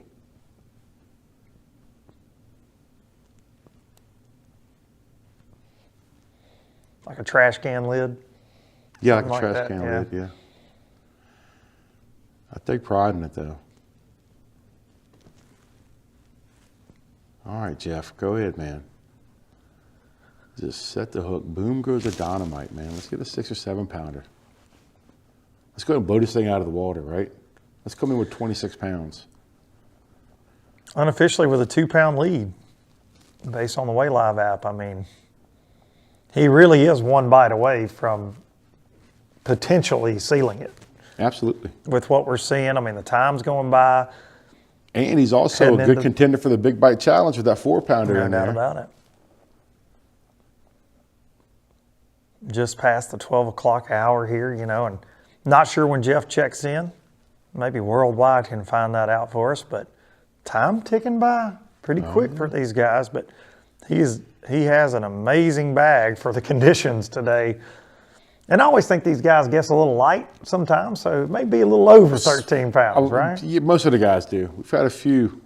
But yeah, for the most part, I think that's a safe bet. You don't want to be the guy that says you have 19 and come in with 14.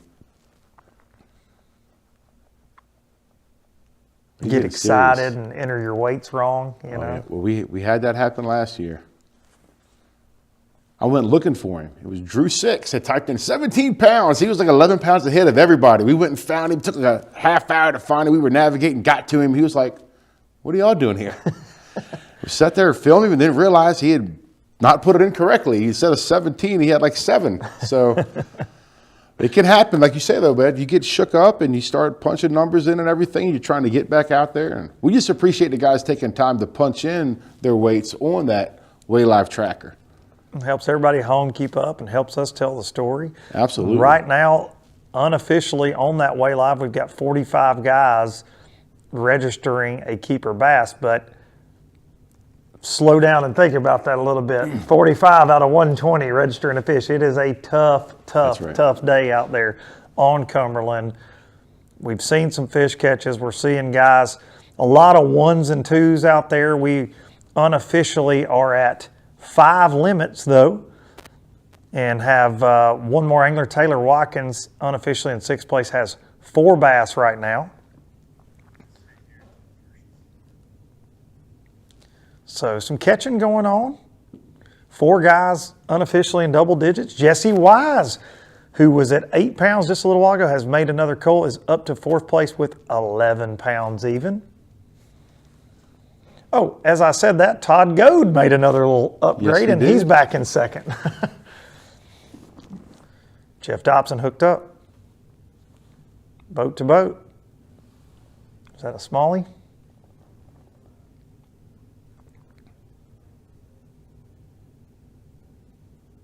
For the folks at home who don't realize. Looks like a spot. So spot's a 12-inch limit, your largemouth is a 15-inch, and your smallmouth is 18-inch. See if this is going to help him. That's a chunky spot. I don't know. We don't know what Jeff's smallest is right now. If you're just joining us, though, the unofficial leader. A spot can fool you. They're dense. Yeah. Like tungsten, son. Yes. You might look at it and think it's a rat, but when you put it on the scales, it'll surprise you. It's a good fish on a tough day. I know about, I'll go with 80 guys that wish they could catch that right now. I heard that. I bet you half of those 80 probably have one in there and just haven't put it in the Way Live tracker. Like you said, service issues and we'll other have things. a lot more it's cold, fish show, guys wearing gloves. That's why it's very important to watch that weigh in. where everything becomes official there at Burnside. If you're in the area, Oh, yeah. go hear the boom in person. Big Al McCullough. That's a good spot. Starts at 3 p.m. Eastern. First flight due in there, the weigh-in will get going. Last flight due in at 5 p.m., so plenty to see. If you're around, go welcome our anglers to that Lake Cumberland community. It's a fishing community. It's a drive-through weigh-in, so the guys, when they pull up to the stage, they will be in their truck and boat. It's a good time. It's a very well-done weigh-in. Family-oriented. Like I said, you got Big Al up there bringing the boom.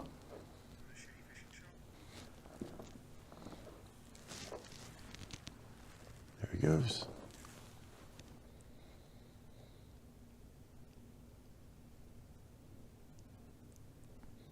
Just waiting to see. It's got to be a great feeling, right? I think that spot culls that fish Well, right there. when you're culling at this time of day, at this tournament, after what's transpired, you Absolutely. know that you're in good shape.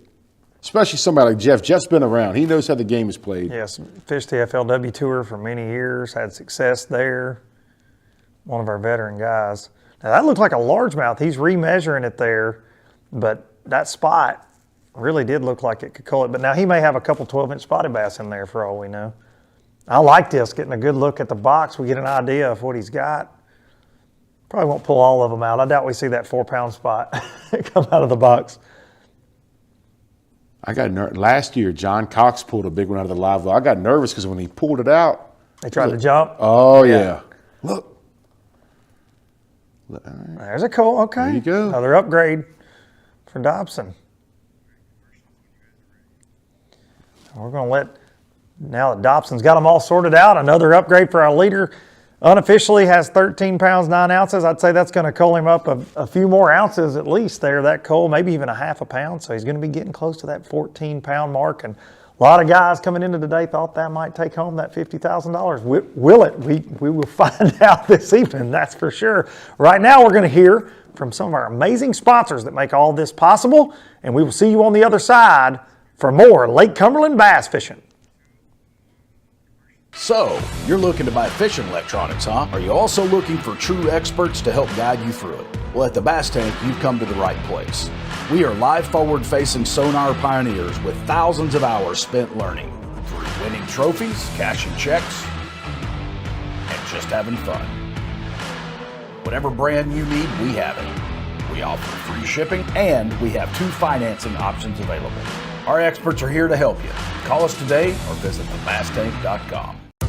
This is my passion, and this is my tackle store. Because Fisherman Central is owned and operated by a group of anglers who are as passionate about fishing as I am. That's why you'll find the highest quality tackle from names you know. Plus hard to find lures designed to give you that extra edge on the water. And they all come with expert advice on how to use them. It's like having a tackle store in your neighborhood, no matter where you live. So visit one of our 2 Ohio locations or shop online from anywhere. At Fisherman Central, our passion is catching.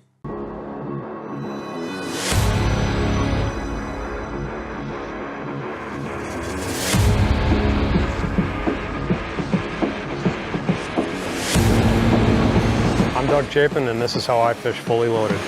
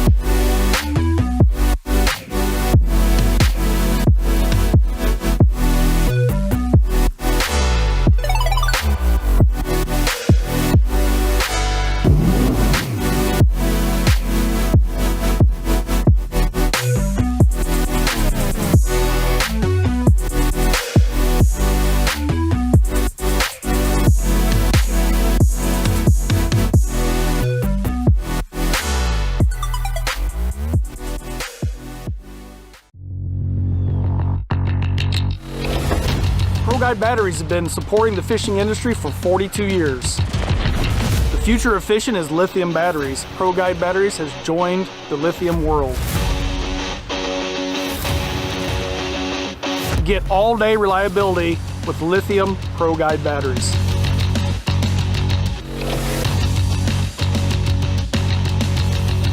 Check them out at ProGuideBatteries.com.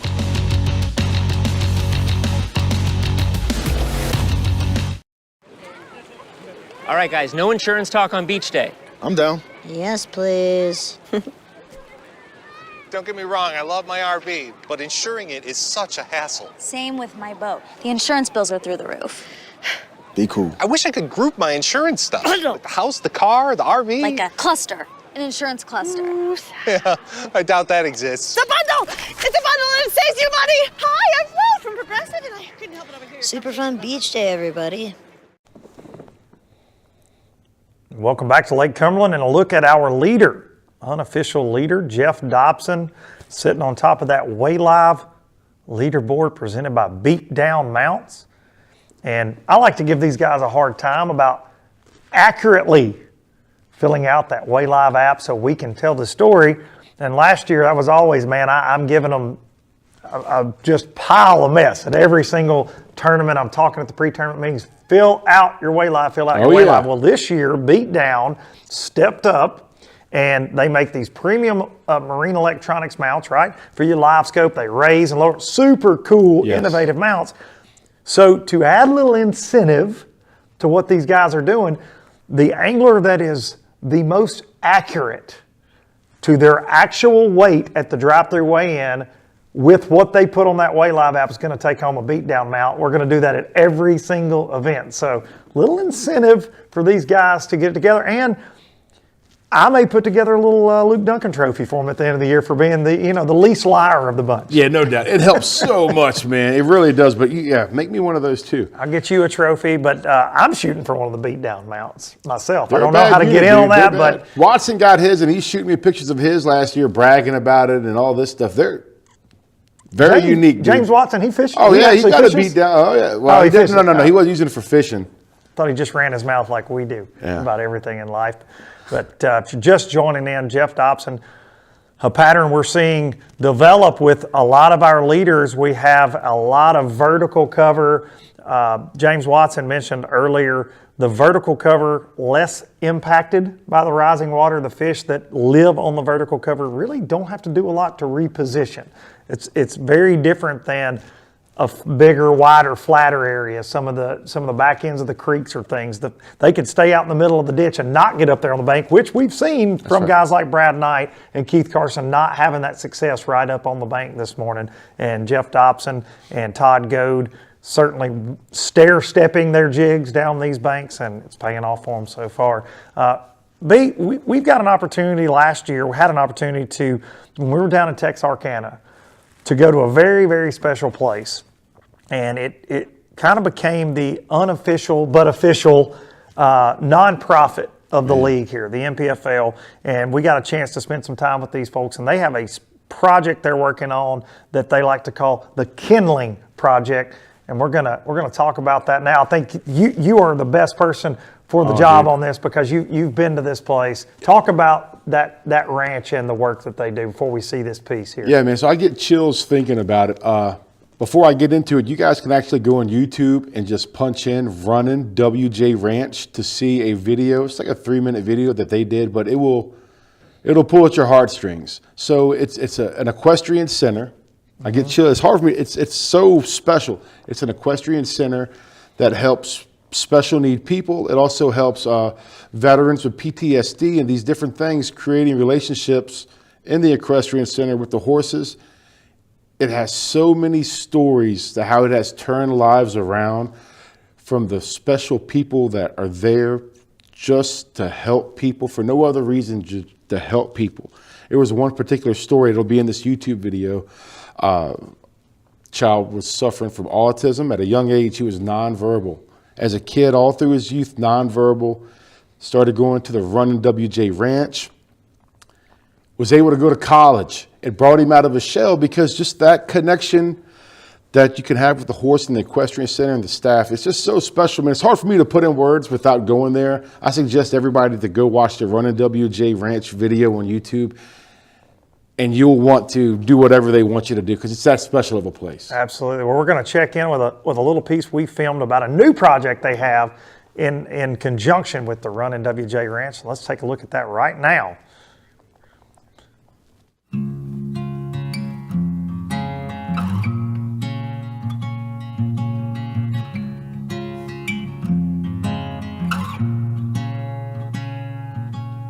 We're looking for self-worth, self-esteem, that feeling of confidence that I can do something and stand on my own 2 feet. You can just see the kids coming alive.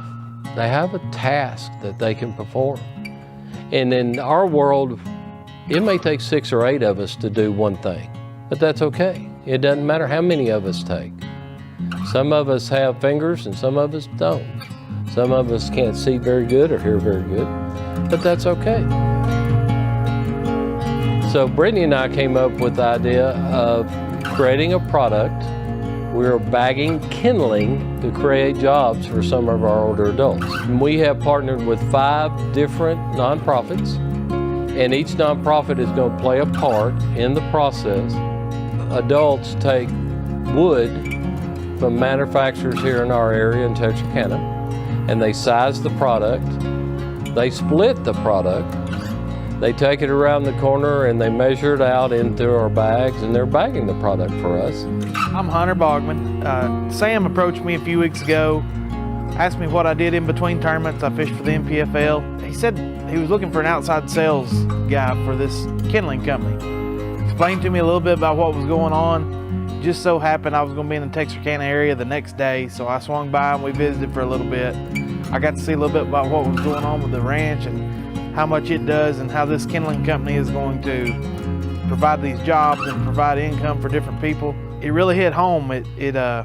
Gosh, it's a great thing, and I'm excited to be a part of it. I'm excited Sam and Brittany got a hold of me. We all have abilities that we can share with the world, and we're just looking for a chance. We're looking for the unconditional love of the Running WJ Ranch to be shared with y'all, and y'all understand God's unconditional love. It is a great honor to be a part of this ministry. Our goal is to be able to employ as many special needs adults as we can, and it's up to y'all as a public to use our product, get to know us.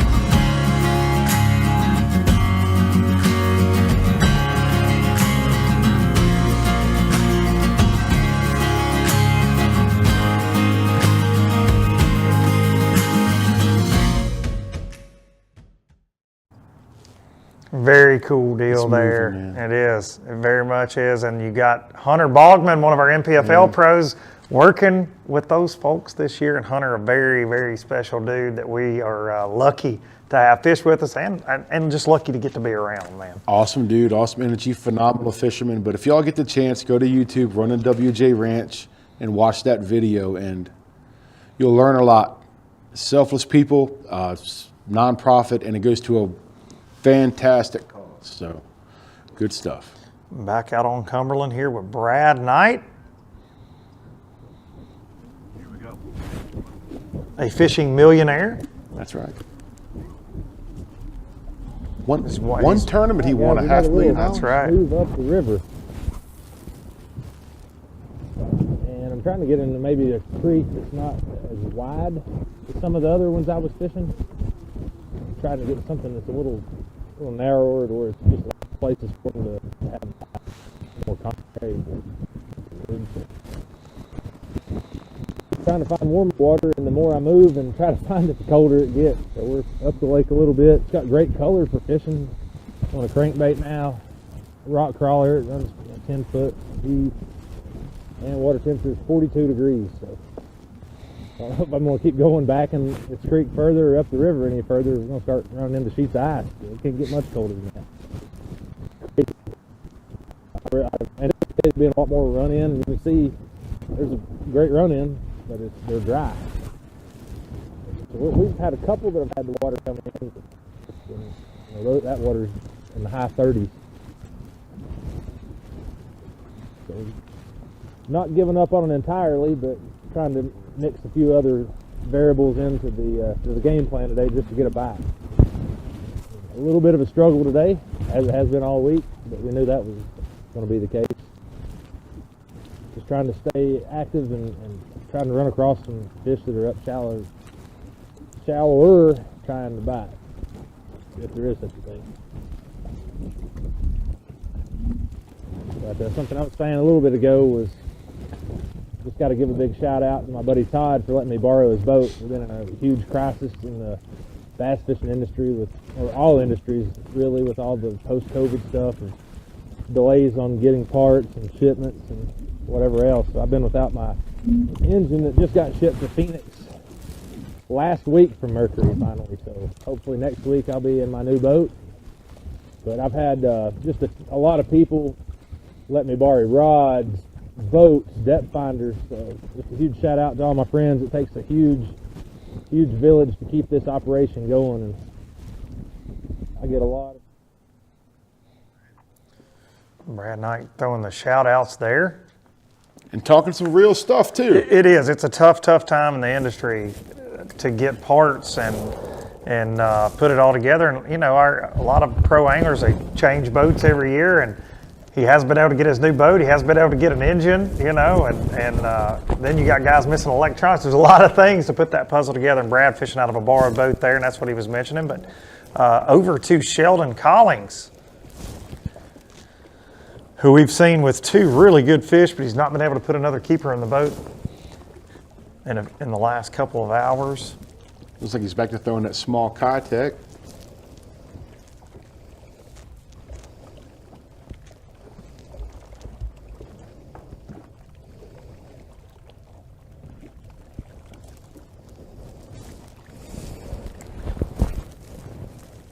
Unofficially just right outside of our top 10 with those 2 fish, though. To put it in perspective, the quality that he has in the box and how tough the overall weights are unofficially, he's still just right outside that top 10 with 2 for, he estimates 2 for 5.5 pounds. I think they're a little bigger than that, but 6 pounds right now, 3 bass for 6 pounds. John Paulsini unofficially in 10th place. So it is an absolute grind and as slow as watching paint dry out there for a lot of our guys. Hey, if you come in with a fully loaded live well, you earned it this tournament.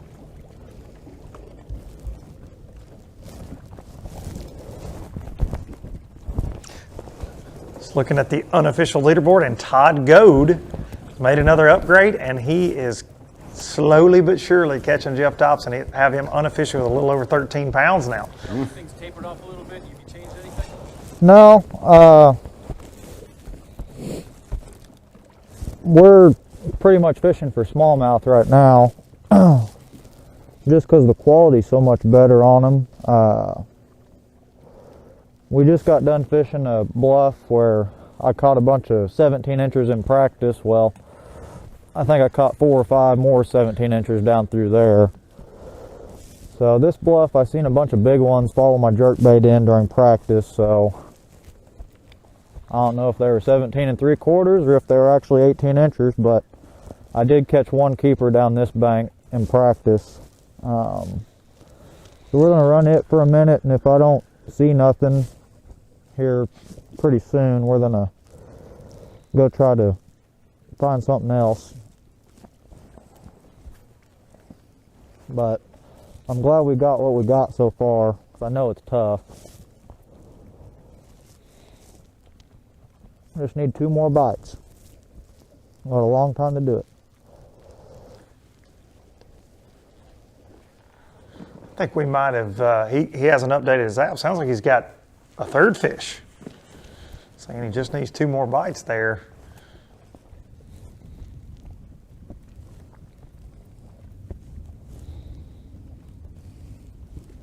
Three of the quality he's been catching will have him a little further up the leaderboard than we have. Uh-oh, here we go. Hooked up.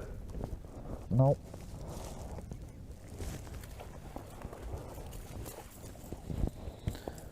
Sheldon, really our angler we're covering today that, I about did it right there. About 8 of jerk bait. Super lucky I didn't get hooked just then. Like super lucky I didn't get hooked. He's had several bites today. Yeah, man. Like I said in the interview yesterday, he said if you want to catch 50 smallmouth, I can tell you where to catch them at, but they won't be the right size. These aren't keepers we're catching, but I'd rather be catching non-keepers and go through a bunch of them to catch 1 or 2 18-inchers than not catching anything at all with how tough it is.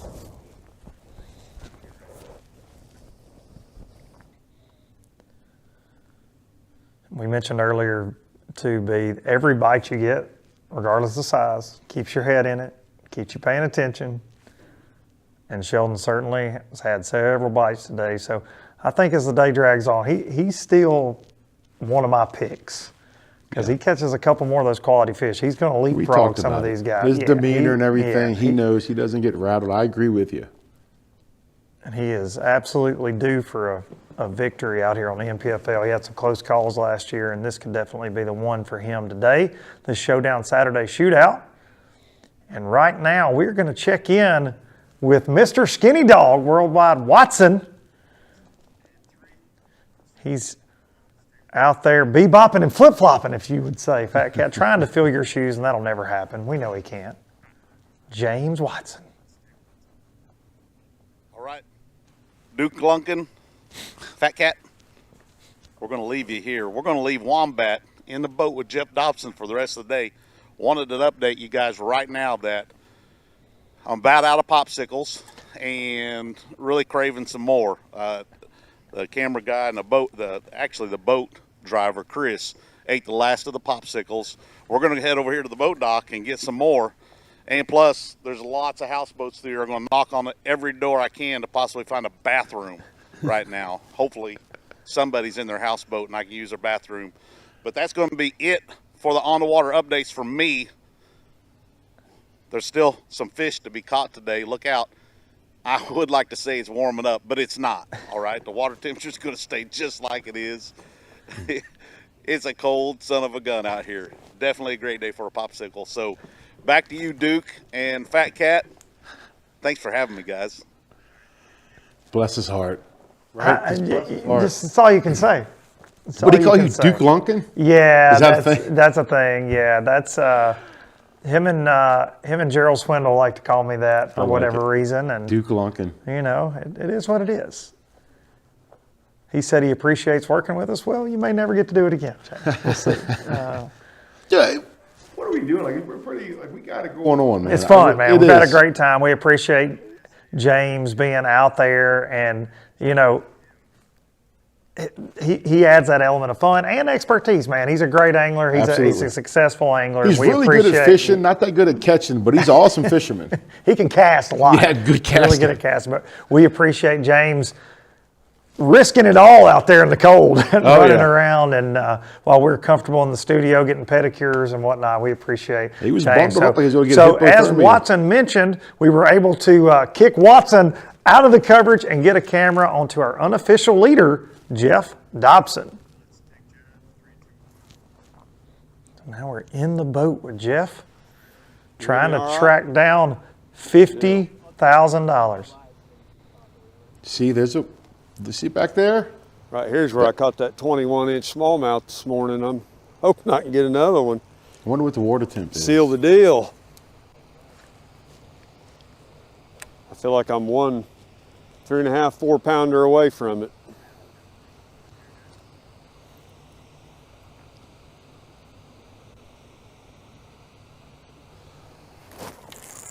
Come on, be him. It's a big one. Come on.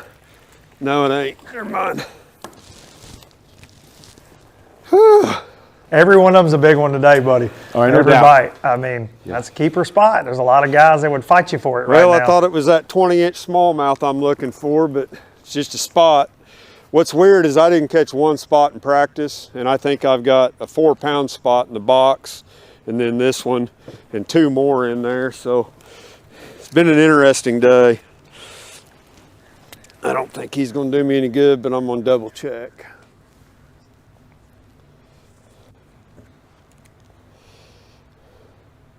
Spot's playing a bigger role 2-1. than we expected. Wow. 3 ounces shy of Colin. So his smallest fish is a 2-3.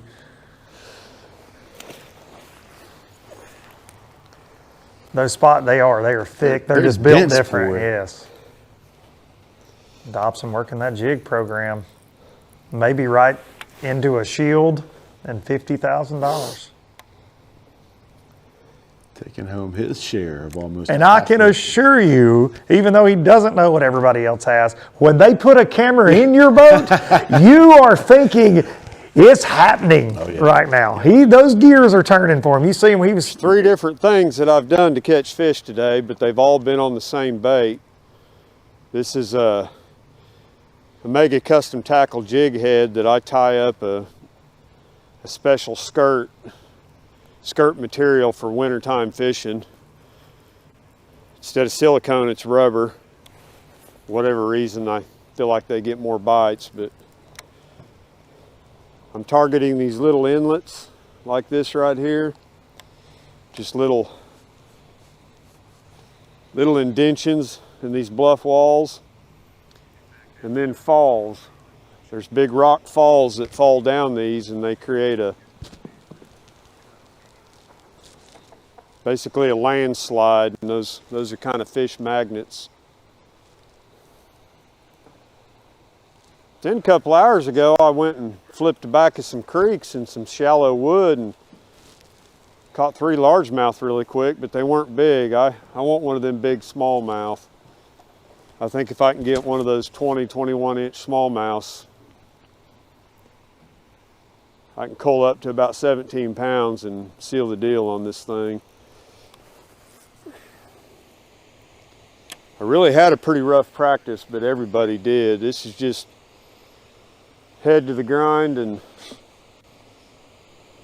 making sure you keep the jig in the water.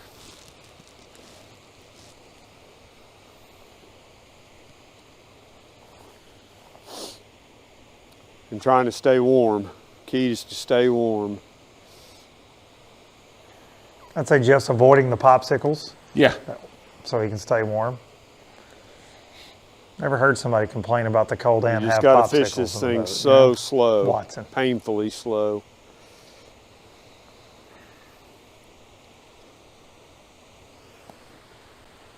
He is fishing slow.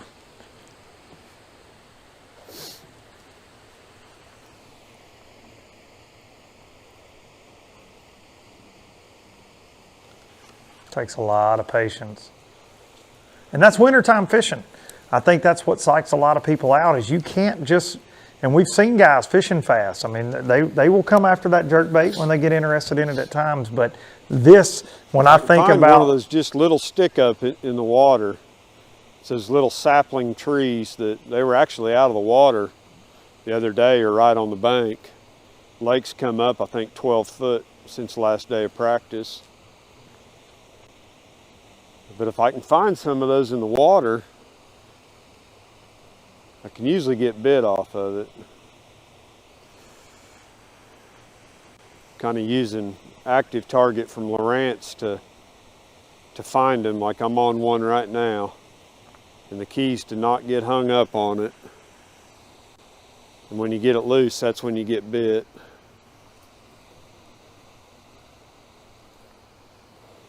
Interesting, utilizing that forward facing, even though I said he wasn't, he's looking for targets more than fish, and that's something that forward facing helps you with just as much as seeing those fish swimming around out there. Utilizing your equipment too, No right? doubt about it.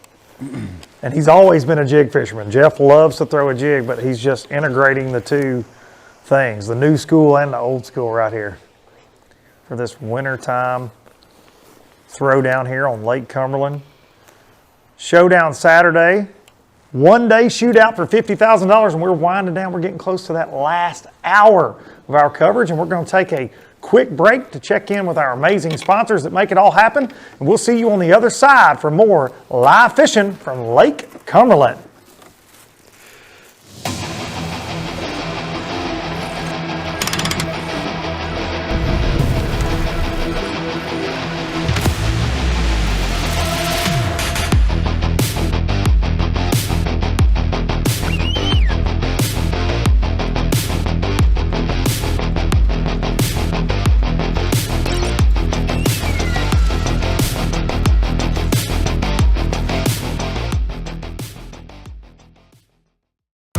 This is my passion, and this is my tackle store. Because Fisherman Central is owned and operated by a group of anglers who are as passionate about fishing as I am. That's why you'll find the highest quality tackle from names you know. Plus hard to find lures designed to give you that extra edge on the water. And they all come with expert advice on how to use them. It's like having a tackle store in your neighborhood, no matter where you live. So visit one of our 2 Ohio locations or shop online from anywhere. At Fisherman Central, our passion is catching. So if you don't know about me, I was in the military for quite a while, and in that process I picked up the habit of chewing tobacco. I came across this stuff last year, midsummer, and started using it, and now I don't even use tobacco at all. If you don't know about Fully Loaded Chew, it's a non-tobacco product that contains nicotine.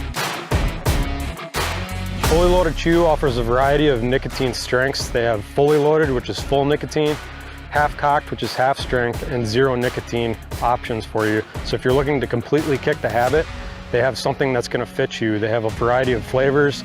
So if you're used to chewing a certain thing, they have something that's going to fit what you're used to also. To sign up for their monthly subscription service or to get your hands on any Fully Loaded Chew product, head to fullyloadedchew.com and grab some.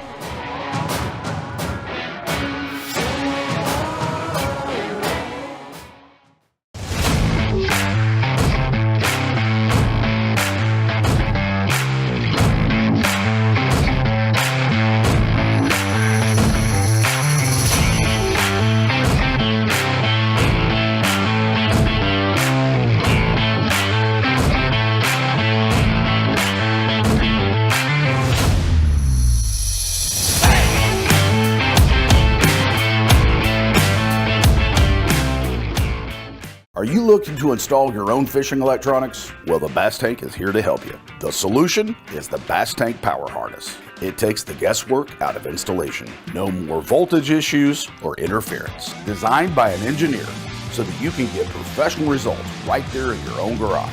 Installation done right with the help of the Bass Tank Power Harness. You can feel confident knowing that your installation was done right. The Bass Tank Power Harness. Give us a call or order yours today at thebasstank.com. There we go. That's a familiar situation, isn't it?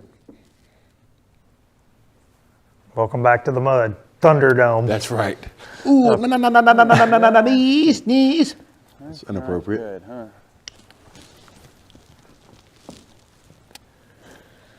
Let's see, what time is it? Certainly. 1 o'clock. All right. Yeah, I think we better get back. And go fish by the ramp. I did have a couple bites there in practice, and it was a part of my 3-day plan. You know, before the tournament, first 2 days got canceled. It was a part of my plan to fish by the ramp, and today it's a part of my backup plan. So my backup plan might be my primary plan. Now, I'm going to go from Carson over to Oklahoma's Sheldon Collings, who got off to a quick start this morning. 2 really good fish. Come on. Utilizing a jerk bait and a 2.8 Kitech swim bait.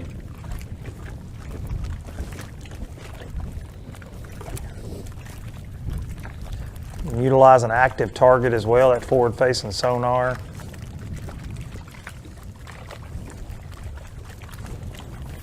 Something he's super confident in.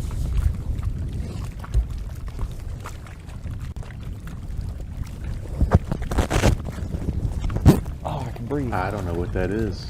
I have no idea. That's some sort of like a Kentucky wasp nest? What is that? It's a wombat trap. Yeah. Not sure. I don't know, man. Man, Is it a washboard? People play a washboard. A lot of bluegrass music up there in Kentucky. Is that a washboard? Y'all start hearing that, do you hear a banjo? You might want to fire up, move to another spot.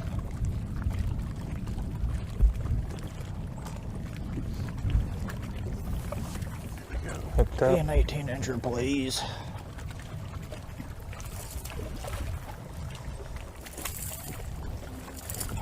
Dude, we could have a bag right now. You hear that? Those smallmouths less than 18 inches, they're still really good quality fish. And he's like, man, I could have had a bag. He's thrown back several. And look at this, just how fat these fish are. I know I'm measuring them.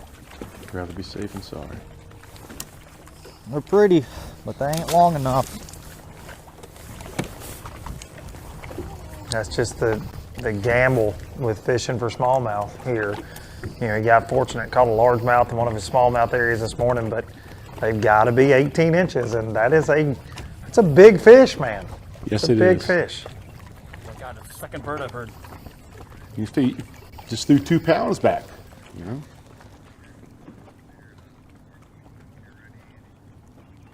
We're gonna head back over from Sheldon to our unofficial leader, Jeff Dobson.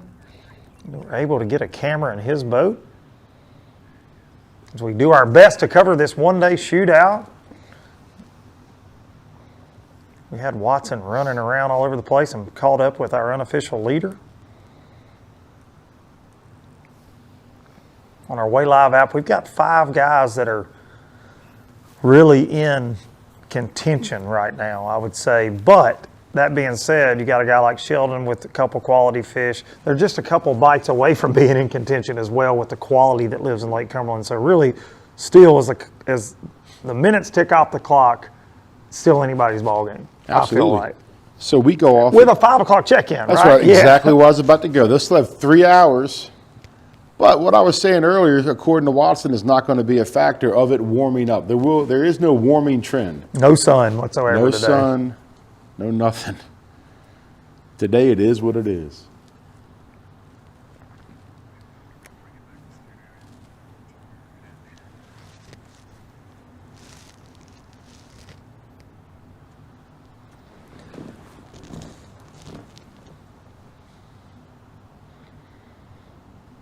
You know, you may have some people tune in and go, man, I'm not watching this. This is slow fishing. This is a grind. Well, this is, for me and for so many anglers out there, this is reality, right? You're not going to catch a bunch of 5-pounders every time you go. You're grateful for every bite you get, especially in the wintertime, man. Especially in the wintertime. It's like a defensive game, a pitching battle. There it is. Major League Baseball, you know. A lot of offense. Not a lot of offense at all.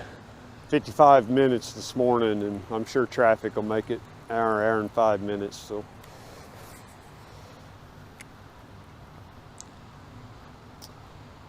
if I catch one more 4-pounder, I'd just go right now. Fat Cat, on that drive back, would you be tempted to swing through a drive-through? Because I think I would. Oh, do you realize who you're talking to right now? I come prepared. I'd have plenty of snacks already. Yeah, but that double quarter pounder, when you're thinking you might have a chance to win, you get in that warm truck. That sounds pretty good to me. And he probably doesn't have microwave geese like you do ready to go, you know? He's from Oklahoma. He probably has better recipes than that. They eat possum out there. Yeah, they're down with everything in Oklahoma. But you think about that, man. Like, this is something they have to. Like, here we go. All day today, I've caught these fish in spurts, and they seem to come in twos, just like when you guys pulled up. I just boom, boom, caught 2, and then I'll go 30, 45 minutes without catching anything, and then boom, I'll catch 2.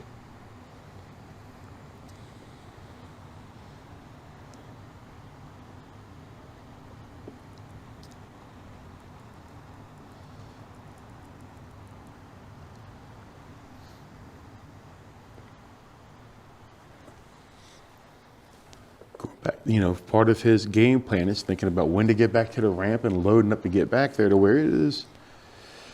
It's a strenuous situation because it's something none of the anglers are used to.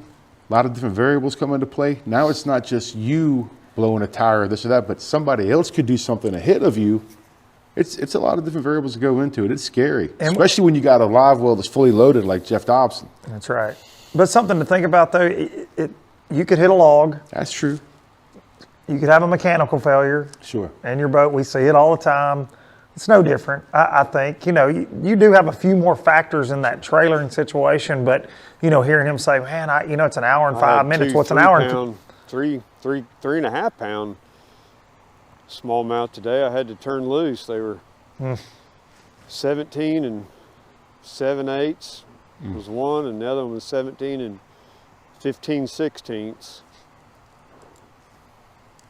He's having a day. He is caught a lot of fish. It's painful.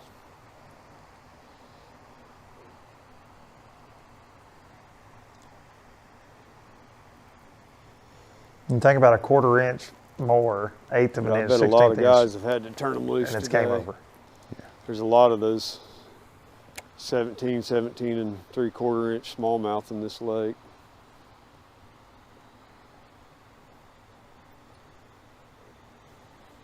£15-pound bag, you got to turn loose. That's hard on a man, especially when the fishing is this tight.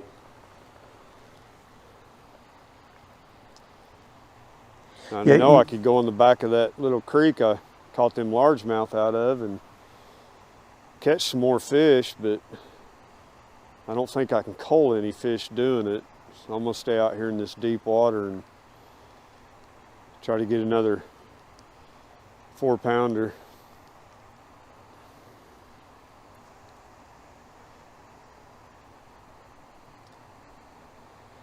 Yeah, you shouldn't be punished for catching 3-pound smallmouth Yeah, in a tournament, right? Like, and it is a regulation, and I get it. But like he's saying, there are hundreds and hundreds and hundreds of those 17 and 3/4 inch smallmouth in this place. It's crazy how many. Well, the good thing is those hundreds are going to eventually turn into That's 18 inches. That's right. You like sure hope so. So close yet so far away. Did he make that up? That was pretty good.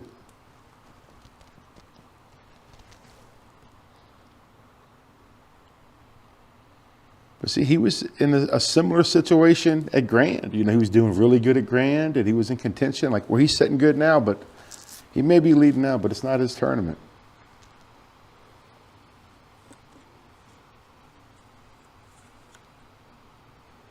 So slow, like you were saying. One thing about this tournament is consistency isn't going to get you anywhere. One day for 50 grand, you got to get to biggins. That's definitely playing into his game plan right here. He said, I could go back to that area and maybe get some more bites, but he said, I got to have a big smallmouth. This is where I think I can do it. If this was day 1 or day 2, he wouldn't be doing this most likely. Multi-day event, he'll take the consistency and roll it into potentially winning after 3 days.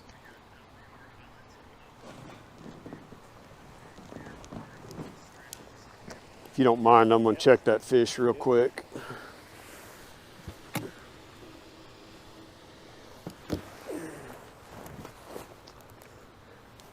Fish care of the utmost importance, and don't have to worry about it a lot in cold water, but if you hook a fish wrong, and Jeff had one he wanted to check on right there, a 1 pound dead fish penalty here at the league. Oh yeah, fish care is paramount at NPFL. That'll get in your mind. Oh yeah, for sure. Thinking about that all day long. Oh, we did last year. We had guys last year that were thinking about that into their game plans of culling fish. Like if it was weak, and do we call it? Because you can't call a dead fish. That's right.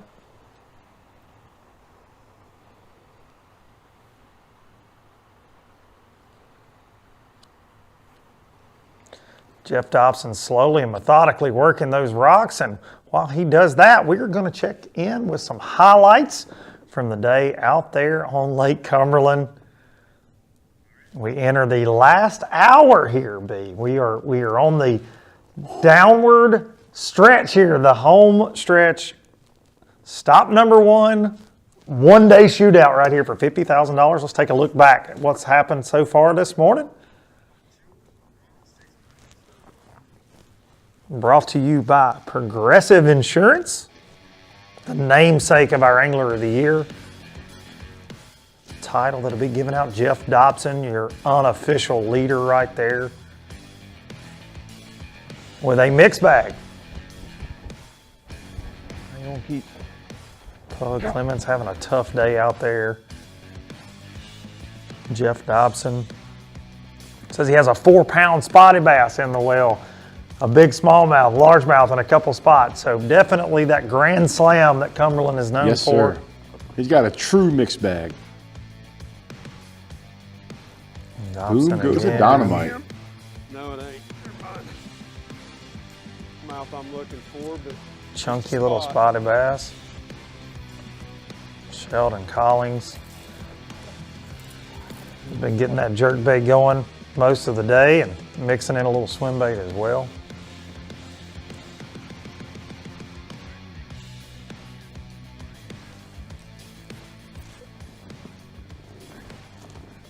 Get a look at this unofficial leaderboard here. Jeff Dobson.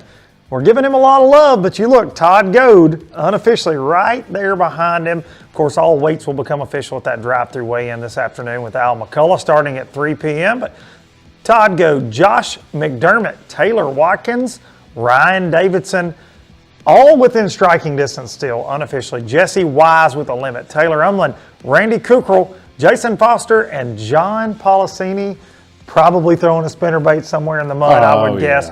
But 6 pounds rounding out your top 10 unofficially, 3 fish for 6 pounds.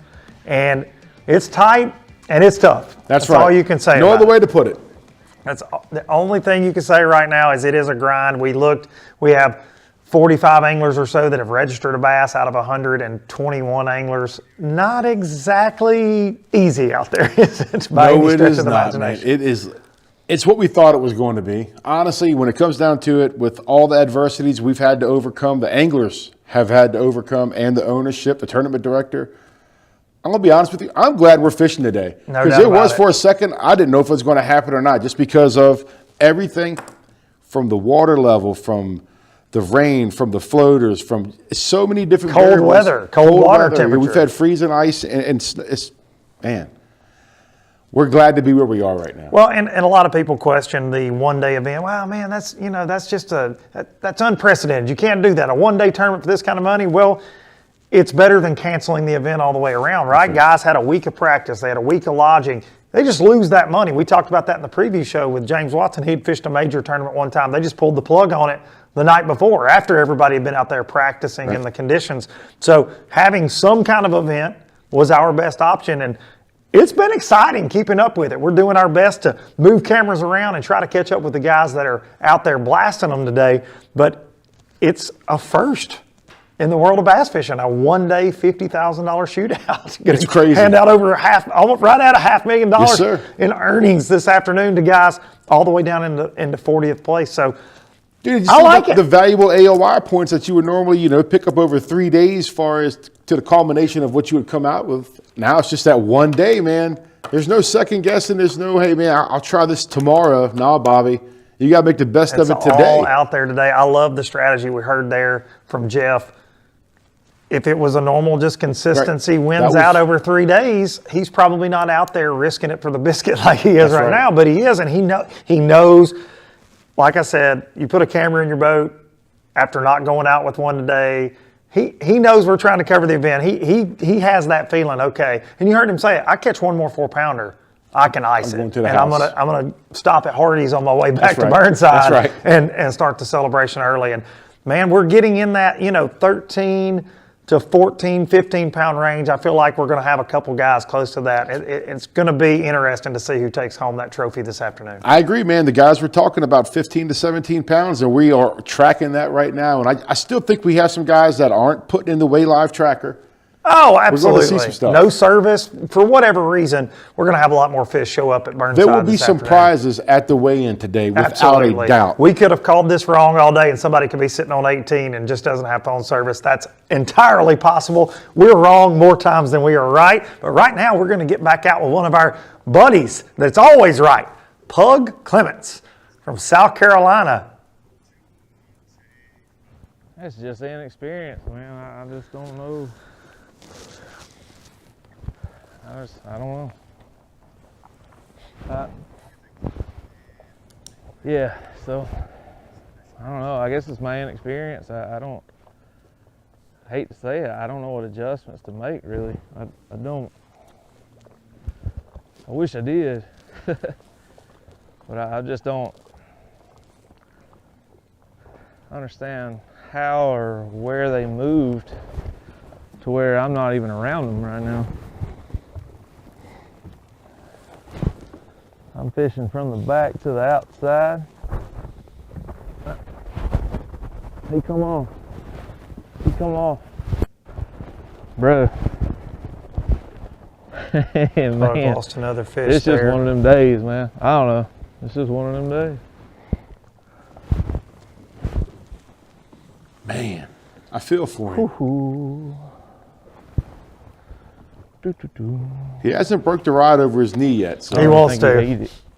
He wants to. Just cross his mind. If that camera wasn't in the boat, we'd... You can feel the frustration. You can hear it in his voice. Other than fish.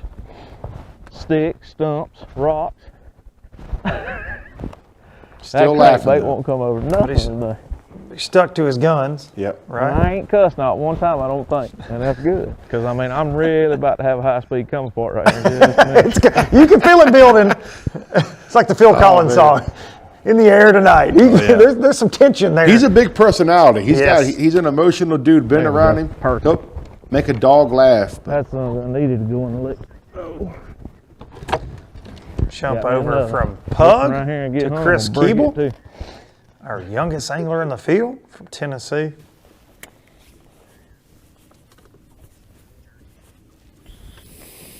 Just keeping that jerkbait rod going all day long. No surprise.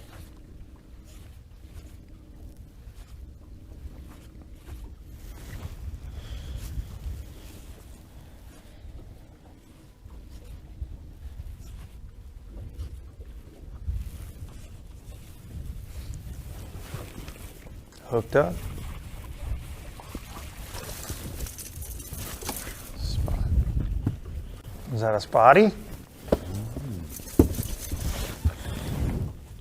That's a spotted dog. He's only got to be 12 inches. Ambitious That's a good thing, because I'm not even sure he's going to make 12. Yeah, right.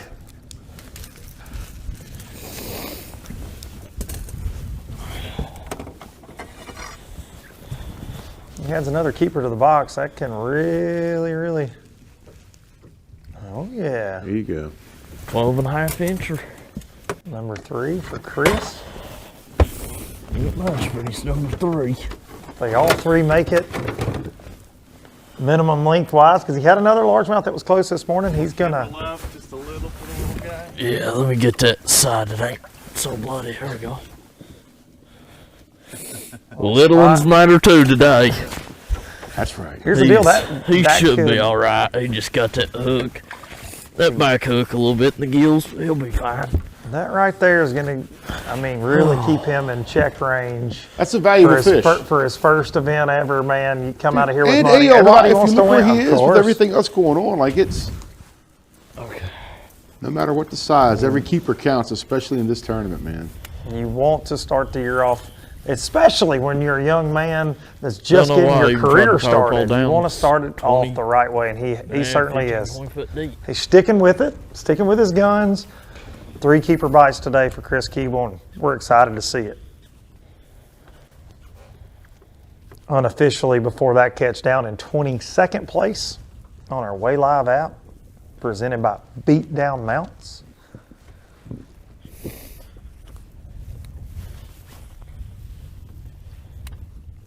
That fish there, he was just old school working it down the bank, not really chasing them on the forward facing sonar. It's one of them late in the day morale boosts. Like, you know he ain't gonna do much, but it's nice to get to set the hook at least one more time. All right, we're going to jump over from Chris to our leader, Jeff Dobson, unofficial leader. Thought he needed a big smallmouth to maybe close this thing out, so he's changed up his area. More main lake focused than he was this morning.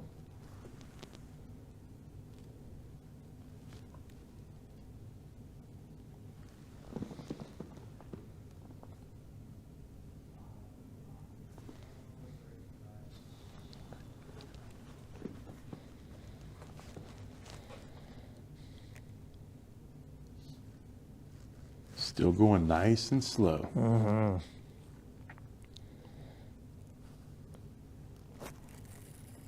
Hooked up. Biggin. Come on. Be a 18-incher. It ain't gonna measure.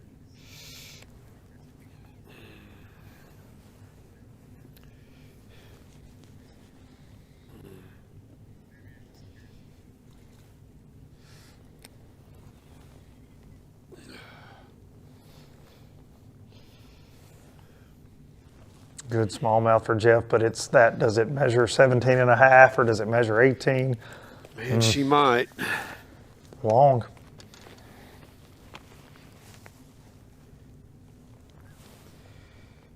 Woo. It's gonna be close. Barely hooked.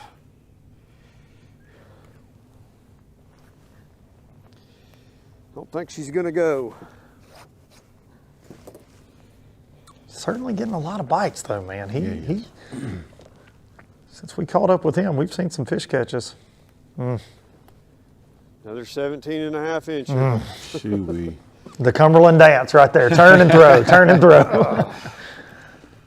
And want to puke every time. You're like, oh, that would have caught him. Because look, that fish is bigger than his smallest 3 he's got, based off what he said. You got to think about that. I mean, it's the same for everybody. It's the same for everybody. But that one actually thumped it. I like it when they do that.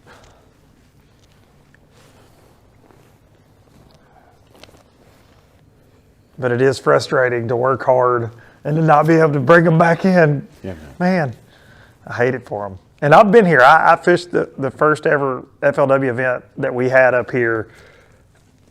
The first day of that event, they really bit for all of us. And the stories of 17 and a half inchers were just overwhelming from everybody. It was crazy how many fish are in this lake. Well, that was a common consensus when I was down in Burnside hanging out with the guys for a few days. That was the topic. It was the 17 3/4, the 17 15 16ths, and you know, everybody's concerned about that. Oh, we lost service there with Jeff a little bit, so back over to BK, Brad Knight. Your angler has to move if he wants to get more camera time. That's their response. But I am recording, so if something big happens. Yeah, hell, I don't care about camera time. I care about catching a damn fish. Here we go, some real talk from Brad Knight. Right. that's the number one goal. Yeah, I'll catch a bass right now. It'll be $10,000. That's a fact. So we're just staying after it. We're trying to get a bite. One bite could be the one that gets you a payday. You never know. You know, really, you catch a good one with big fish paying part of that big bite challenge. And then you get a check. You win like $16,000 on one cast. He's doing something different too. We haven't seen anybody yet fish around any docks or anything like that, have we? Not at all. So you're never out of it on this deal. You can tell a little bit he's in scramble mode, trying to get a bite. I don't, and we haven't been with him all day, obviously, but I don't know if he's caught any short fish. We just haven't seen a lot of action with Brad when we've been with him, and that's frustrating, man. He had a solid game plan coming in. He was only going to swing for the win, right? Like he's going to run those run-ins, and then when he discovered the run-ins were not what he had hoped and thought that they would be, we've seen him doing a lot of different things and really just not fishing comfortable, you can tell. By the way, you know, knowing Brad and what he's confident in, he's not done that in a while. Started out the day fishing his strengths, but it's really just trying to get bit. And look, you don't want a zero. That's right. And it's a very, very real possibility on this lake right now. And nobody wants to start the year with a goose egg, especially in a one-day event, right? It's winner take all.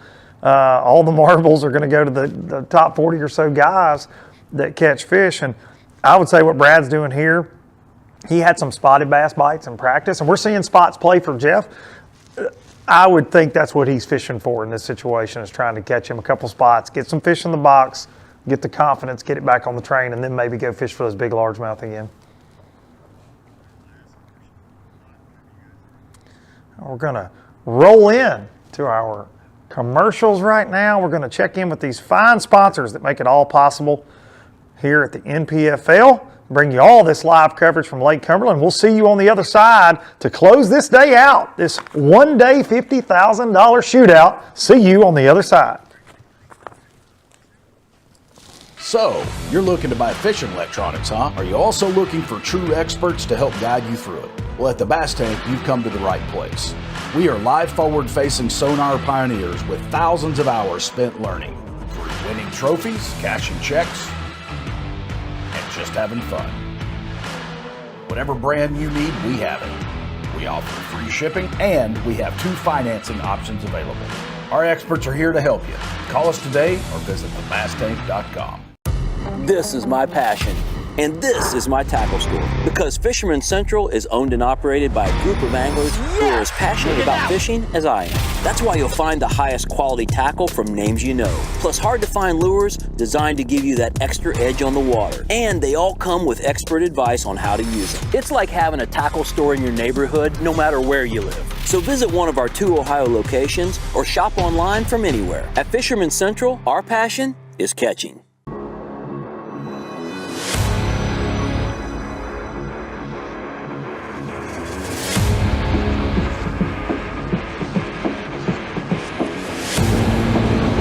I'm Doug Chapin, and this is how I fish fully loaded.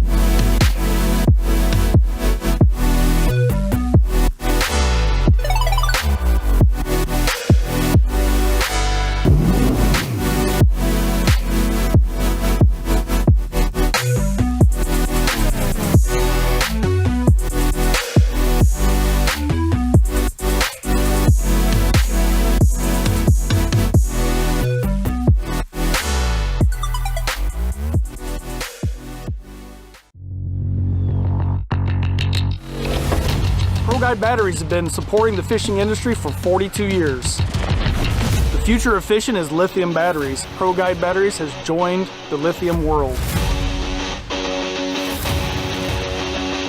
Get all-day reliability with lithium Pro Guide batteries.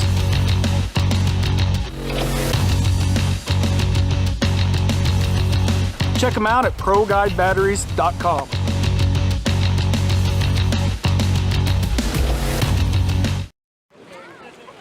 All right, guys, no insurance talk on beach day. I'm down. Yes, please. Don't get me wrong, I love my RV, but insuring it is such a hassle. Same with my boat. The insurance bills are through the roof. Be cool. I wish I could group my insurance stuff. Like the house, the car, the RV. Like a cluster, an insurance cluster. Yeah, I doubt that exists. It's a bundle! It's a bundle and it saves you money! Hi, I'm Will from Progressive and I couldn't help it over here. Super fun beach day, everybody. Welcome back to Lake Cumberland, our unofficial leader, Jeff Dobson. It kind of makes stuff go backwards. Come on, right there, right there. Come on.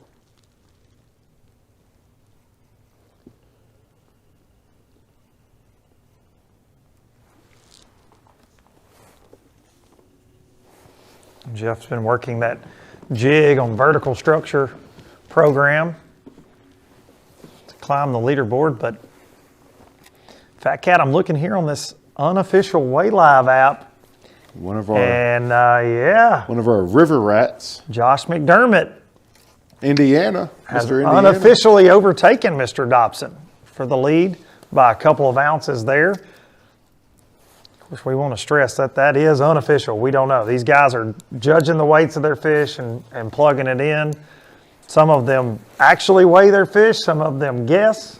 So you never know. But Josh McDermott, we have 3 guys in that 13-plus pound range right now within ounces of each other. Todd Goat, who we were with for a long time this morning, he was our unofficial leader for a very long time. He is in that 13-pound range as well, fishing a similar program to Jeff.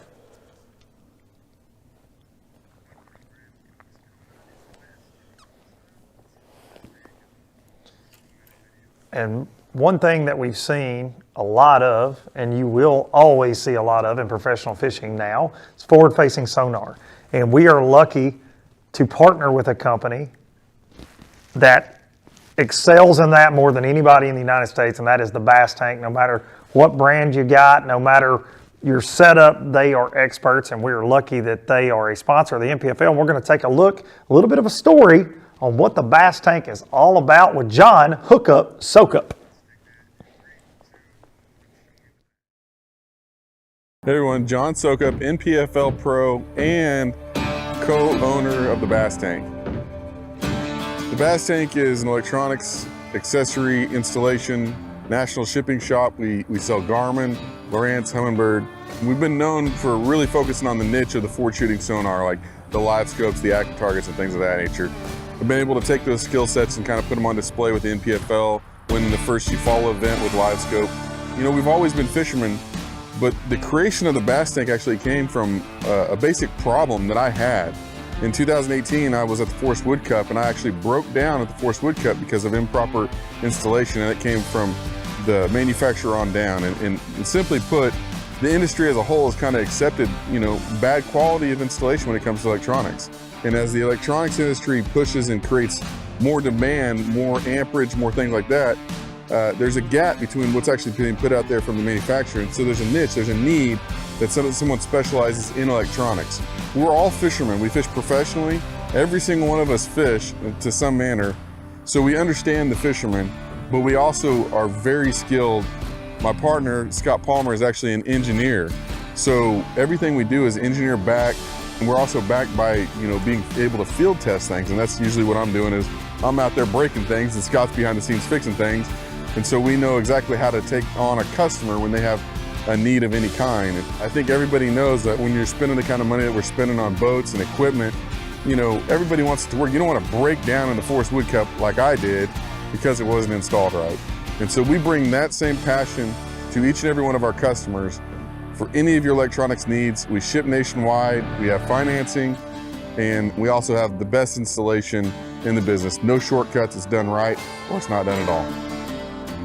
So you can find us at thebasstank.com. You can call us, 918-509-7864. You can find us on all social media platforms, Facebook, Instagram, YouTube.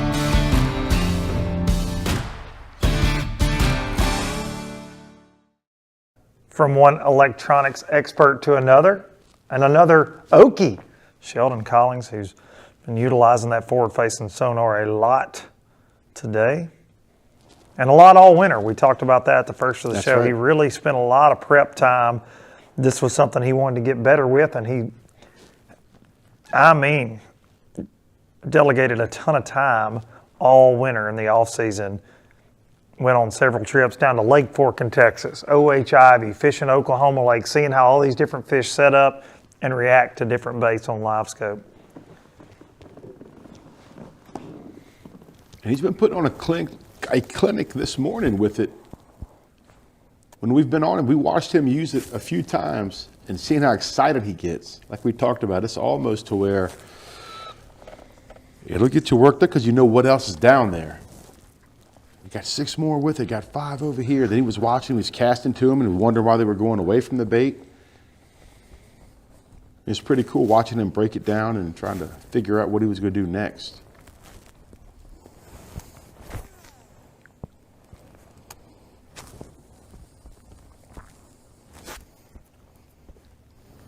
And just because you see them don't mean they're going to bite, right? That's right. I mean,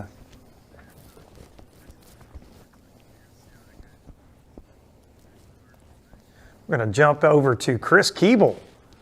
Young man that has kept that jerk bait locked in all day long. Last time we checked in with him, sitting on Tournament 3 keepers. day, only keepers I have are greenfish. Same areas, a lot of the same exact points and everything, same baits. Shows you how things change and how quickly they change. Really thought he was going to be weighing in smallmouth. Yep.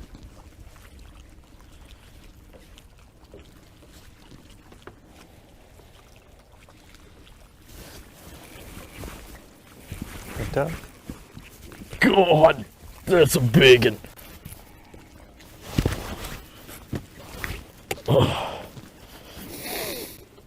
I don't know what this is, but it is big or it is foul hooked.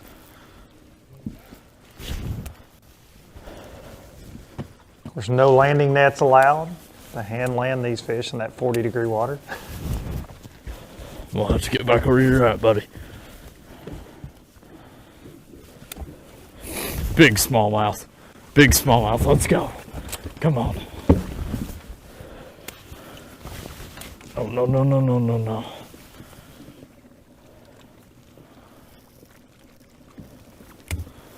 Smallmouth have to be 18 inches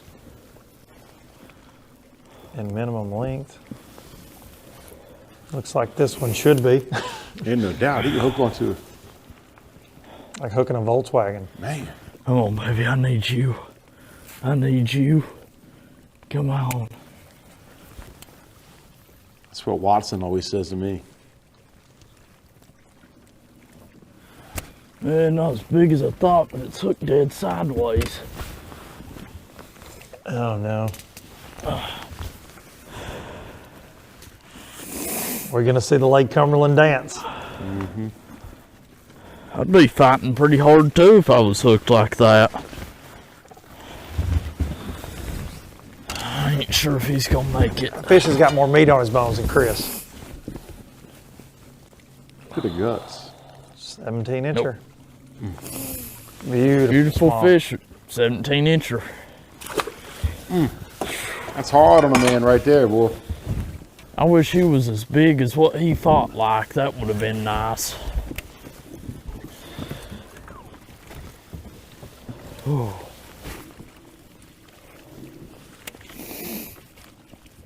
It's mixed emotions, right? You're catching them, but it's not the right size, and it's just, you're torn. But it's a crapshoot. How do you pattern 18 inchers? You know what I mean? Like, you just got to get fortunate. First time all week, too, that I've had one come up hooked like that. And it's been down their throats all week long. Almost seems like today, from those other smallmouth that I caught, too, almost seems like they're just swiping at it, and I don't know if it has something to do with the cold front coming through, and they're trying to just come up and swipe at it and kill it, and just kind of knock that bait down, because of course, I mean, you're imitating bait fish here. I don't know if they're trying to just knock it down where they can eat it off the bottom, or if it's just they're being that finicky. But of course, this jerkbait, as slow as I'm working it, things are sitting up there just twitching above their heads. And smallmouth are such sight feeders. Plus, I don't like things sitting there just annoying them. So I don't know if they're just hitting it to kill it, try and get rid of it, or if they're wanting it down there on the bottom to go down there and eat it later. It's like they're not eating it the way that they have been all week.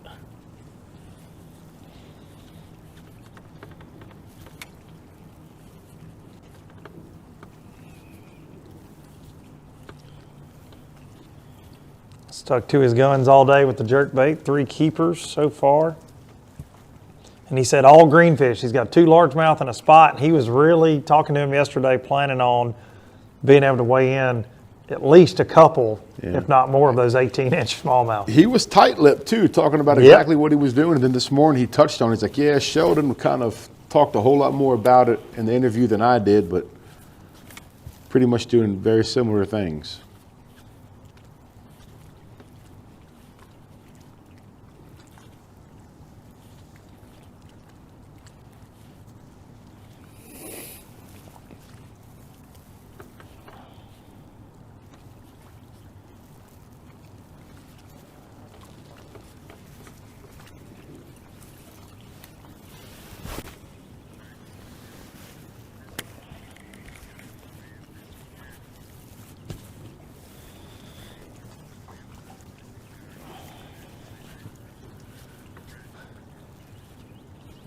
I'm going to jump over from Chris as he's inching up on that weigh-in time. He's going to have to start heading back here pretty quick, and we're going to jump over to Sheldon Collings. Sheldon, one of our later flight anglers that we're covering today. Unofficially in 9th place with 4 keepers. Saw him catch 2 really good fish, a solid 19-inch smallmouth and another really nice largemouth this morning. He's added 2 keepers since then. I believe are both spotted bass. Yeah, we changed it up too. The smallmouth come on a smaller swim bait, then that largemouth come on a jerk bait. We got them 2 smaller ones. Man, he's fishing slow. I'm watching that. I'm watching the graph.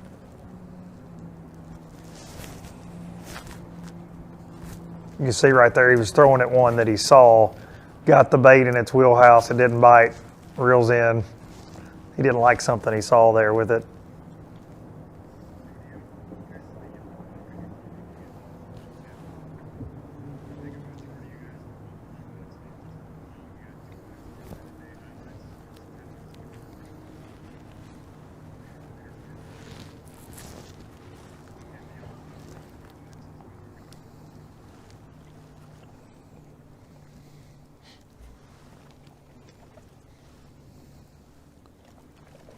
See, he paused it. He did a little shaky. Like you said, he's watching that graph. He's not watching anything else but that graph. Just trying to give them what they want, right? Just trying to get them fired up.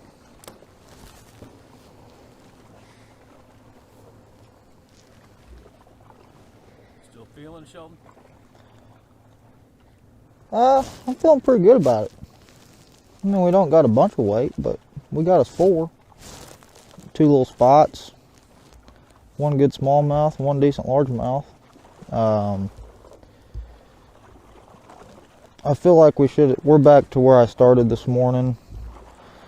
Just down here in Indian Creek, there's one arm in here that there's a lot of life. There's a lot of fish moving around in here. That's where I started this morning. They're biting pretty good. I caught 2 real quick. Then we left, and I just wanted to check out some other stuff that I found in practice. Try to catch a couple big smallmouth, and it just didn't work out. Caught probably 5 or 6 17 to 17 3/4 inch smallmouth that I couldn't keep. But I fished clean so far. I ain't missed nothing. Well, I mean, I've had a couple nip at my jerk bait, but we'll just keep plucking away. We got about another hour and a half or so of fishing time. So I just need one more decent bite, and I'll feel really good about it. I know it's tough. But I think they're biting better today than they have the rest of the week. I mean, I haven't caught a lot of fish, a lot of keepers, but I mean, they seem to be biting a lot better. And I don't know if it's because the water came up and they can actually set up on the shelf rock type stuff instead of the just gravel banks. That, and then I did notice the water temp dropped about 4 degrees down here, down by the dam. It's been in the 50s, like 52 to 54 all week. And now it's 48, 49. So that could be another reason why they're biting. But we'll keep plucking away at them, try to get a couple more good bites.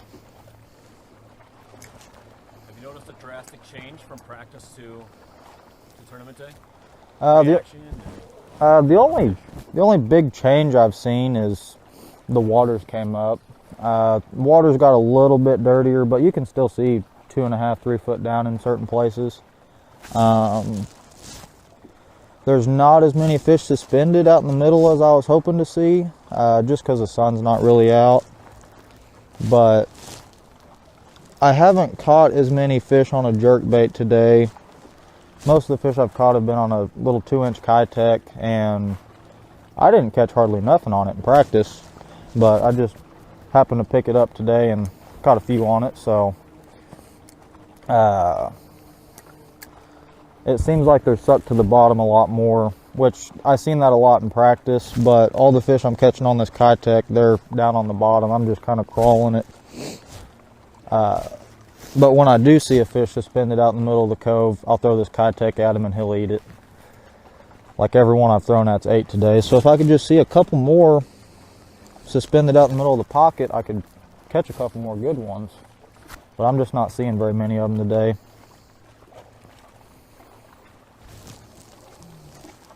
Heard that from a lot of guys in practice. They're really, John Sokup told us that before the tournament. A lot of them are sucked down to the rocks and you really couldn't see them with the electronics like you wanted to. Get them up, get them moving around, suspended or feeding, that you could get after with that forward-facing sonar. Sheldon not seeing as many fish today as he expected. But 4 in the box, and I'm going to go out on a limb and say a guaranteed paycheck. Oh yeah. At this point in the day, from what we're he's sitting seeing. pretty. He's sitting in the top 15. Unofficially, he's right ninth outside of the top place. 10. Our man Jeff Barth unofficially jumping up there to 10th place. Wisconsin angler. Yeah, I got Sheldon sitting in 9th.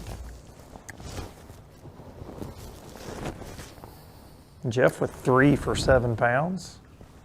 Craig Burwell. Another guy that was confident coming in. Well, the smallmouth background that he has, and he's a finesse guy. 3 for 7.5.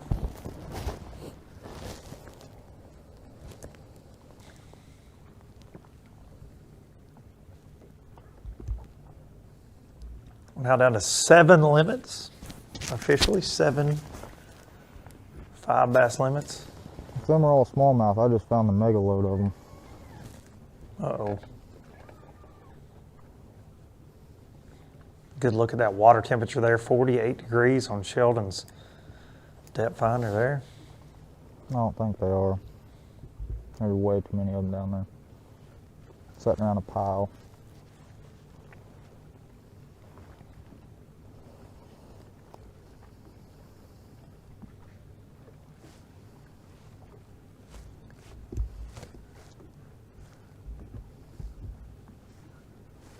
They're all coming out after it. Well, they might be smallmouth. Oh my gosh. They're everywhere. Uh-oh.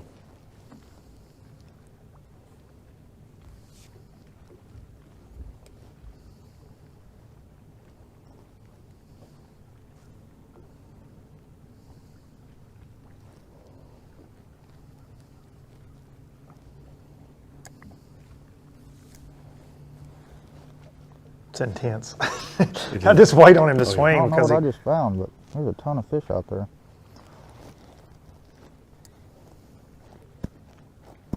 One of you be a big one, please. There's a big brush pile out there. I seen fish on it in practice, but I couldn't get them to bite. And I just threw this Kitech over them. And like 15 of them came out of the pile and looked at it, and none of them made it.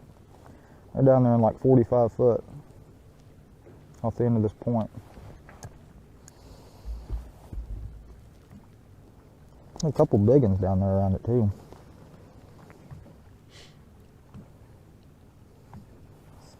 Yep, here comes one right now. Just someone eat it, please. Yeah, the whole school is on my swim bait right now. Jeez.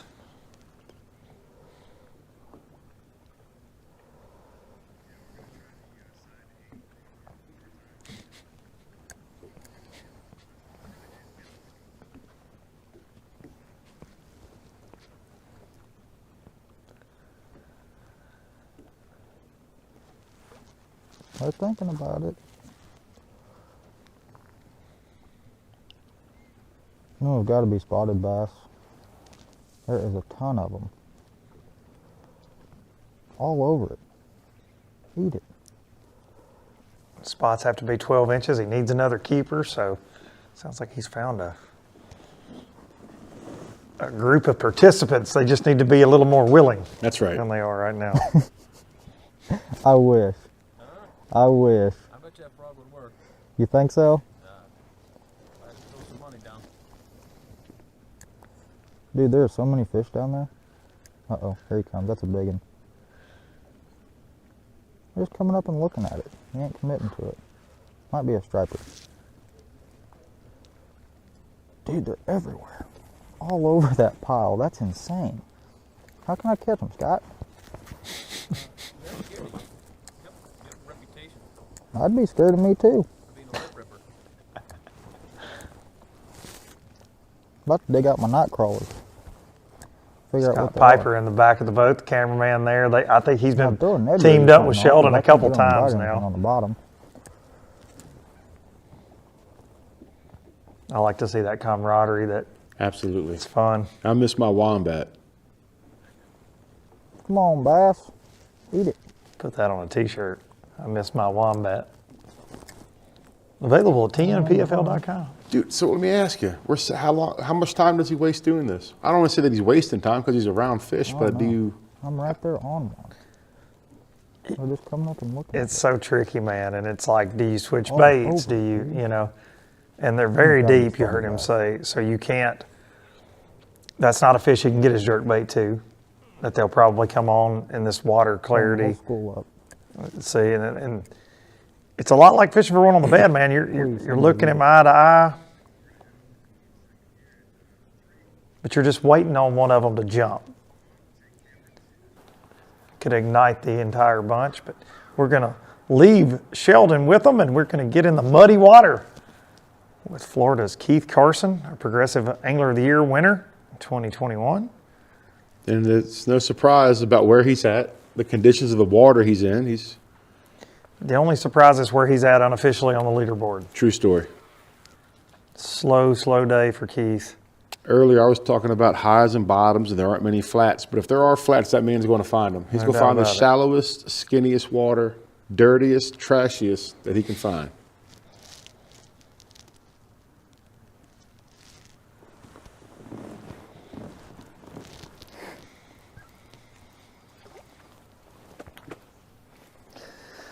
All right, just made a run. I am back up by Burnside now. And still trying to work on getting that first one. I had some bites here in practice, and yeah, water's pretty dirty, but I like the stick-ups up here. So I'm gonna fish these and just kind of drag this crash crawl around and see if we can't get one to eat.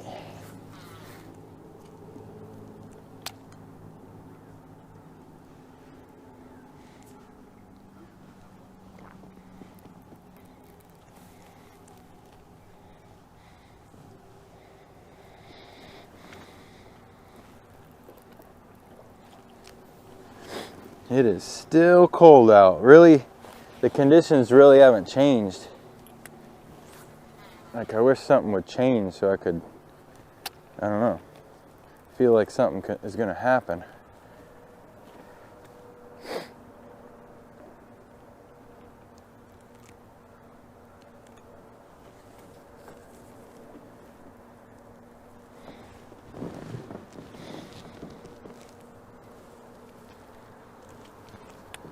What's that water temp say?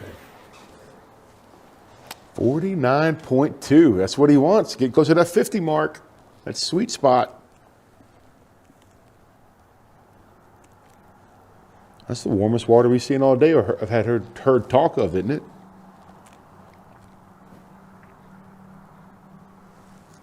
Keith really anticipated some of his little creeks he was planning on catching. Most of his fish, that they would be in the 50s with the warm rain. That was kind of his estimate, and it's been polar opposite of that. I'm gonna go from Carson back over to Pug Clements.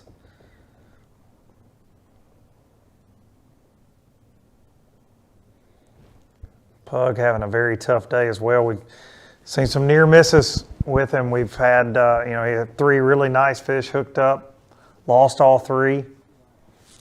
No keepers in the boat yet for Pug. And we saw a taste of kind of what he's dealing with Chris Keeble as far as that. Keep coming to me. I want to catch one for him so bad. The fish not committing, swiping at it. And I think that's what Pug's been dealing with today. I almost did it a while ago. Golly, that hurt something awful.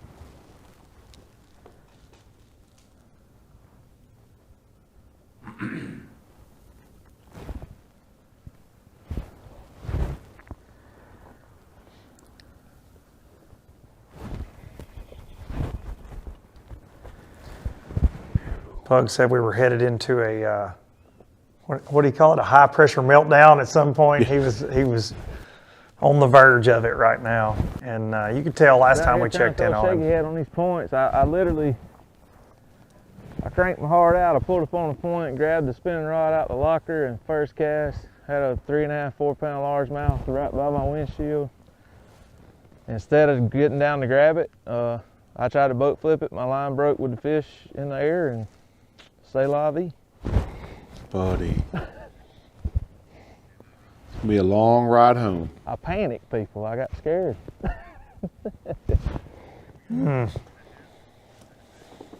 That's brutal. Yeah, man. Hate to hear it.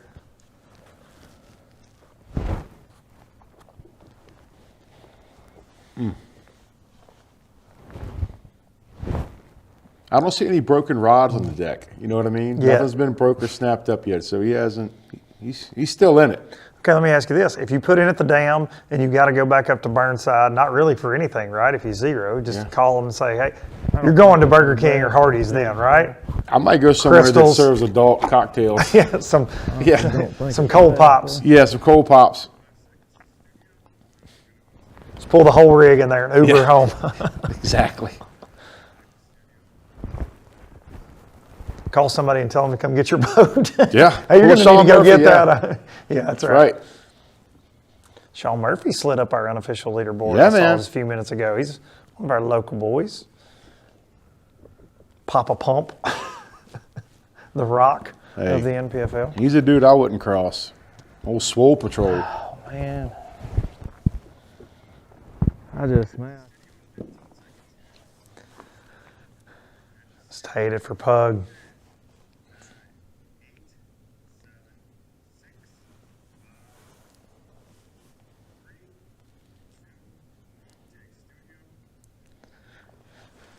Hard to watch right there for him and hear that story of losing a big largemouth at the console. Mental error, should have grabbed it light line, 3.5 to 4 pound largemouth. It's kind of in the story of Pug's That's the day. hard part. Now, if it gets off at the boat, even if it so what? But when you, there's no getting out of it. You got to take the blame, and that's a hard one to eat, dude. Especially in this situation, because that fish right there could have made him money.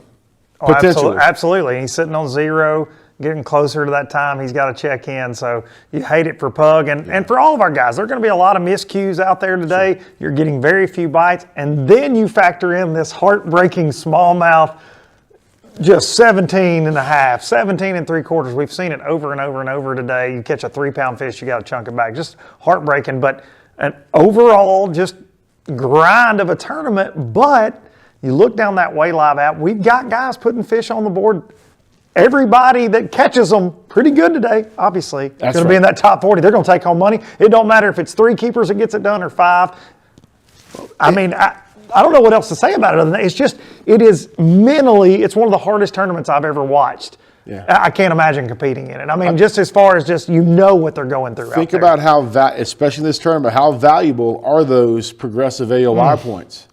It's everything, right? Because this could be, this tournament's definitely going to play a big part in the AOI championship. Given the wild card of this one-day event, it really is. It's going to change the complexion of the entire year. It got the year started off on a wild note, and we hope that we don't have any more crazy weather this year. That's never a given, though, right? I mean, we're fishing places like Sandusky, Lake Erie, big winds. Could we see more cancellations? We're going up to Saginaw Bay.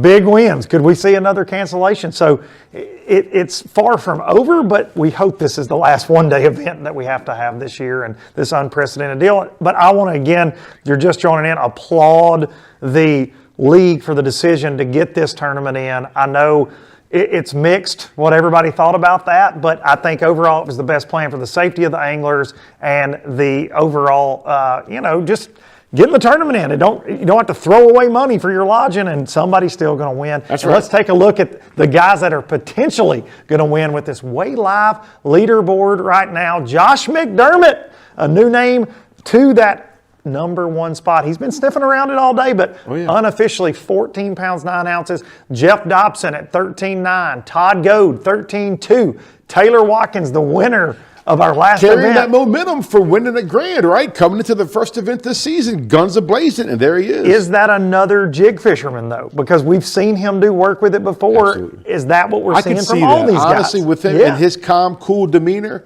I could definitely see that jig playing a role in what he's doing Without today. a doubt. Taylor Watkins, Jesse Wise, who's had a limit early this morning, looked like spotted bass based on the weight, but has culled up a couple times in that 11-pound range, almost 12, to get in that top 5. Ryan Davidson, Taylor Humlin, Craig Burwell, a guy we talked with on the previous show that was feeling confident, has 3 fish for 7 pounds. Doing pretty good today. Sheldon Collings, and rounding out the top 10. The fireman. Man, Jeff Bart, the bear wrestler. Yeah, the bear wrestler. That's all you can say. This man actually wrestled a grizzly bear at one point. Back in '87, he did. You can find that online. You're going to want to go check that out. It's an interesting video, but Jeff Barth was very confident going in this as well. I talked to Jeff on the ride up to the studio, and he was saying, I'm going to hoist that dadgum trophy this week. He was telling me that. So very cool to see Jeff in the unofficial top 10, to say the least.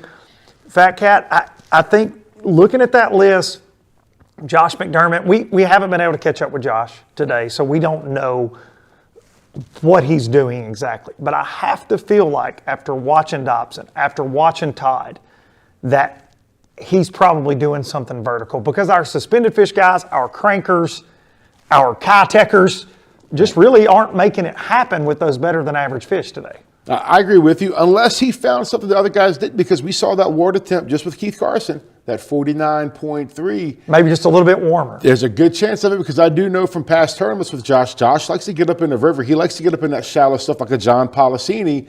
So he could be on the upper end of the lake. It's hard to tell with that guy. It really is. And I want to jump to Craig Burwell. He said something in the interview. We interviewed him. There's a reason he is where he is in the standings. His home lake, his home body of water. Do you know what he fishes a lot? Smallmouth. Ohio River. Oh, okay. Yeah. So, that's right. yeah, I mean. He's a Lake Erie guy as well, but that's Ohio as tough River, as it they gets. don't catch a whole lot. You know what I mean? That is one of the toughest fisheries in the country. Yeah. I mean, 3-day, the classic, 3 days, 13 pounds. Yeah. So he's used to fishing that. There's no surprise why he's doing well this tournament. If you get 5 bites today, most likely it's looking like you're going to end up in the top 10. Now, we want to say, as always, very unofficial. A lot of our guys haven't had phone service today. We've had connectivity issues with cameras because of that. This lake is super spread out. We haven't been able to check in with everybody. So all of this could be thrown out the window when we get up there to the drive-through weigh-in with Al McCullough. It's going to start around 3 p.m. and there's going to be some fireworks. There's going to be somebody very, very happy at the end of that to hoist that trophy and take home 50 grand. We're going to see surprises. Like we've talked about with the Way Live tracker. A lot of the guys, they're putting the beat down on them now, but they're not putting them in like service issues, guys not familiar with the software and how to put their weights in and things of that nature. So I really think at the weigh-in today, we're going to see if I can get the words out of my mouth, that would be a surprise, wouldn't it? If I could actually enunciate the correct way and get a full sentence out, that would be a surprise. What I'm trying to say is pay attention to the weigh-in, because you're going to see things happen at the weigh-in that the Way Live tracker is not letting you know And keep in mind, as we go off the air here in just a few minutes, there's still a lot of fishing left. We go off at 2 p.m. and last flight checks in at 5. There's a lot of things can happen with all of this. We just want to bring you the best coverage we can, and we tried that today out there chasing these guys around. Key word is we tried. We tried, yeah. It's very difficult. We were, we had to pick 5 guys, and then we tried to shuffle cameras around and track them down all day long, and to the best of our abilities. We appreciate each and every one of you hanging with us and watching today. Don't forget, we got 5 more events this year, and we are going to some fantastic fisheries. It's a shame that Cumberland didn't get to show us its full potential today. Which one are you the most excited about? Man, in my heart, because I love this lake so much, Lake Hartwell. Yeah. I'm looking forward to that one. But really, I think from an interest standpoint, because there's never really been a professional event there, Saginaw Bay. That's the one I'm so excited for that one, because they have giant smallmouth and giant largemouth. Very cool program could come into play to win the 50 grand up there. That's probably the one I was going to pick too, just because there's not a whole lot of big trails have not been there. That's right. A whole lot. We're kind of hopefully do something there like we did at Texarkana with Wright Patman. So Saginaw. That's right. Show off a different there area. We go, man. That's what I'm looking forward to as well. But really, man, it's just like last year. I applaud the NPFL for the schedule, going to some different lakes at different times. Sure, it's a risk going to Cumberland in February. Yes. But if you don't hit these crazy weather conditions, we were going to see a lot of big smallmouth. That water clarity certainly impacted that. But Hartwell, we're going to Lake Erie, Sandusky. You're going to have a lot of strategy involved there. Are you running to St. Clair? Are you running way out in the lake? Are you going to fish the bay for largemouth? And then when we wind up the year down there at Toho, Watts Bar right up the road, Brad Knight, at Chris Keeble, their home lake. There's some really interesting fisheries on the schedule this year, to say the very least. Oh, I'm looking forward to it. Like you said, with Watts Bar, that was a place that I went to probably in 2015, and I suggested that they drain it, fill it with gas, and set it on fire. Just because I was no good. I had no good, but I've heard nothing but good stuff. Was fortunate enough to go back and fish and learn to love that place, because it ate me alive the first couple of times. It's so fishy looking, but if you don't know what you're doing, you're not going to catch them. It's the next lake up from Chickamauga, which gets all the glory right on the Tennessee River. But Watts Bar is a little hidden gem, and I look forward to getting there in May. So lots of tournaments to go this year. We appreciate y'all paying attention to us, keeping up with this unprecedented Showdown Saturday shootout for $50,000. B, I've loved having you in studio, dude. Huge shout out to our man, James Watson. I mean, you've been killing it, buddy. I appreciate you, dude. I will say one thing. We have done something for any other major trails or any trail in general that was thinking about coming to Lake Cumberland this time of year. We did the homework for you guys, and maybe you want to reconsider, you know. Wait till April, maybe. Maybe a little bit longer. Hindsight's 2020, though, always, and it's a fantastic fishery. Considering everything we've went through, it has been a wonderful event. Like, everything has worked a whole lot better than what I thought it was going to, and I'll say it again, like I said before, I didn't think we were going to make day 3, so I'm glad we made it. No doubt about it. You're going to want to make sure to tune in to that drive-through weigh-in with Mr. Boom himself, Al McCullough. See who takes home a shield. See who takes home $50,000. We appreciate each and every one of you. And there's one thing that's certain. In April, we're going to see y'all at Lake Hartwell.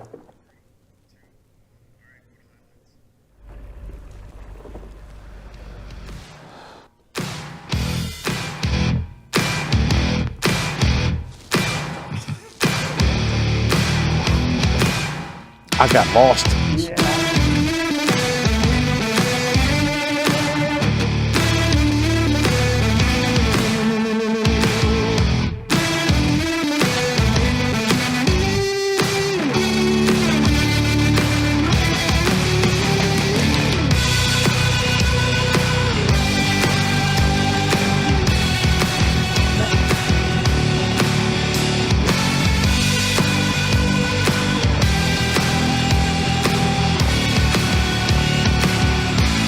Fuck that.